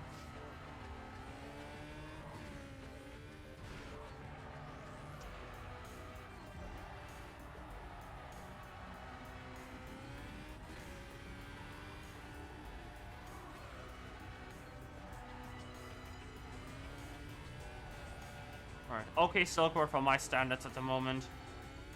Could be better, but could also be much worse. And given that this is a marathon run, I will take anything.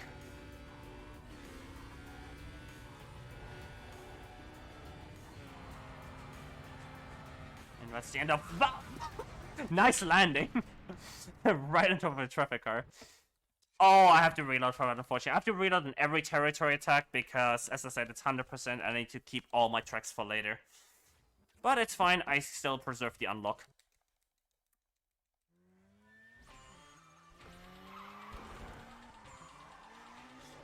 A little bit more cutscenes, and then we're right into the Kenji race.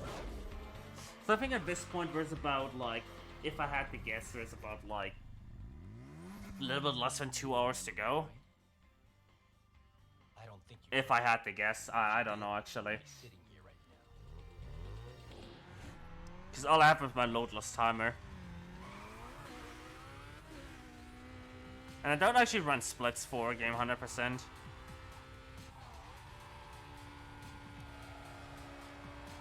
I really should. I should optimize this category at some point. Continuing the trend of traffic cars in absolutely abysmal locations, but hey, what can you do?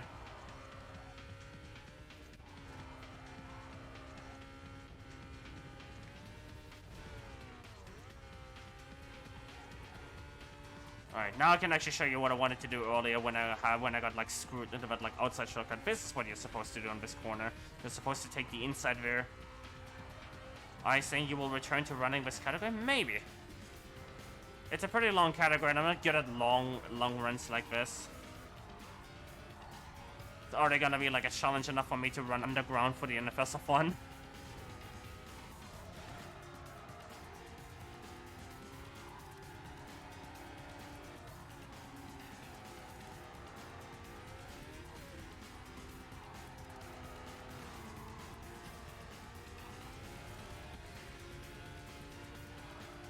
Alright, nice we got the epic composed music for this track again.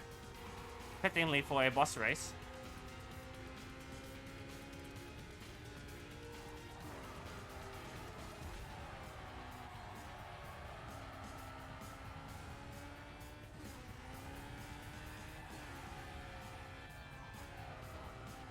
Kenji's boss circuit is actually one of the more challenging races in the game. Like North Road has this extremely tough final section before the lap marker where you're driving through the hardest part of the downtown. Like just a big complex of chicanes and sharp corners.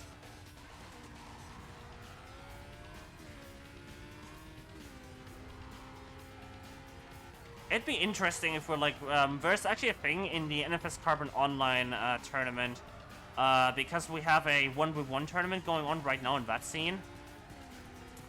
I'm like the person that runs the tournaments over there, right?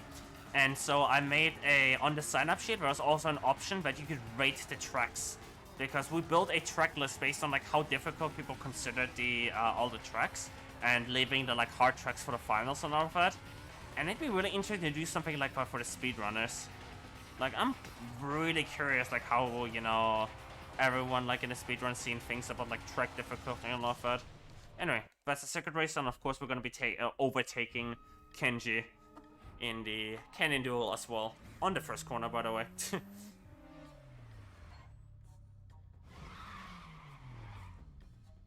last chance to face reality and back off. Alright. Let's get this RX-7.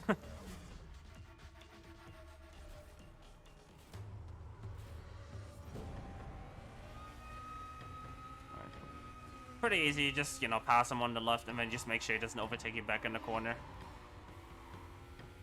Made easier by the rear mirror, of course. Whoops, that's a spin. That's fine.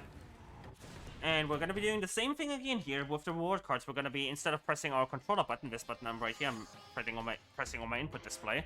We're going to be pressing M on the keyboard. M right, enter. And that's going to skip the animations of the reward card cycling through. So I'm ready on the keyboard again. And let's do it as fast as possible. And hopefully not miss many. I've missed many of this before and actually got a, animation by accident. Nope, no miss many today. Let's go. And now, of course, we get another crew member. This time around, it's Yumi.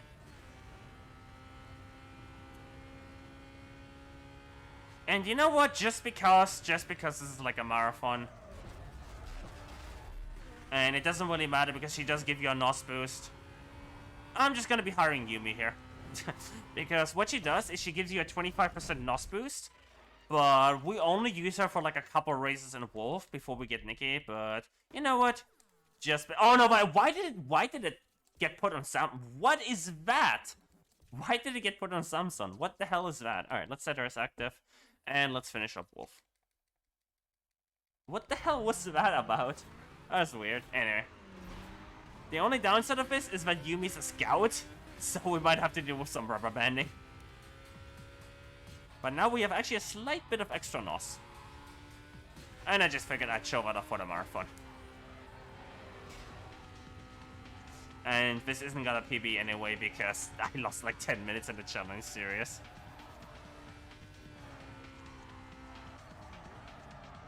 Also, Augusti Avenue, remember the time when I spoke about, you know, the barrel roll and the Lotus Elise? Yeah, this is actually the track.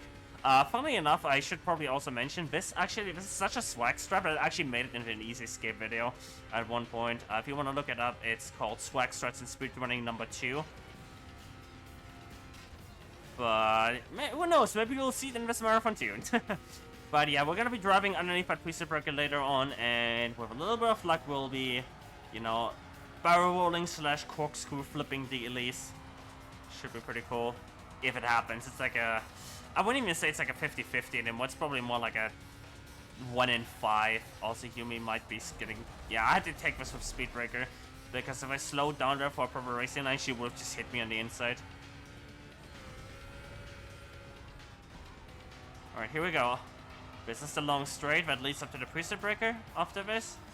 Let's see if it happens. Would be the first time back in since Resort Fest 2019, Resort Fest International, to get an Elise barrel roll in a marathon. Let's see what happens. I hit the Priesthood Breaker instead. Feels bad. I was too far on the left there.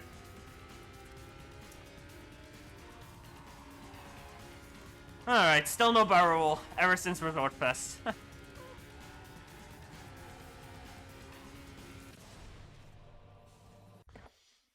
Alright. One more checkpoint race. Yeah, so this is why we don't usually hire Yumi. I just wanted to like show it for the marathon because in checkpoint races, because your crew member isn't active, you don't actually get the NOS boost. And so there's only really 2 races in Wolf where you can make use of the NOS boost, and hiring Yumi takes way longer.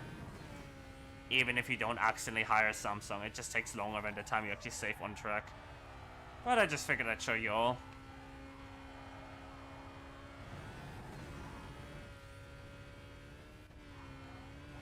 Oh, it's really risky, but I figured I could make it in an inside there, so I did.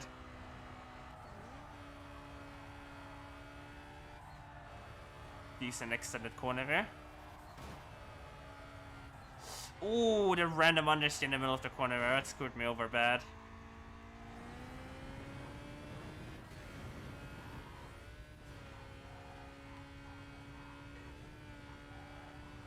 Now, unfortunately, you can never get the barrel roll approaching from this side because it's downhill. Nope, we're not hitting my traffic guard. Not today. I've hit enough already. Now, I actually do have to save my NOS here because there's a really sharp corner approaching. I want to like get my speed up as fast as possible.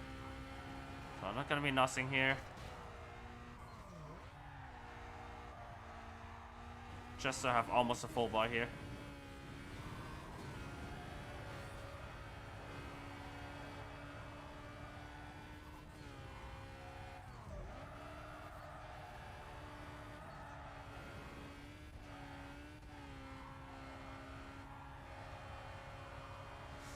Alright. And then it's just gonna be one more race, and during that race I will be explaining why I left the Kenji safe, why I did Kenji first, and why we needed the Kenji safe first, because I did promise I would explain that. You know, sometimes I say, you know, oh, I'll explain it and then I forgot, but hey, I actually remember this time around. So, the reason why we need Kenji safe house unlocked is because when you like select a safe house, and I'm not gonna be doing it now, I'm gonna be doing it after I beat Verona Tunnel.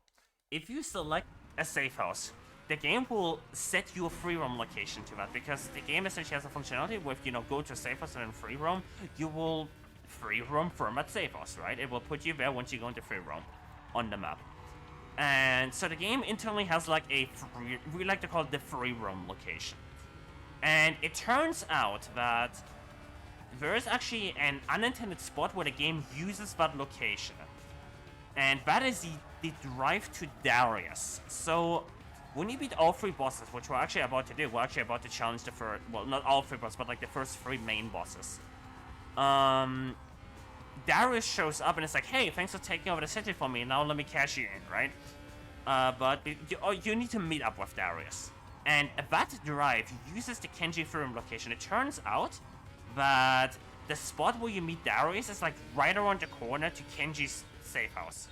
So if we go into Kenji's safe house before challenging Wolf, and, you know, before doing the final boss, before doing the final boss, it would also work if you end with Angie, by the way. But must go the fastest, so that's where we end with Wolf. Then you spawn there, right? And it cuts off like 15 seconds of the drive, because normally you would spawn at the default safe house, the one that we escaped to at the start of like the career.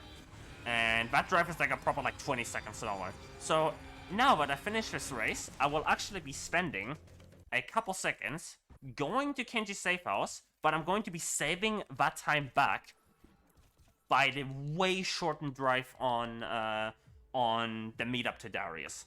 So it's a classic example of losing 3 seconds to save 20 later, basically.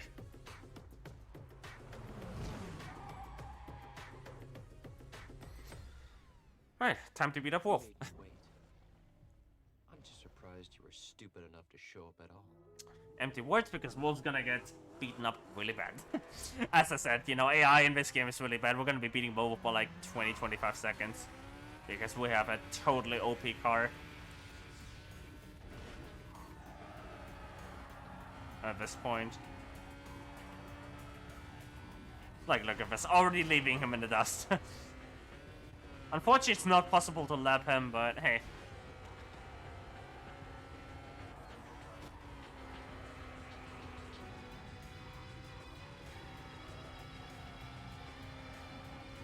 I thought I was gonna hit the wall there. It was very close.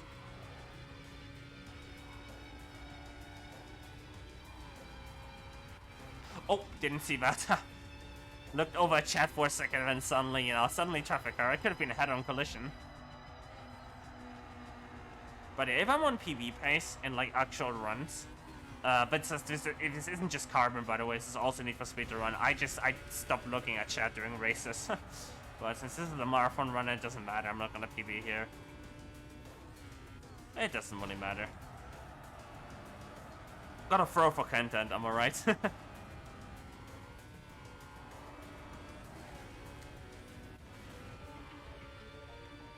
Yeah, look at that, already like 17 seconds ahead here.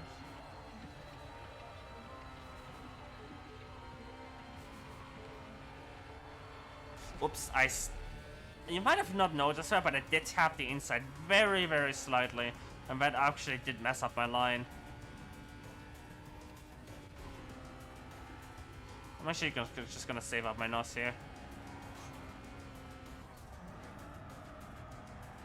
Just for this part.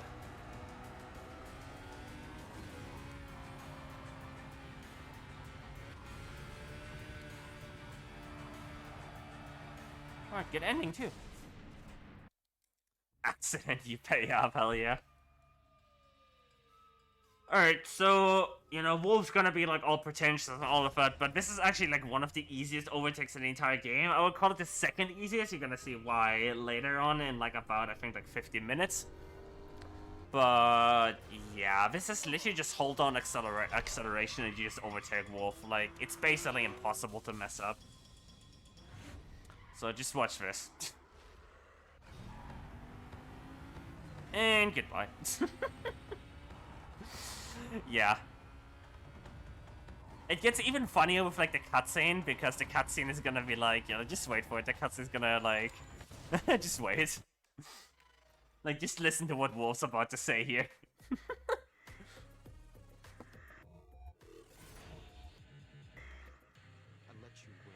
Yeah, right?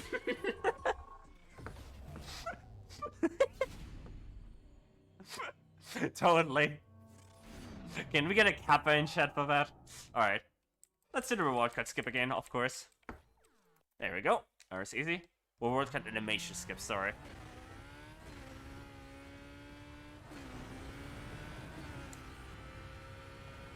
Alright. Now, this is the wolf in reverse spot, so a while ago, this is like a community meme now. A while ago, instead of driving to the left to the crew member, I thought I was doing the wolf circuit in reverse for some reason, and I just didn't turn left here. And I lost my run to it because I just kept driving.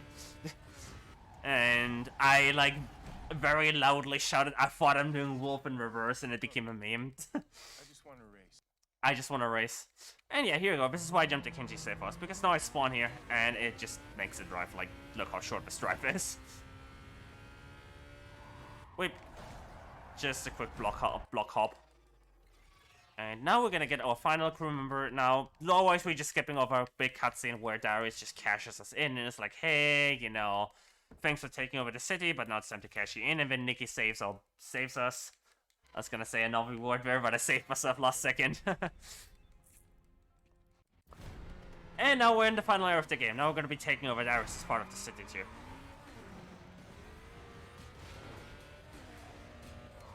And I'm being immediately held up by AI cars because what else is new? Now, there are 2 speed traps we have to do in the Lotus Elise in Silverton. And this one right here is actually pretty simple. You don't really usually lose this because the track works out that the AI will usually fall down behind. So even if you get vets, there is a mechanic in the game, but if you finish ahead of them, the game will sort of like reduce their total like speed trap total. Because it basically simulates what you would have. Because if you finish behind them, then every second you lose like 10 kmh. So if you finish ahead of them, the game will essentially, like, for every second they would have finished behind, will, like, you know, remove like 10 kmh. Also, if you finish before they go into the last speed trap, that speed trap also won't count for them. So in general, it doesn't really matter for this track, but there is a second speed trap we're doing later, and that's called Camera Road, and that sometimes, like very rarely, can be tricky. And that's why in that speed trap I played safe, usually. Because I've had my fair chance of runs lost to that, and I don't want that again. Don't want that to happen again. That was just bad. I don't know what I was trying to do here. But you can see we're all falling behind a lot here. And even if not, I'm still ahead on speed. And I'm actually going to be finishing before they get into the speed trap, which means I just win the race. And now, of course, we get Darius' cutscene. Now, one interesting thing is that after 4 races, you do not get a reminder from Darius, like all the other bosses. But you do get the full 2-parter here. You have no idea what's in store for you other than it's gonna hurt.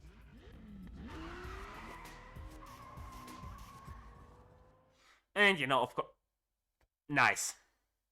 Nice. Nice. And that is a perfect example of sound glitch. Now, here's the best part. I have to redo that entire race. Today is just cursed. Today is actually just cursed. Like, that's like a 5-minute time loss. Actually, not that bad, but...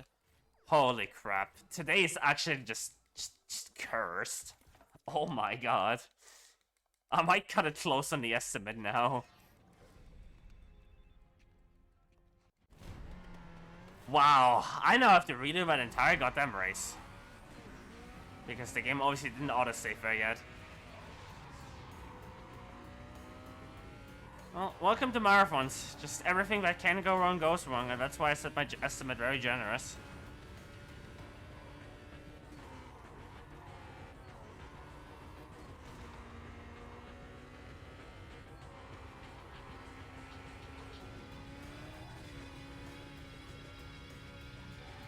Alright, Olympic Boulevard, salty run back. SD. That looks like an Among Us room code, to be honest. Actually, bruh, dude! Actually certified bruh moment. Holy crap. And we're taking... I might lose Olympic World Award now because of that.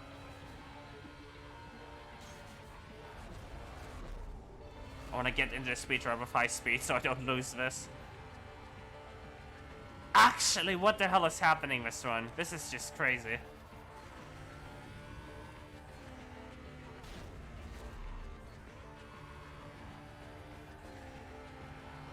Like, I've never had a run where just so many things go wrong. This reminds me of my, I think it was mid-fall Speedball 2019 run for Carbon New Game, where just everything went wrong too and I actually went over estimate. Alright. At least I won this one. I swear to God, if I soundless again. Alright, I'm gonna quickly stay hydrated. You should stay hydrated too, because this is a good time. You already saw this cutscene. Go get yourself some drinks, if you haven't. This town. You have no idea what's in store for you other than it's gonna hurt.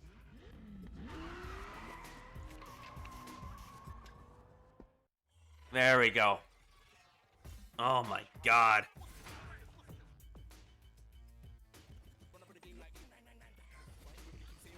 You think your day is to imagine what kind of day that guy's having now after that wreck? Yeah, that too.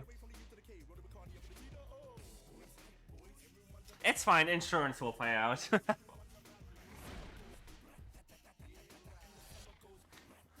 Alright. Now, quick intermission here, we're just gonna have a quick checkpoint race and then we're gonna be heading into Canma Road. Into that speed trap I was talking about earlier.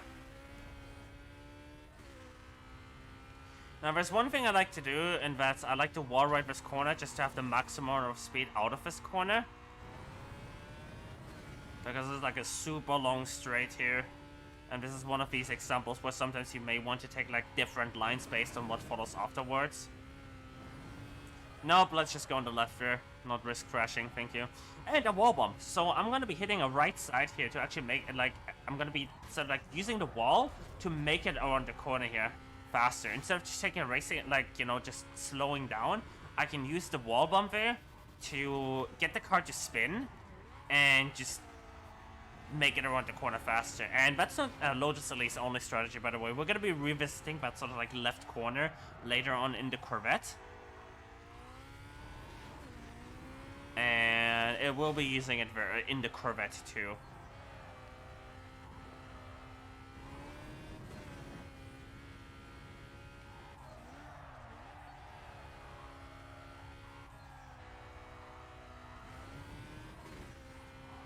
This is actually a pretty long checkpoint race. Oh my God. I tried to like counter steer to the right to like avoid that traffic crash, but...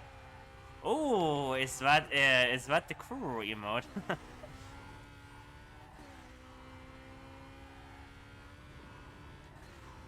Gotta say, well, that's a really good free party emote, right? Like, I know in the Need for Speed, like, speedrunning community, also, this was just a terrible corner. But it's sort of like, we don't like to say it, but let's just say there's some people that are overly hating on crew, and I don't agree with that. And I feel like people should just, you know, if you want to, like, you know, criticize crew for some certain decisions, then I'm fine with that. But there's some people that are, let's just say, it's not criticism. Let's just say it that way. But yeah, in case you're looking for just, you know, racing game content like almost every day, then yeah, Crew Rage streams like every day pretty much. Anyway, this is Canma Road. And this is the words are hard. This is the event that can be a little bit challenging if, you know, you get Corvettes, but I don't think I got Corvettes actually. So I might just be safe based on that alone. But I'm still gonna play it safe. I'm gonna take like a proper line around here and then full nos into this speed trap. And that's a 229 for a speed trap. That's pretty good. Oh, I might be able to draft Nikki here if I'm lucky and she speeds up because she... Oh, this is really bad. But that's actually good because Nikki might now... I might be able to draft Nikki now. Yeah, she's gonna stay in range. That's cool. So I can actually show you how drafting works now. That's pretty awesome. So I'm gonna let her pass here. And now we'll be drafting. So in the draft zone, you actually get improved acceleration and handling. So I can use this to sort of like make it around these parts faster.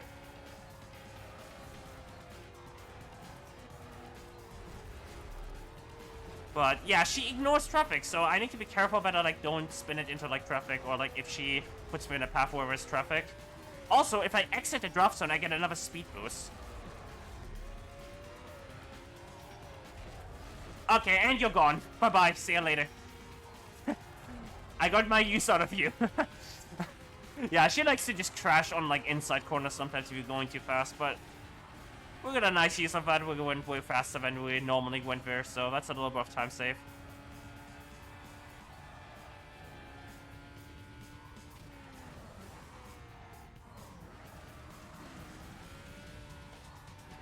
But if you have the opportunity to draft Nikki, then yeah, you can just go for it. And you'll get a, you know, big speed up, you'll get, you know, better handling around corners. But you do gotta be aware, Nikki just ignores traffic. She just rams through traffic. Anyway, we're gonna be jumping to the color quickly, and we're gonna be buying the Viper. You might be like, oh, cool, the Viper. We're gonna be using that for like the entire, like, it's a pretty cool car, right?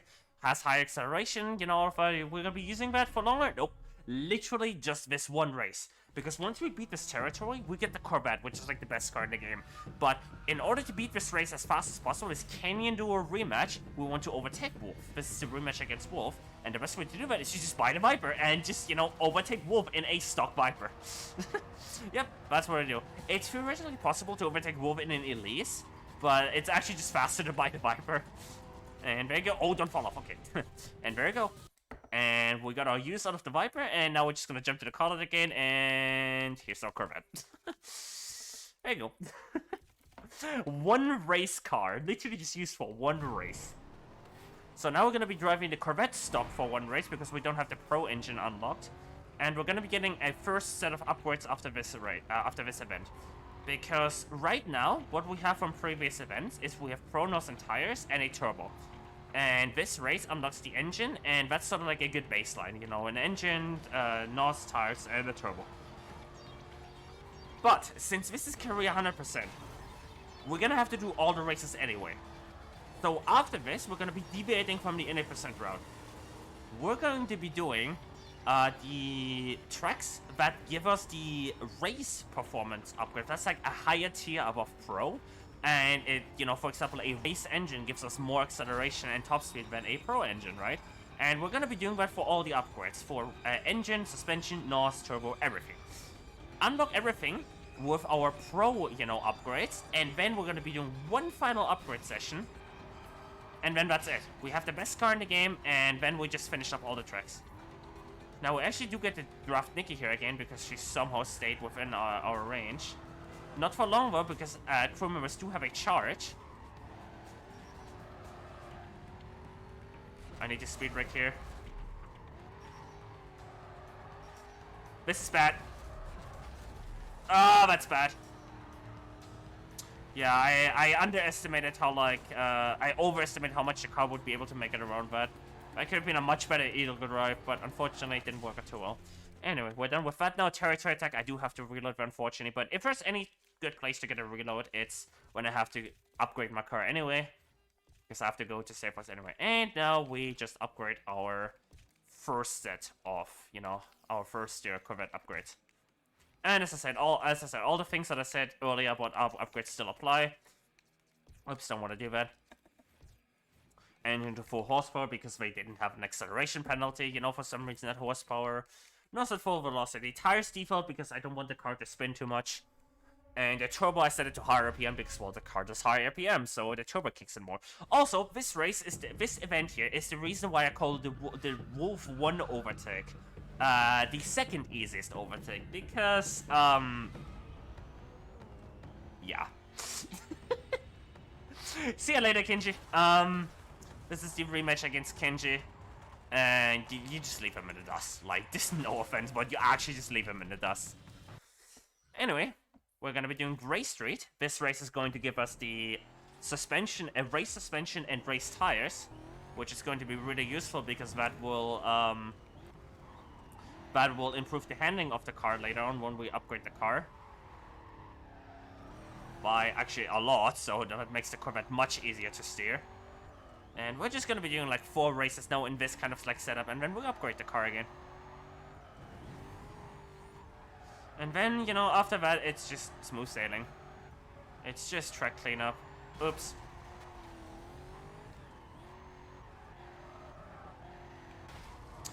Lots of traffic today.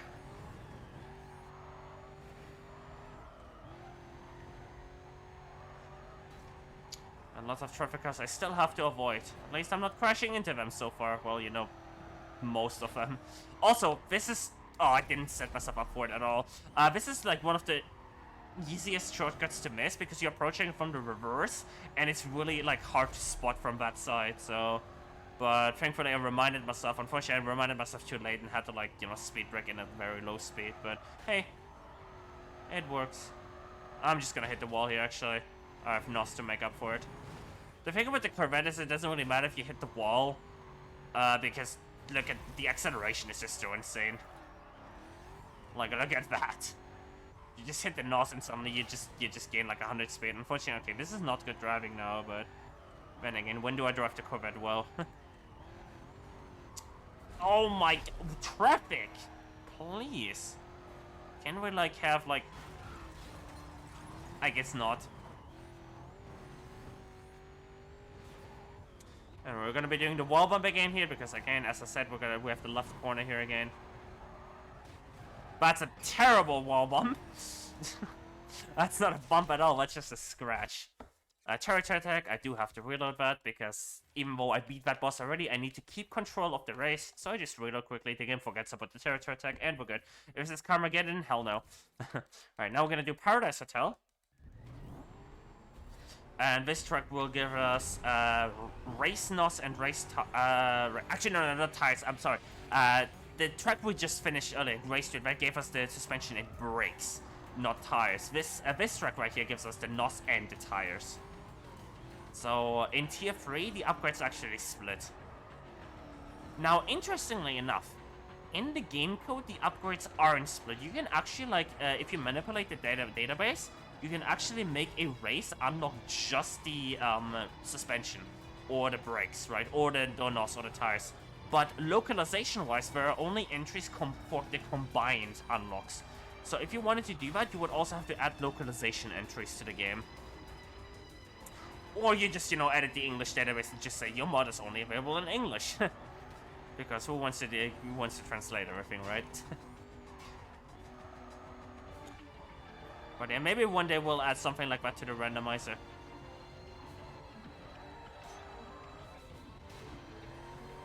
I just realized I started this race from the safe house, so I'm probably gonna get a cop chase on here. Whoops! Yep! Speaking of the devil, yeah, but I deserve that. But it's literally like all the cop chases this run have been literally my fault for just starting them from the safe house.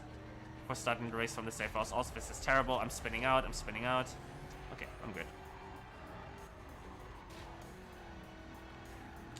Like, over this run, I think I lost like a minute in total to just my... Actually, okay. Not just a minute, because, you know, I did that trade paint gold mishap with, like, only taking out 25 when I should have taken out 30. But, yeah.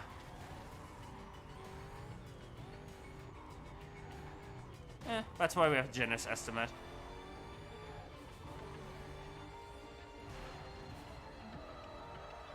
And this is a great example. Okay, that's not a great example. This is an example of what you can do with the Corvette. Sometimes you don't need to take racing line. Sometimes it's actually better to just spin the car around long corners.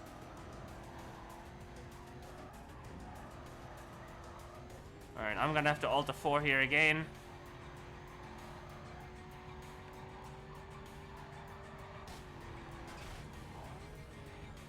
Didn't feel like taking that corner. Alright, finish that.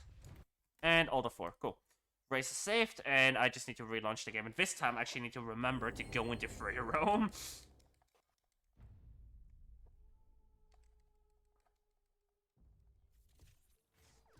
Before starting the next race. So now we're going to be doing Spade Street. Here it is. And this will give us the, I think it's the turbo, if I'm not mistaken, the supercharger? I'm not 100% sure. But I know it's part of the, like, the 4 sets. It should be the turbo, actually, because it's the only thing left. Because I know Brook Street, which is, like, the track we're doing after this, will give me the,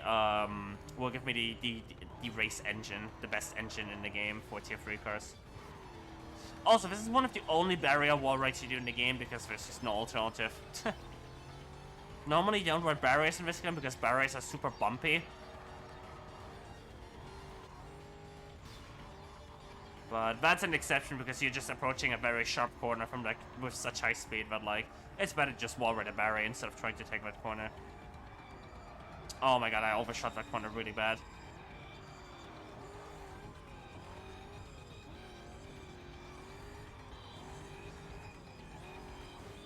Now the reason why I use all my Nossphere is because there's not many opportunities to use it on this part here. Also, I'm missing the shortcut again. I said that in Challenge Series already, but if you take the shortcut there, it lines you up really badly for like, you know, that part of the track.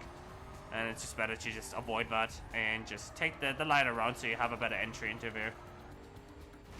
Alright, that's Spade Street. And now we also have this area unlocked. And where's Brook Street? Where's Brook Street? I just missed Brook Street for some reason. And now this is actually one of the most challenging tracks in the game. Like, I would say, personally speaking, this is the second hardest track in the game after Eternity Pass Canyon Sprint. Because it might not look like it from a casual perspective, but there's tons of like weird corner parts. And tons of corners like after hills and all of that where like the car is like very hard to control.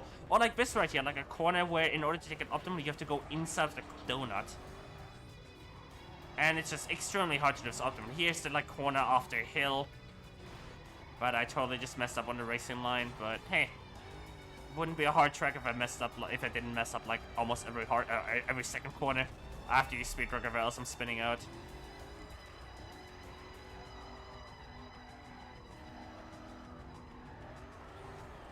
Now, before I go into the second lap here, I want to quickly state that the IL record in the WCG rules, that is, no Corvette, no Audi, no NOS, no speed break, all of that. The IL record for that is a 125.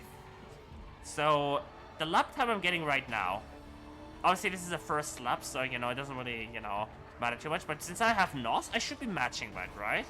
So just so you know how, like, optimized this, but I'm no even close to matching it, because the IL in this game, like, on this track, my FLX 2105 is just insane. Also, I'm getting traffic in the shortcut.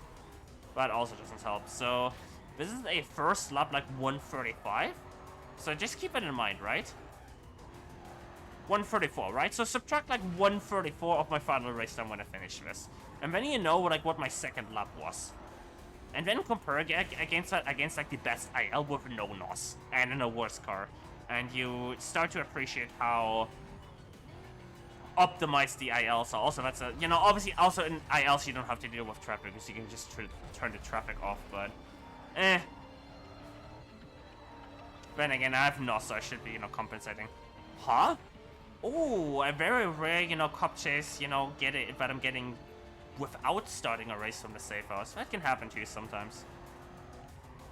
But it's way more rare.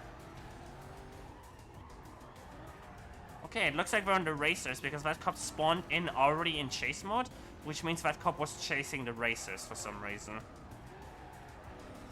But if something like that happens, even if they spawn ahead of you, they won't see you. I've had that happen where, you know, a cop that's already in chase mode spawns ahead of me. Okay, that cop's unfortunately gonna see me because that cop is not in chase mode already, so. And once, you know, you get the flash and once, you know, one of the cops sees you, it's just game over. You have to do the cop chase. I have an idea. Nah, they took the shortcut. I was thinking of taking the preset breaker, but unfortunately they took the shortcut. So remember, 134, right? So I'm finishing at like a 130 here, right? So I'm 5 seconds slow. I'm actually gonna get busted since the cop is like, hello? Bust me. I want to show you that you can get busted too. There you go. Because that's an alternative strategy. You can just get busted too, and it doesn't really matter. And that's actually the short bust cutscene. That actually saves me time. You know, some cutscenes are longer, sometimes they're shorter. That's why I don't usually get busted. Anyway, and now we have all the upgrades. So now we can get a race engine. We're gonna skip the transmission because it literally just increases your like your top speed in acceleration penalty. Basically, it reduces your acceleration. Brakes. and a supercharger. And I left my suspension on default because I'm just most comfortable with default suspension right now. And now we just do all the tracks. All the tracks that are left over right now, I just clean up. So, and we have to do them all before challenging the final boss, because if I were to do Darius first, then I have a situation where I would have to wait for the credits to play out before I can resume back into the game, and that's bad. Also, this, I haven't talked about this, this is a rematch, and for some reason you can skip the start cutscene there. We don't know why, it's just a thing that happens. Anyway. So now I'm just doing all the tracks. This is the Corvette drift. Normally you do it all the way at the end of the route, but this time, you know what? I can just do the races in whatever order. No one can stop me. This is actually one of the more hated events by everyone, because people don't really... Because, as I said, the Corvettes don't really drift well in this game. So this is a very hated event by everyone, especially in the any percent scene. But it's still bad in here.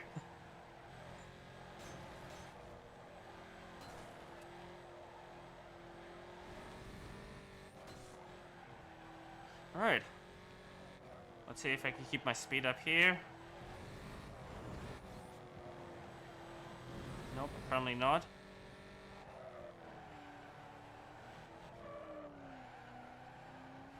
Nice, kept my speed there. Cool, that's a good drift so far. No wall hit. Nice.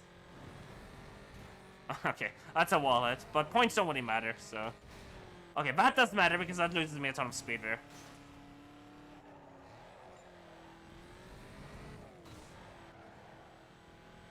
It happens.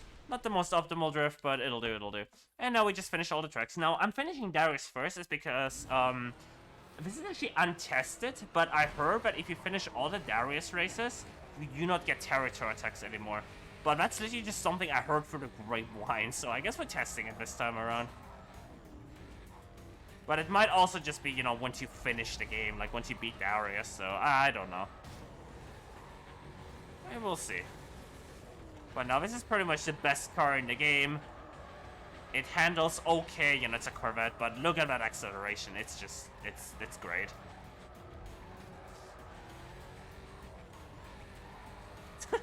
Yep. And because we also have Nikki, we also get, like, we have Race NOS right now, and Nikki, so we just basically have, like, almost infinite NOS here. No! That's, I can say that's never happened before, because I've done that before. But, that's highly unfortunate. I thought I can still make it in the shortcut from there, but... Hey, at least we might get to draft Nikki here. Oops, too fast in there. Nah, we're probably not gonna be able to draft... We might be able to draft Nikki on, like, the end parts here, but probably not. Because I have a Corvette and I'm still speeding ahead of her here. Even though when she's trying to rubber band in front of me to, like, draft. Screw that traffic car in particular. Alright. You always use the Lambo. It's not a bad car, it's just not the best car.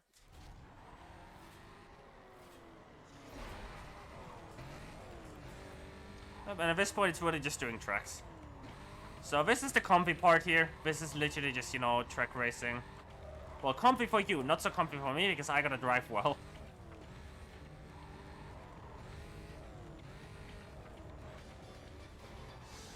Oop, okay, got it. Ooh, this might be a flip here. Nope, it's not. I'm gonna speed brake here, just so I stabilize the car and just get the exit off. Actually, just gonna tap the wall here, spin the car. Ah, I didn't want to tap that inside, though.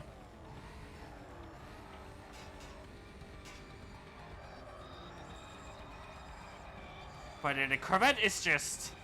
It's really hard to control. I'm making it look easier than it is, and even still, I'm very rusty at the... Oh, God, yeah, like that. Tap the left side there and just set myself up for failure. The Corvette is a very, very hard car to control. And I'm making it look easier than it is to control, like, on the stream.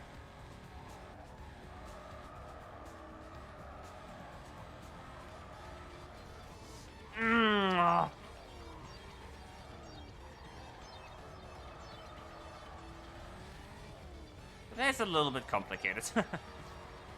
Status, it's complicated. Relationship status with this game, basically. That's my relationship status with this game, it's complicated. Oh my god, that's what I get for looking at chat. That's not any like that's not your fault for chatting, it's just me, you know, looking at chat in the wrong moment. Alright, let's just actually do a funny and flip the car. Whee! Great finish right here. Alright. How do you like Need for Speed Heat? Do you like it so far? Heat is a good step, you know, it's a good step in the right direction, but as I said earlier in the stream, EA needs to do a lot more to win the trust back of like the old school NFS gang, because as far as it goes for me, they ruined the franchise. Anyway, wall bomb time. Let's... Yeah... That can happen too. Let's see if the car... Nope. Yeah, that can happen too. If you go too hard in a wall bomb, that will happen.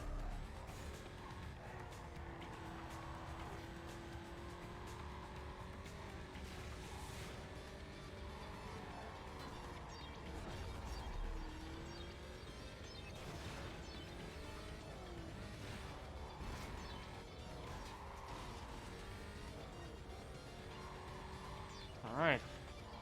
Gonna do that one more time because this is a circuit race, so 2 laps. All circuits in this game are actually 2 laps. It doesn't matter like which one, unlike most Wonder where, you know, some circuits are like 3 or even 4 laps. But then again, in that game you have the lap glitch.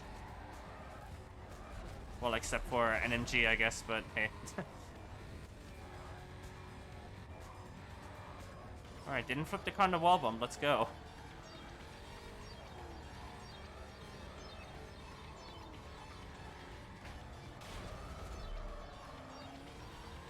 Oh, that could have been much worse, but it actually ended up working quite well.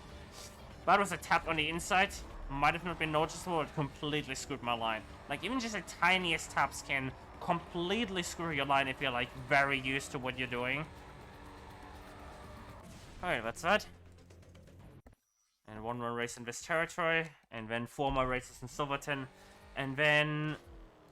Yeah, we'll actually be unlocking the Darius race, but I'm not going to be challenging Darius first, because as I said, if I do that, then I would have to wait for the credits first. And that would take a long time.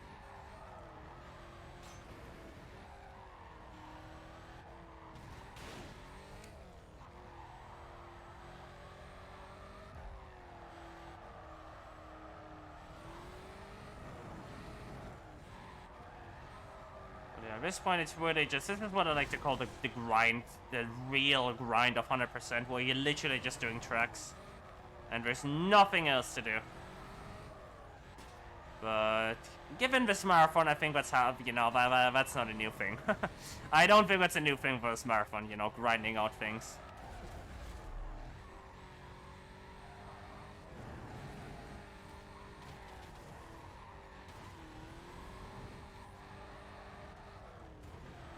Okay, that worked out pretty well, actually. That did not work out well. Okay, I kept the car under control, though.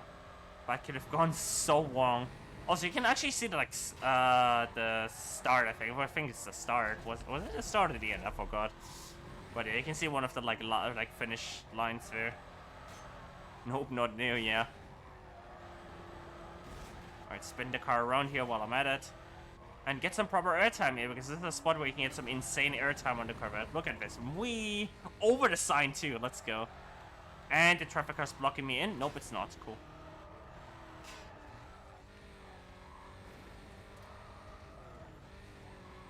Alright, and that's the end of the event. So it was the end, actually, not the start. But then again, my memory for these tracks is really bad. Alright, I might just do this first, actually. Now, one thing I have to remember is that if I get a cop chase in, like, the next territory, I have to, again, make sure I get busted and not, yeah. Okay, this is a perfect example of why you don't take that shortcut if you're going in that part. That's a perfect example. Because, yeah, I just forgot, as I said, my memory on these tracks is very much lacking.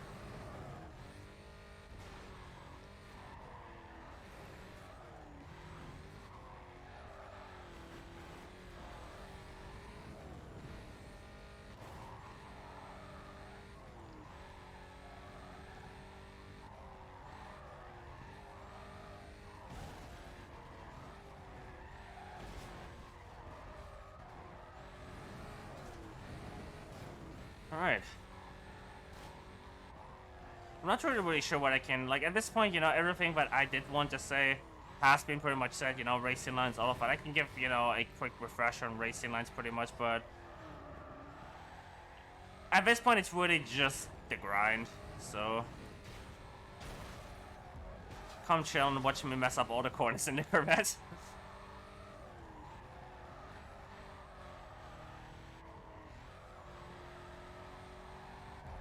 I guess I can also plug back the other things that are happening in Need for Speed right now. So I've mentioned this already, but basically in less than 24 hours, there will be a community marathon starting.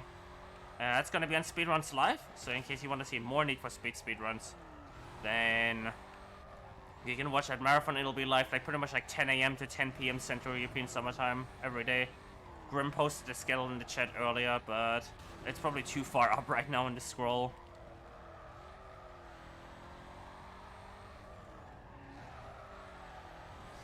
Oops, want to get past that before the traffic cop completely blocks it off.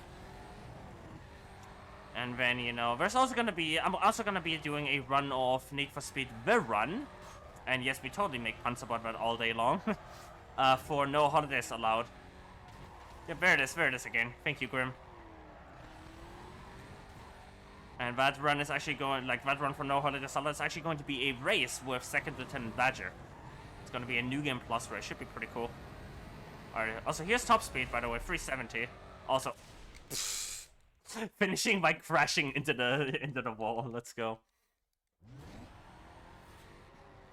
Alright, so I gotta remember now, not this race, but after the next race, I cannot alter 4 again. I gotta get busted.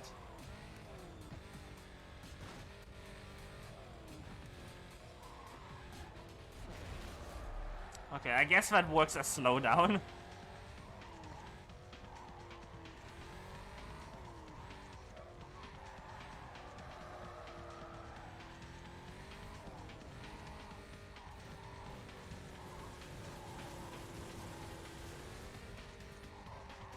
Alright, I'm actually taking the time to allow myself on the right side here because there's a very sharp left turn and of course I tapped the inside, but the idea behind that is that I get a maximum racing line around the corner. I might be able to draft Nikki because of that mistake, but I'm not gonna Nausea. I want her to stay in the zone because if I get too far away from her, she's just gonna like ignore that I activated her. Alright, come here, Nikki. I want to draft you. I want to draft you. There you go. Alright. And let's, this is like the most insane, by the way. I'm not even gonna take the shortcut because I want to show you all this. Oh, you're having fun. We're just mauling the traffic. Alright, look at this acceleration. Neom! Neom! Neom! Yeah. That's draft acceleration to Corvette for you. You having fun there?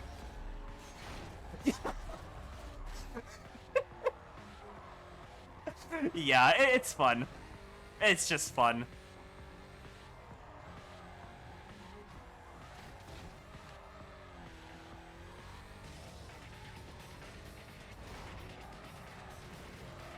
And another very small inside tap, just maybe completely mess up the corner there, but you know, it's fine.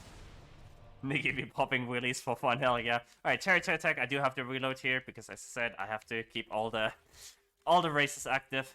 All the races under control. Let's actually do a canyon sprint first, just so I don't have to do, yeah, I have to because I'm starting from the safe house. Good call there.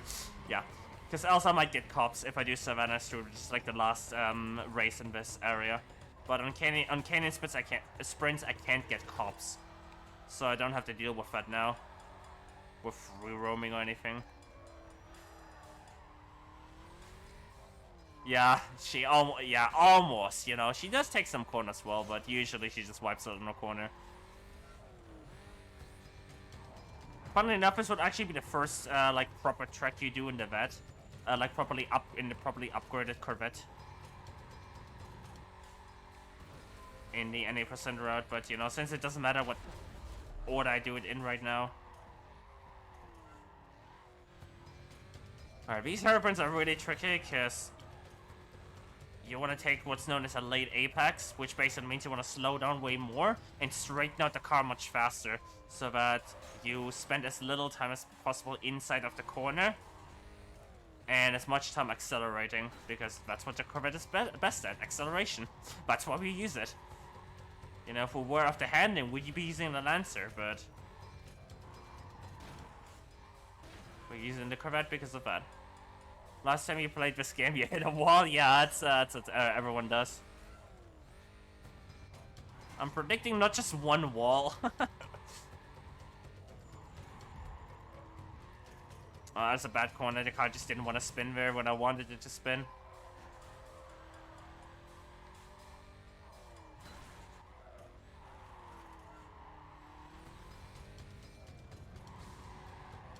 I'm just gonna hit the wall here.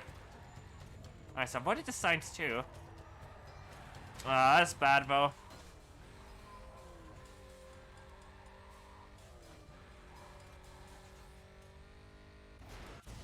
Right. And one more trick.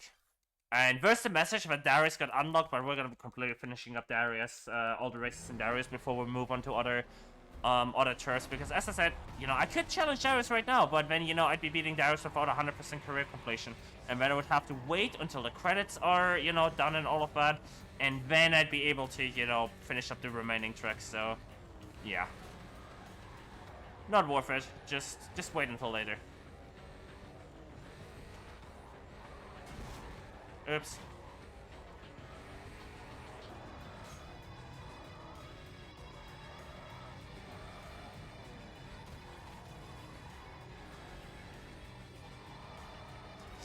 Again, one of these tiny inside taps again that's just messing me up.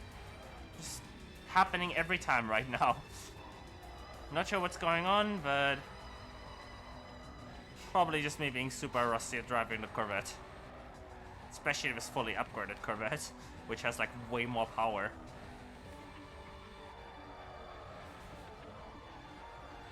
Why did you not know George is doing a run? Because I haven't advertised it much. And this is actually a filler run, so this wasn't originally accepted, but rather they needed like a 6-hour filler. I was like, hey, I can do Carbon Game Hundo.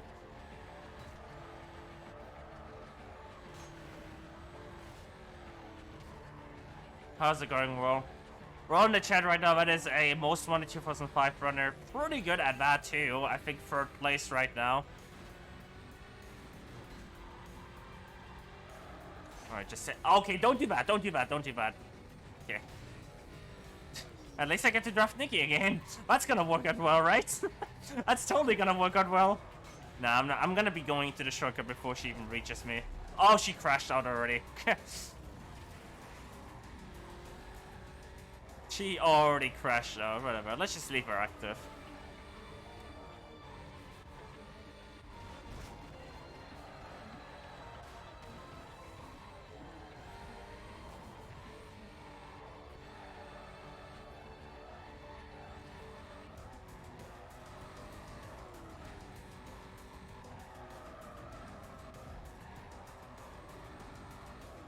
Alright, and with this track being done, that's all of the Darius tracks complete. So at this point, we have 15 tracks left to go, because we have 5 tracks left in every boss area. We have 4 from the 4 territories that we only were 3 races, and then 1 race war per territory. So let's start Kenji. It doesn't really matter what order I do them in right now. Let's just start with Kenji. Let's do the race wars first, just so I can show you how insane the acceleration is. Because this is like the best way to showcase.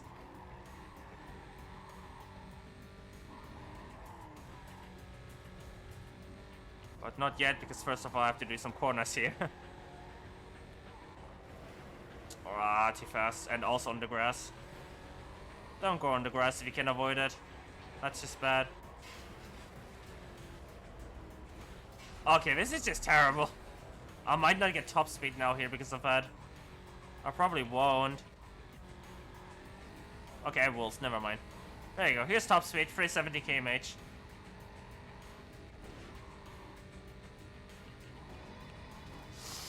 Okay, don't do that. Just struggling with the Corvette right now. How are you doing? I'm doing pretty fine. Just finishing another Game Hunter run. Unfortunately, unlike my other Game Hunter runs, I've had a streak. Every time I ran Game Hunter at a marathon, I always like PB'd, but unfortunately this time it won't be. because I choked like 10 minutes in challenge series, so yeah, happens. Streak had to end eventually, so, you know.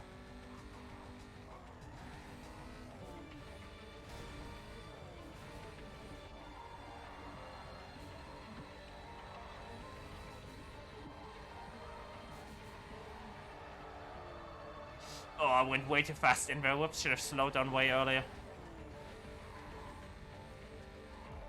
Now, one interesting thing is that in these events, you don't actually have your Kruma, which means I don't have the 50% NOS boost right now.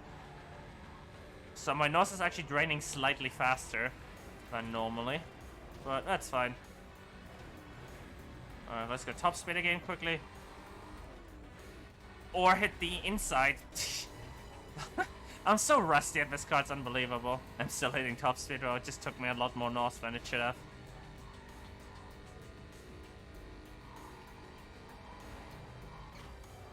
This is just an embarrassment for me. This driving is just bad. Blah. Lurk. Can I get a disgust? Can I get the nauseated face emoji for this run, please? Can we just put that like in the chat right now? Just demolish chat, because that's how I'm feeling right now.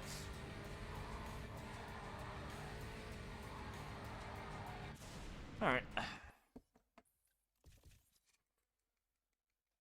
And now we're just finishing up all the Kenji tracks.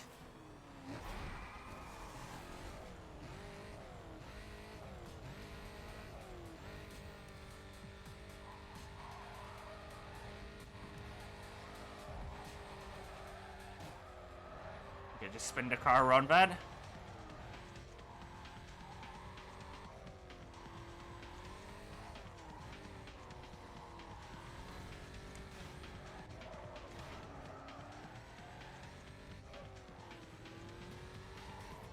Oh, Nikki again?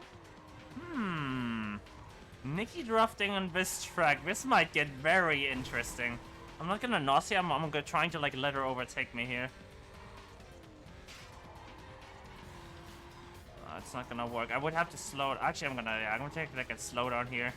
Just so I can draft her.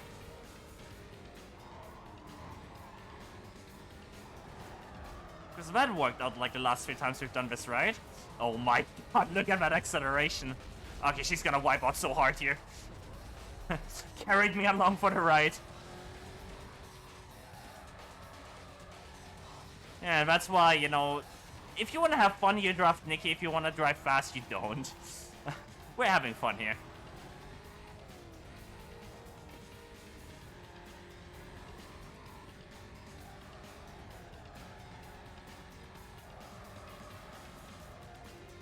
Uh-oh. Okay.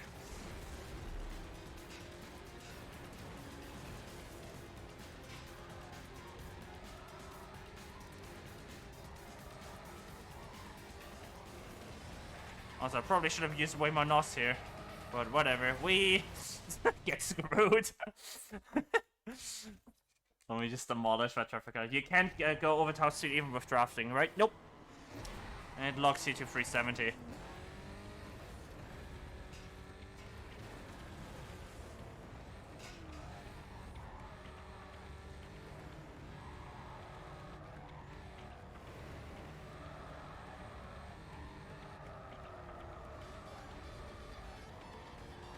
There's an okay corner.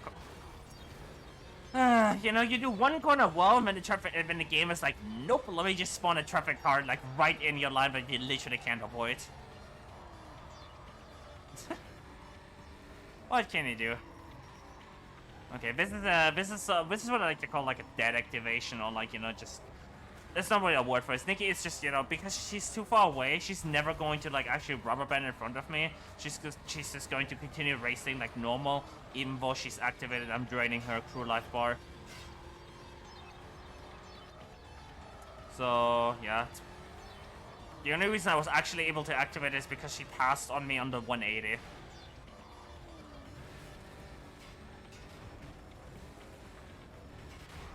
Move.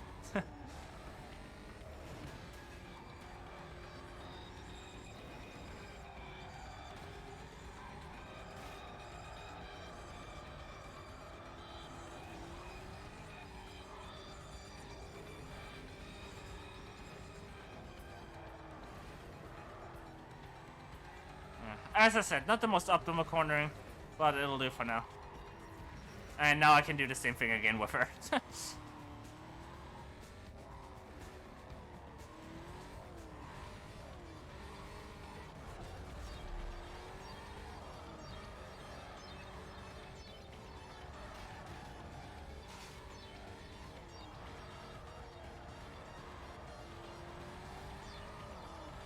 And that's this race done. Still a couple more to go. Still like 12 races to go. And then we can actually find... Then there's another 4 at the end. So 16 races to go pretty much. Oh my god. Haven't had that happen in a while. Main Street is a fun track. Main Street actually one of the, like, pretty much the shortest circuit track in the game. Well, maybe Zalazar Street is faster. But it is very RNG.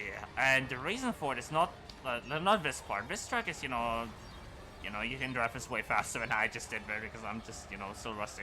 But the reason why it's very much RNG is because this jump right here. If you want to do like a proper IL, you need 2 perfect jumps here. Because this landing here will affect your speed into lap 2. Into like your actual attempted lap here. And then, you on this lap, if this was an IL attempt, you would have to like actually like, get another good landing. So that's why there isn't many people doing this track in an IL setting. Oh, yeah, that's bad. I had to wait there because if I reset, it's gonna put me all the way back. But, well, I guess some style points. Nikki might get in range, but yeah, I'm not gonna be able to draft her. Because she's not going to be taking this shortcut.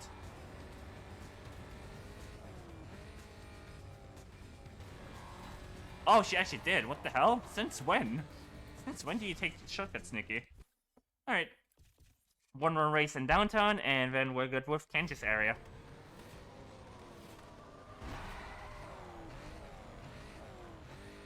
Now, this is Chinatown Tram, and I'm actually taking this, this even though it seems slower, because I want this to do this corner better. Because taking the second part of a shortcut, which I can pretty much only do reasonably if I take the first part as well, gives me a much better entry in that corner. I missed that in the challenge series earlier. Oh, what is that spin? That was some spin. Well, I guess I get to draft Nikki again, huh? We get to have some fun again. Let's go. Or maybe not, because I have the NOS here, because my NOS is literally full. Oh, I might put the...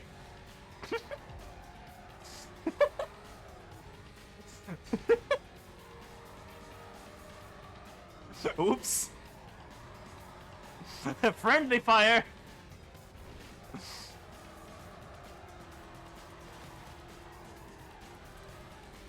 Oh, she's still rubber banding. She's still going in. But her crew charge is going to deplete now, so I actually can't draft her. I have to hit the bus stop here. Oh god, that's 2 on the right though.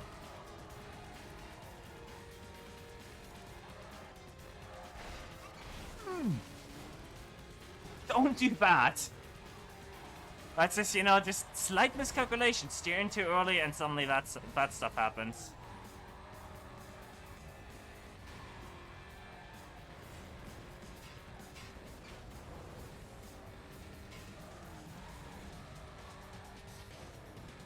I don't think I have to explain why that loses a lot of time. It seems like you hit the corner very, yeah.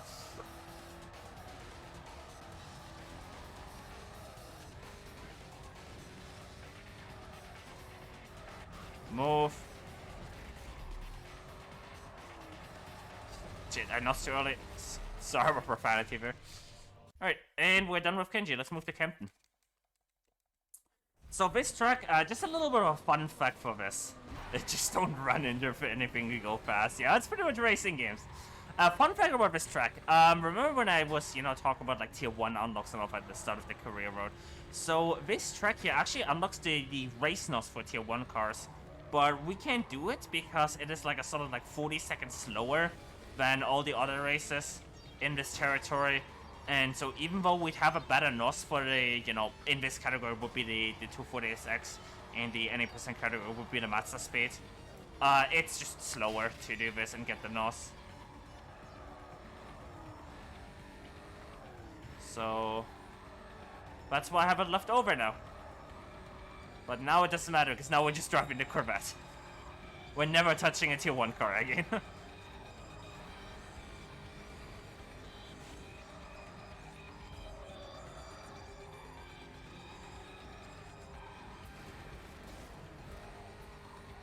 Let's just spin the car around this one.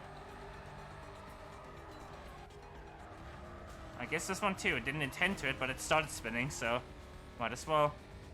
Actually, I'll just keep nossing here, actually.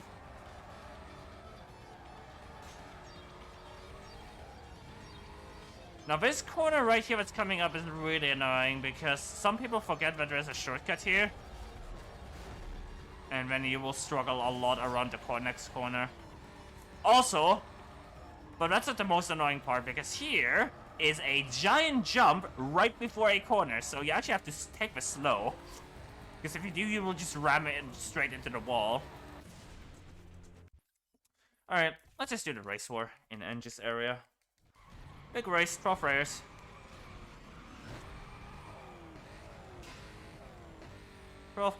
And a pretty Corvette-friendly track, to say the least.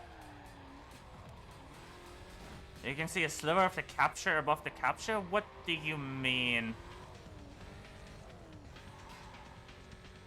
Not exactly sure what you mean. A silver of the capture? I'm not sure what you mean, sorry.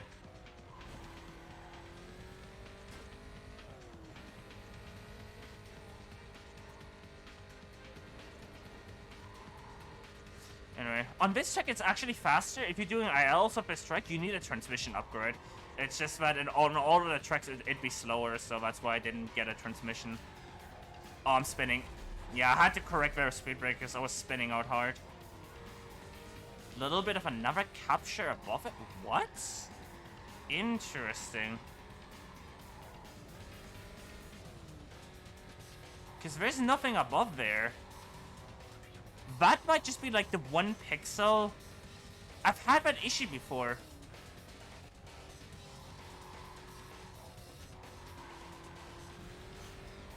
I've had that issue before where like my topmost pixel of like all my game and window captures are like, you know, like a weird like silver line. I don't actually know how to fix that. If anyone here knows how to fix that, then please let me know.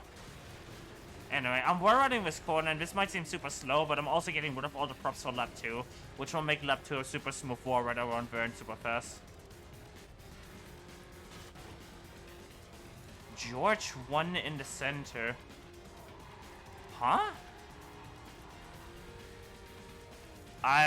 Is this like a problem? Because I can look into like seeing what's wrong here if it's a problem. But I don't really see what's wrong. I have to stream up just in a very tiny window right now. It's not a problem? Okay. It might be the window capture, yeah, or maybe it's the window capture in VLC.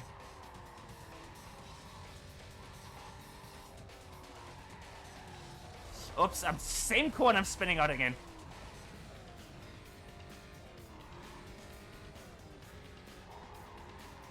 Oops.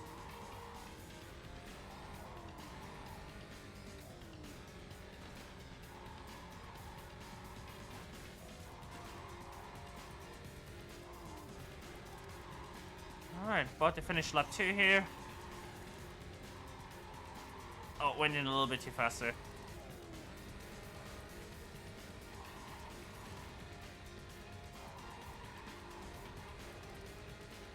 And now this is why I cleared out the props on lap 1. Why I took that slow wall ride, because now I can just get a very smooth wall ride and conserve a lot of speed here.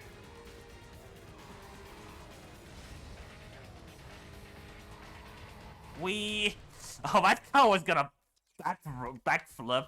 Oh my god, look at that landing. Alright, I gotta remember to like launch a... I'm actually going to temporarily go into Wolf because there is a canyon sprint here. And there's no canyon sprints left in NG right now, so just so I don't have to free roam. So we're just gonna do a quick Fortuna track and then we're gonna be right back with NG. quick intermission.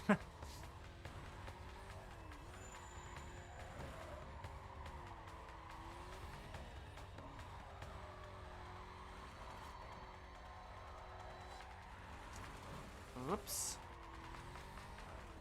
This is a canyon sprint in a Corvette. This is one of the most challenging things you can do in like the game, and I'm not doing it too well. Okay, just hit the wall here actually.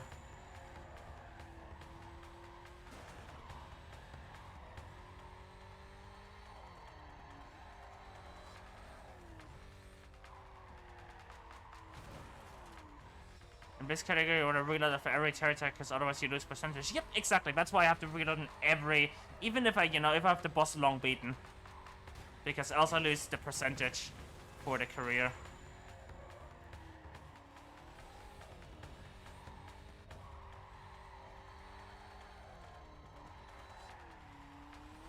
Oops, that was bad. Yeah, you lose the percentage. Yep. If you if you let them attack your territory and don't do anything about it, you will lose that percentage on the career completion. Yep, dynamic territory. It calculates the percentage of how many races you control, but since you can lose races, yeah. Anyway, back to NG. A little bit of extra menuing, but I want to do NG first.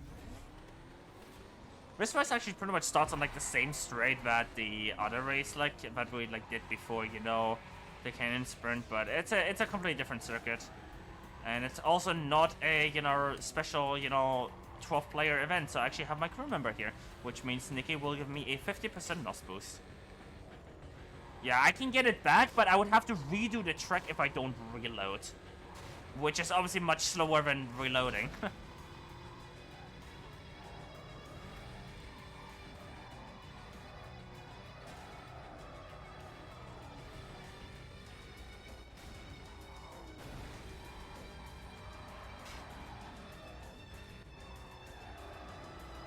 Yep.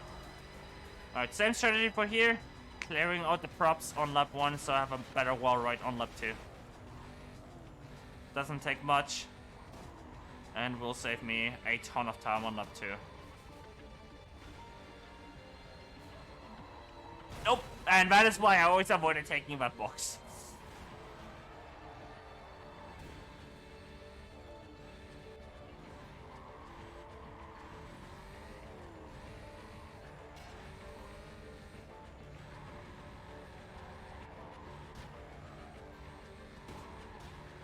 Not the most optimal driving here, but it'll do.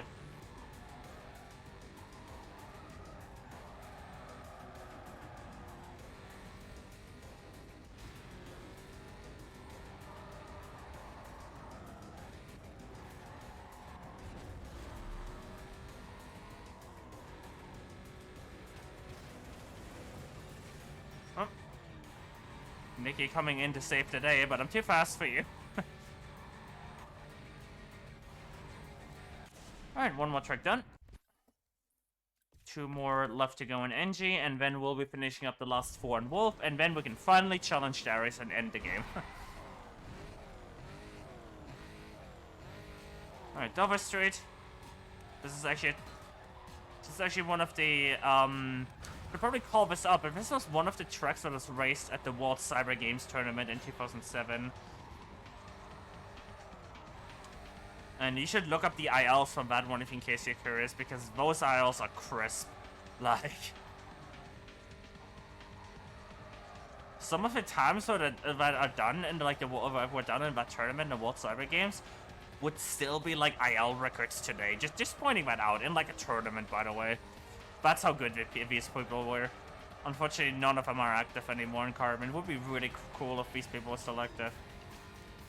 Yeah, funny how you can run into a car 240 kmh. Oh, 300. There's no damage model.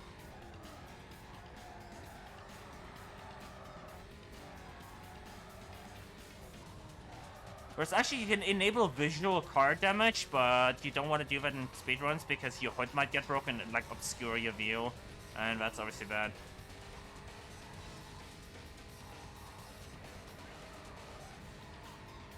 Again, one of the tracks where, having a transmission would actually be optimal.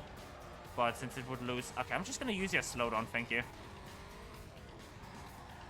I went in a bit too fast there.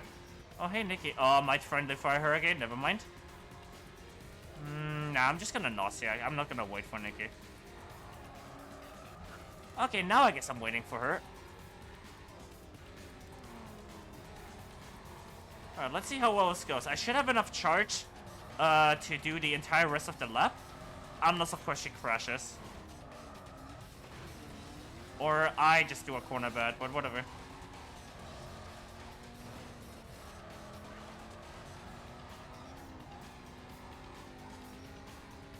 Oh, that's cops, and they saw me instead of Nikki. That's bad. But that's fine. We're just zooming, and you're having fun. Alright.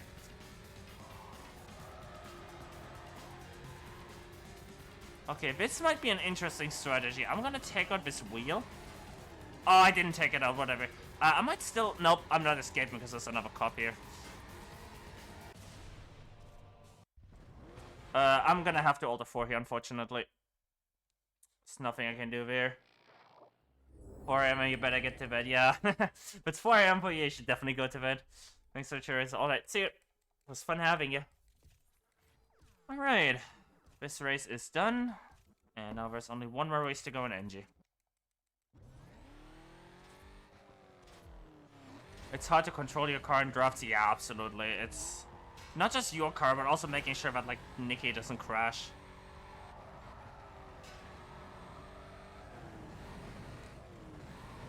I should have left a little bit extra NOS to get up to top speed faster, but it's fine. We're zooming anyway.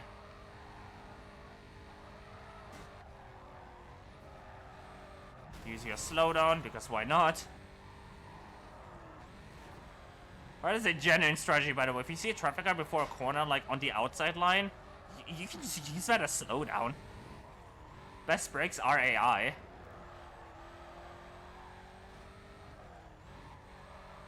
I'm gonna, yeah. Oops. Don't do that. Okay. Taking the shortcut for the same reason as, like, you know, other times, lines me up better for the corner.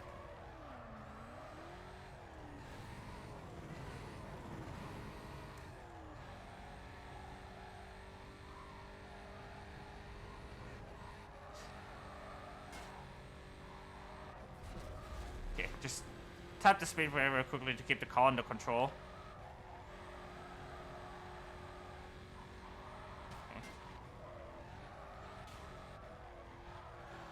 Okay.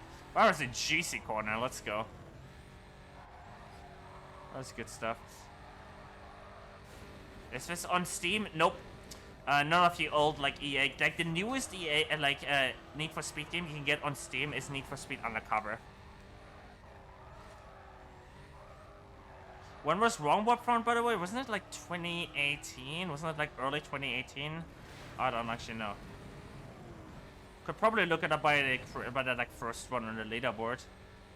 And how? YouTube video. Literally, I was just browsing YouTube videos and found out this like Wrong Warp that somebody was talking about. I was like, hey, can't we just use that to warp to the final boss? Yes, we can. But you need a separate save file, unfortunately. Because the one race that is unlocked from the start, that you could wrong warp to at the end, is unfortunately also bugged. Because you actually have the final... Okay, so let me explain this, you know, since I'm just driving anyway. There's a glitch in the game called wrong warp.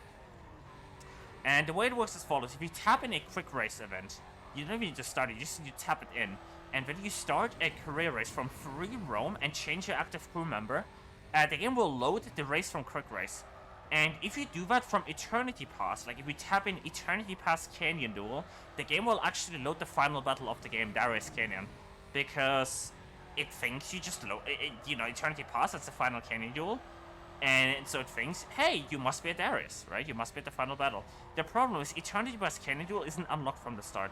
What is unlocked from the start is Lucky Towers, Darius Circuit Race. But for some reason, if you wrong warp to that, it just doesn't work. Like, it plays the cutscene and everything, right? The game thinks you're there, but then once the race starts, Darius just disappears. And our theory is it's some sort of, like, failsafe that doesn't get activated when you actually directly wrong warp to the Canyon event.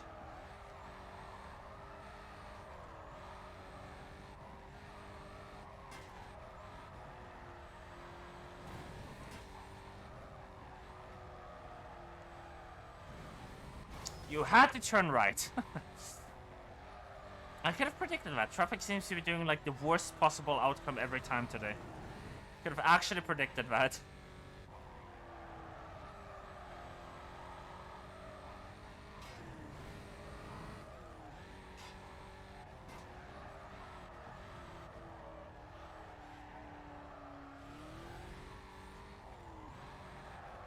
I'm just actually personally curious, how do people like handle commentary for these like 24-hour runs that we've had on this like marathon before?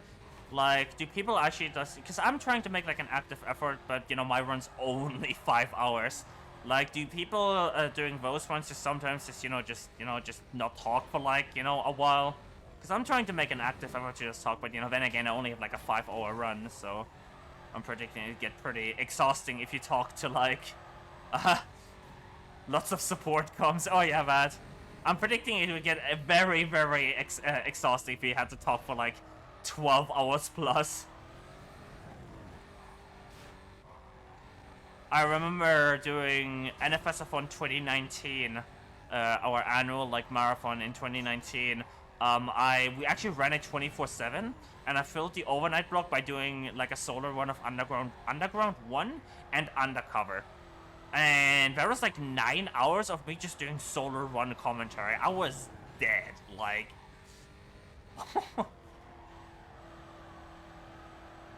I was actually just dead at the end of that.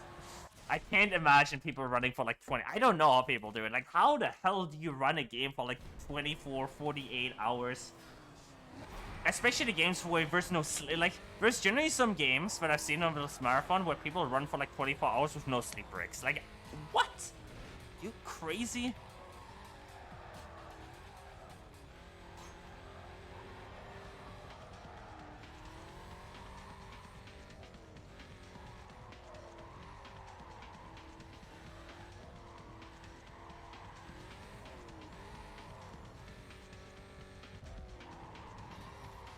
Alright, I guess we'll get to draft Nick. No, maybe not, because she's probably not going to take the shortcut. Yep.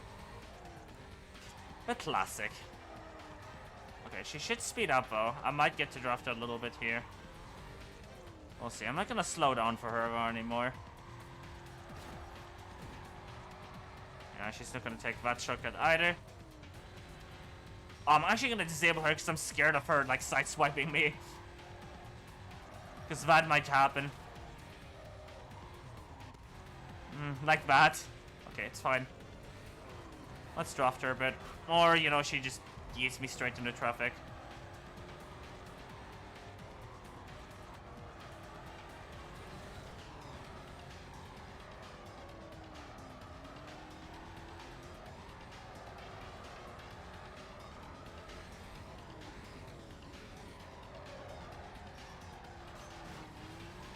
She's not gonna take the shortcut.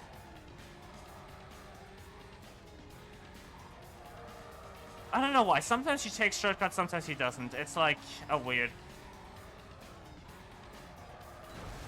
I'd really like to know why. Also, what is this AI race I'm doing? I'm about to lose this race.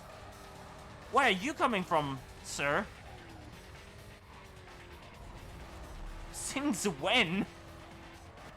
Okay, then. That was weird. Reliable and unreliable at the same time. Yeah, pretty much. Alright, Ocean View. We've seen this track in the challenges already. It was the silver circuit event in the Gallardo, I think. Or maybe the gold. I forgot if it's gold or silver, but it was the one with the Gallardo.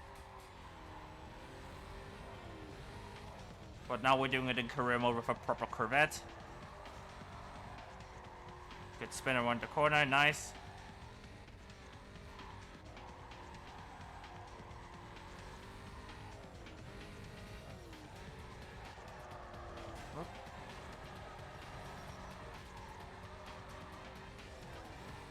Now the thing is, Nikki is gonna be pretty much useless on this track again because there is a huge 2-part circuit where I might get to draft her a little bit here. Oh, this is perfect. I'm actually gonna. This is probably gonna like make me wipe out, but I'm curious. Ah, no, it didn't work. I wanted to like stay in her draft zone and then like deactivate. She's gonna sideswipe me, right? No. I wanted to like. I'm gonna try and do it on lap 2. stay behind her and then deactivate her to get like the slingshot effect right as I go over the jump and too fast too furious here. You know, while I'm, you know, not gonna PB anyway, might as well have some fun.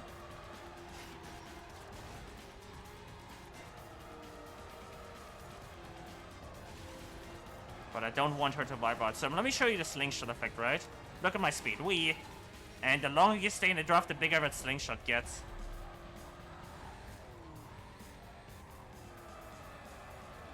You having fun there? She almost sideswiped me like hard there. Yeah, she likes to do that too. Okay, You having fun there? Well, I guess so much for that plan. Unless I slow down. I guess I could just to have fun. I'm not PBing anyway, so... Yeah, I wanna do that. I want it too fast to furious here. Let's do it. Let's do it. I want it too fast to furious, Nikki. No, you need to overtake me. Okay. I need to stay in her draft zone. Around this corner. Don't lose her. And then full nos off the corner.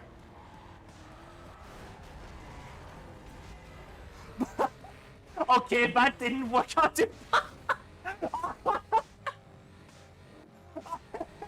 Oh my god. Well, that didn't go to plan, did it?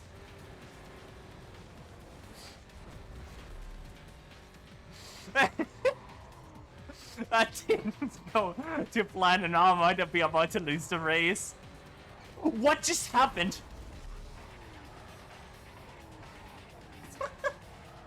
That didn't really go to plan. We're just having fun, alright? We're just having fun at this point. Alright, so I specifically left this for the last race. Y'all remember that really long, like, event in the challenge is? Well, at least this time it's only 2 laps, but it's still annoying. Welcome to Library Square, again.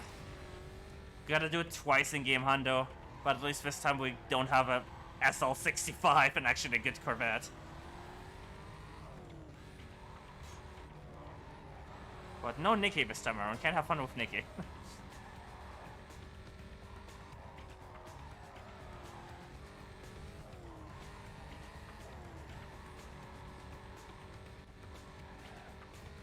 Oops. Don't want to hit those trees. I'm pretty sure if you hit a tree like that at 300 km/h, it's not going to be the car that wins. That might be the tree. It was too fast while driving furious, yep. Pretty much. I mean, I'm not gonna PB with like a 10-minute mess up in challenge series, so yeah.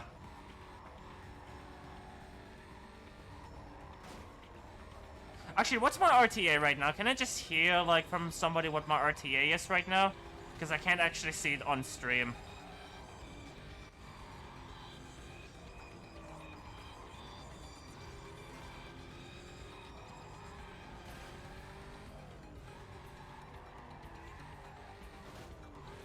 So yeah, I definitely can't PB with this because the final sequence of events takes like 9 minutes, and my PB was like, I think it was something like 2:25, like 5:25. So yeah. Carbon Most Wanted has so good OSD. Oh yes, they do. Yes, they do. Oops, that didn't go so well.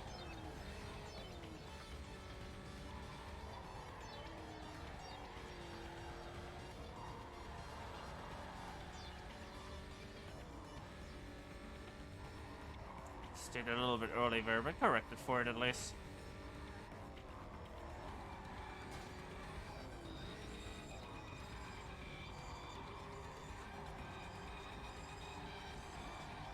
Right, so I'm actually going quite a lot underestimate. I'm gonna be going like 25 underestimate still, just for the tech info. Is there any like marathon stuff in chat right now? Just curious. Is anyone like watching the? Because I've been told that the person that generally runs the stream is like taking a nap right now and should ping somebody if something goes down. I'm just curious if there's like any tech in the chat right now. Because I can fill that time. There's like a bonus run I can do for y'all.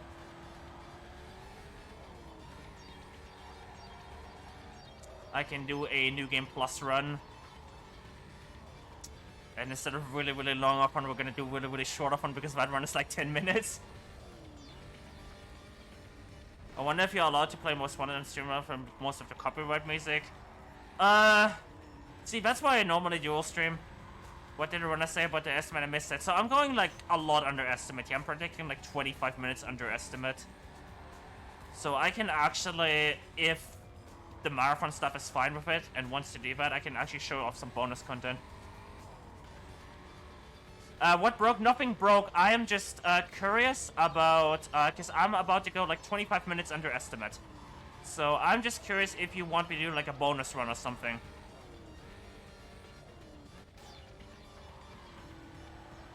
Or if I should just outro and then you handle whatever we're ahead of.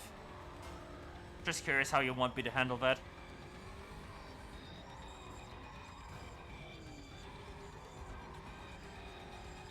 I don't know how, if we would like started late either or something like that, so... We'll see if the next one I can start are... Oops! Oops! That's why I don't look at chat. Nah, that's just fine. We're just organizing. You literally just rolled over. I see.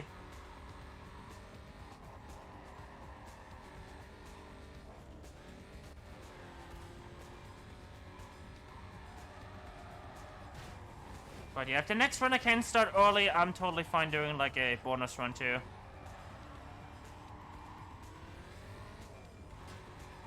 Oh, I don't know. We can play like Among Us on stream. I don't know.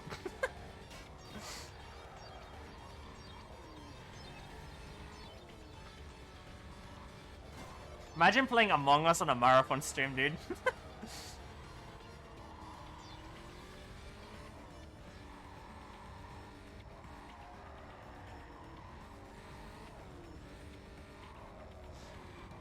Alright, this is about to be over too, and then it's finally time to challenge Darius. Among Us is a game where you get in with the other place and trying to get killed by... No, it's not trying to get killed by ghosts. It's a bit different. So Among Us is it's basically like a detective game, right? It's like ex-players, but some of them are imposters, and they can kill people. And you're trying to figure out who the killers are. Like, either you win by getting all the imposters ejected, by voting them off, or you win by finishing all your tasks. It's a very fun game. Oh, plus Phasmophobia, I see. I see. It's a whodunit, I see. Alright.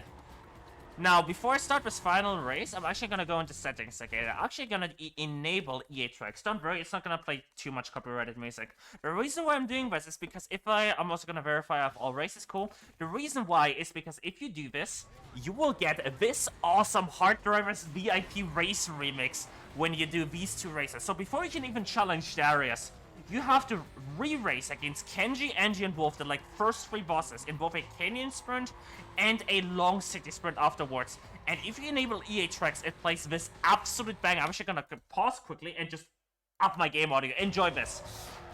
I'm gonna turn it down later, but just enjoy this absolute banger.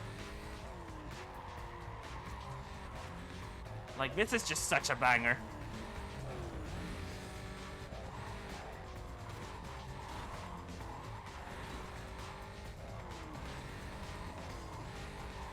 And it has like one of the most epic drops too.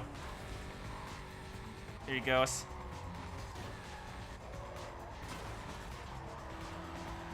Oh yeah, this is a certified catch-em.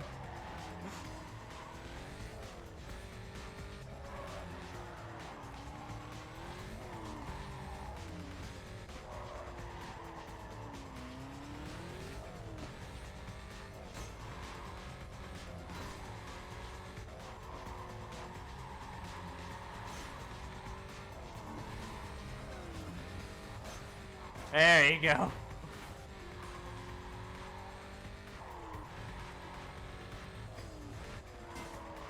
Oh, I didn't get grip around the corner. Normally if you like brake really hard on the corner and then also downshift, you get like super grip around the corner. But unfortunately that didn't happen. Now, in case you like the song, I'm listening to it one more time because it also plays on the city race. Coffin, please. Is that like the dancing like coffins gif? Because I don't have BTTV installed on this, I only have FFC. We may need Philip and Oscar. Alright. This is actually quite a bad city sprint. I mean canyon sprint, but whatever. Anyway, if you like the song, I'll be playing again here.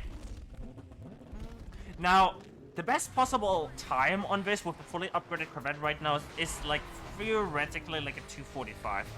Practically that's not going to happen because I'm very rusty with the Corvette, but my goal right here, whenever I get the chance to like race in a full Corvette, I always want to get like a sub 250.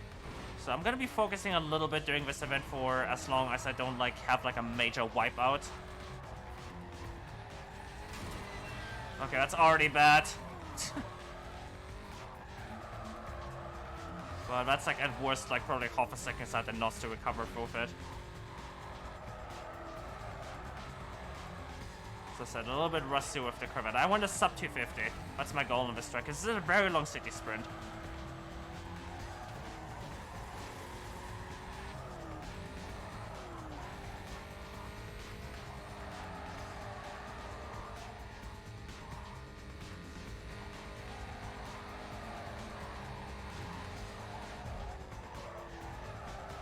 So a little bit of focus time for me on driving.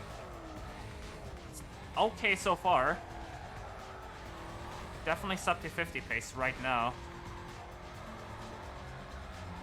We'll see how it continues. It's a very long track.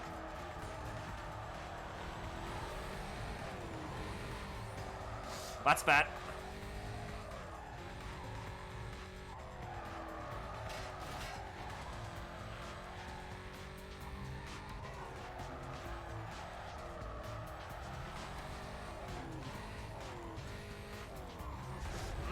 That's also very bad. Okay. Sub to 50 might be getting in danger now.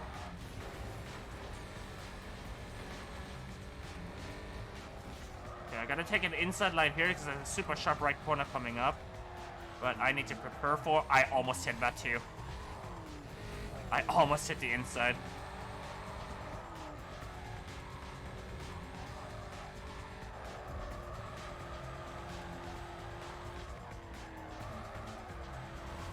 Okay, that was good. That was really good. Okay, this should be a sub 250.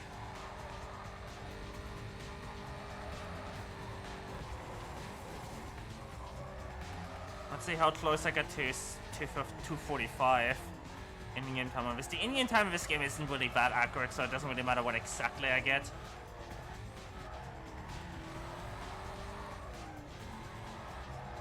Ooh, this is actually a really good time. Wow, look at that. That's oh my god. Too far. I just stopped my timer by accident. Whoops. Let me just undo that. Undo split. Wow, that's actually a really good time. 245 is insane on that track. Let's go. Alright, we're on Darius. 2 more races to go. Just for the tech, get ready on timer, because time will happen in about like 4 minutes, roughly 3-4 minutes. Actually, like 3 minutes. Yeah, 3 minutes 30 roughly, something like that. So get ready on timer soon. But first of all, we gotta obviously, you know, now that we're finally on Darius, now we start the circuit race, and then we'll be on the canyon duel.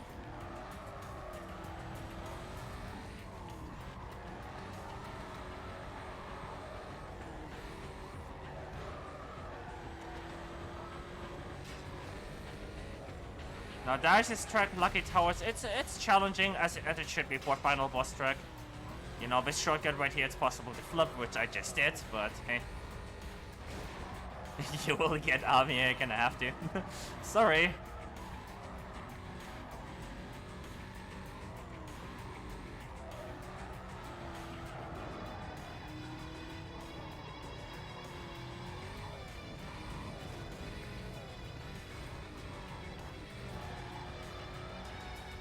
Alright, looks like Darius did take the shortcuts there, so that makes this race a little bit more, you know, just a little bit, but, you know, normally, even if he takes the shortcuts, you can still easily outpin him, like, outrun him.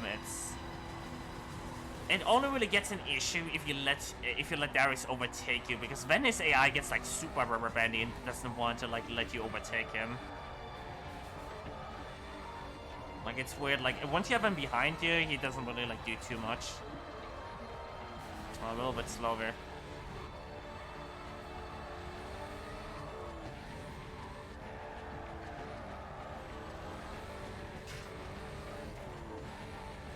Using a little bit too much. I might flip here again. No, I'm not. Cool. It should be a pretty safe win here for the circuit duel, and then once this finishes, it'll be a canyon duel. So the moment I cross the finish line, it'll be about a minute to time, depending on how well I do the canyon duel. You know, sometimes it takes a couple tries. Usually not for me. Darius is too depressed when he's behind you. Oh god.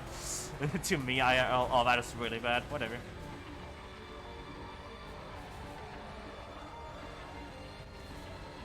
Looks like he is getting a bit closer because I did some driving mistakes there, but it'll be fine. Unless I like flip here. Nope.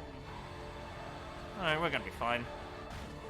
Now, another thing I do is actually swap into Parkham here because that, for me personally, makes the overtake easier.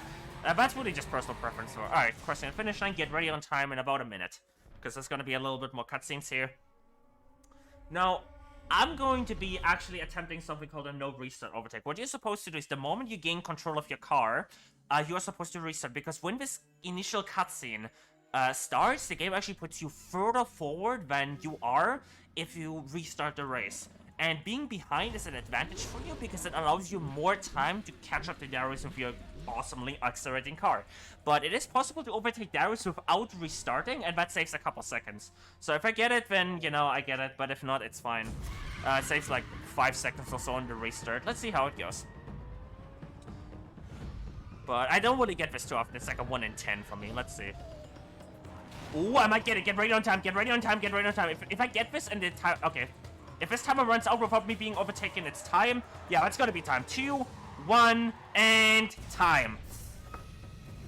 And that is Need for Speed Carbon, game 100%. And I didn't stop my own time, my own loadless timer, but who cares? GG's. Alright, I'm gonna quickly mute my game audio because I don't want this, to go, because I want to say something before I go on the final scene. So, the final cutscene of the game, Darius sort of like talks to you, and you know, it's like whatever words. Just ignore this is like some end cutscene, and actually just pretend this is Darius talking to you from one speedrunner to another. Suddenly this game has like a meta ending. Just see for yourself. I mean, let me turn the game audio back on. So, you know, first of all, we get this, which is like, you know, just a sort of like musical ending music with like a crew logo and everything, right? But then in the end there's a rendered cutscene.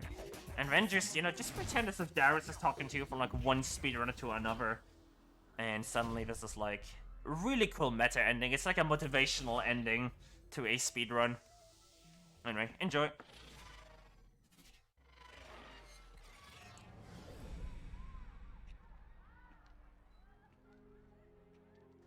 The keys are in the car. Enjoy it while it lasts. There's always someone out there who's a little faster than you are. And sooner or later, they're gonna catch up. Yep. Ain't that the truth? Had the world record for 3 years and then T-Dog finally came along. But, don't worry. I'm coming for ya. Ladies and gentlemen, first Need for Speed Carbon game 100%. So, how are we doing on tech? Are we getting the next runner set up? Because I have no clue. I don't have any DMs, I don't have any information, so I'm just wondering if y'all want me to do like a... If y'all want me to do a bonus run here or not.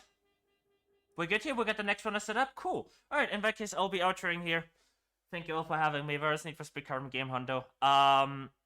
If you want to see more Need for Speed speedruns, I live stream probably not in the next like coming week or so because I have like marathon prep work to do, but I have 2 marathon runs, actually 3 because I'm also doing Underground 2 Java for NFSathon. But if you want to check those marathons out, I'm running Underground 1 and Underground 2 Java edition for Winter NFSathon. So the schedule for that I'll be posting right in the chat right now.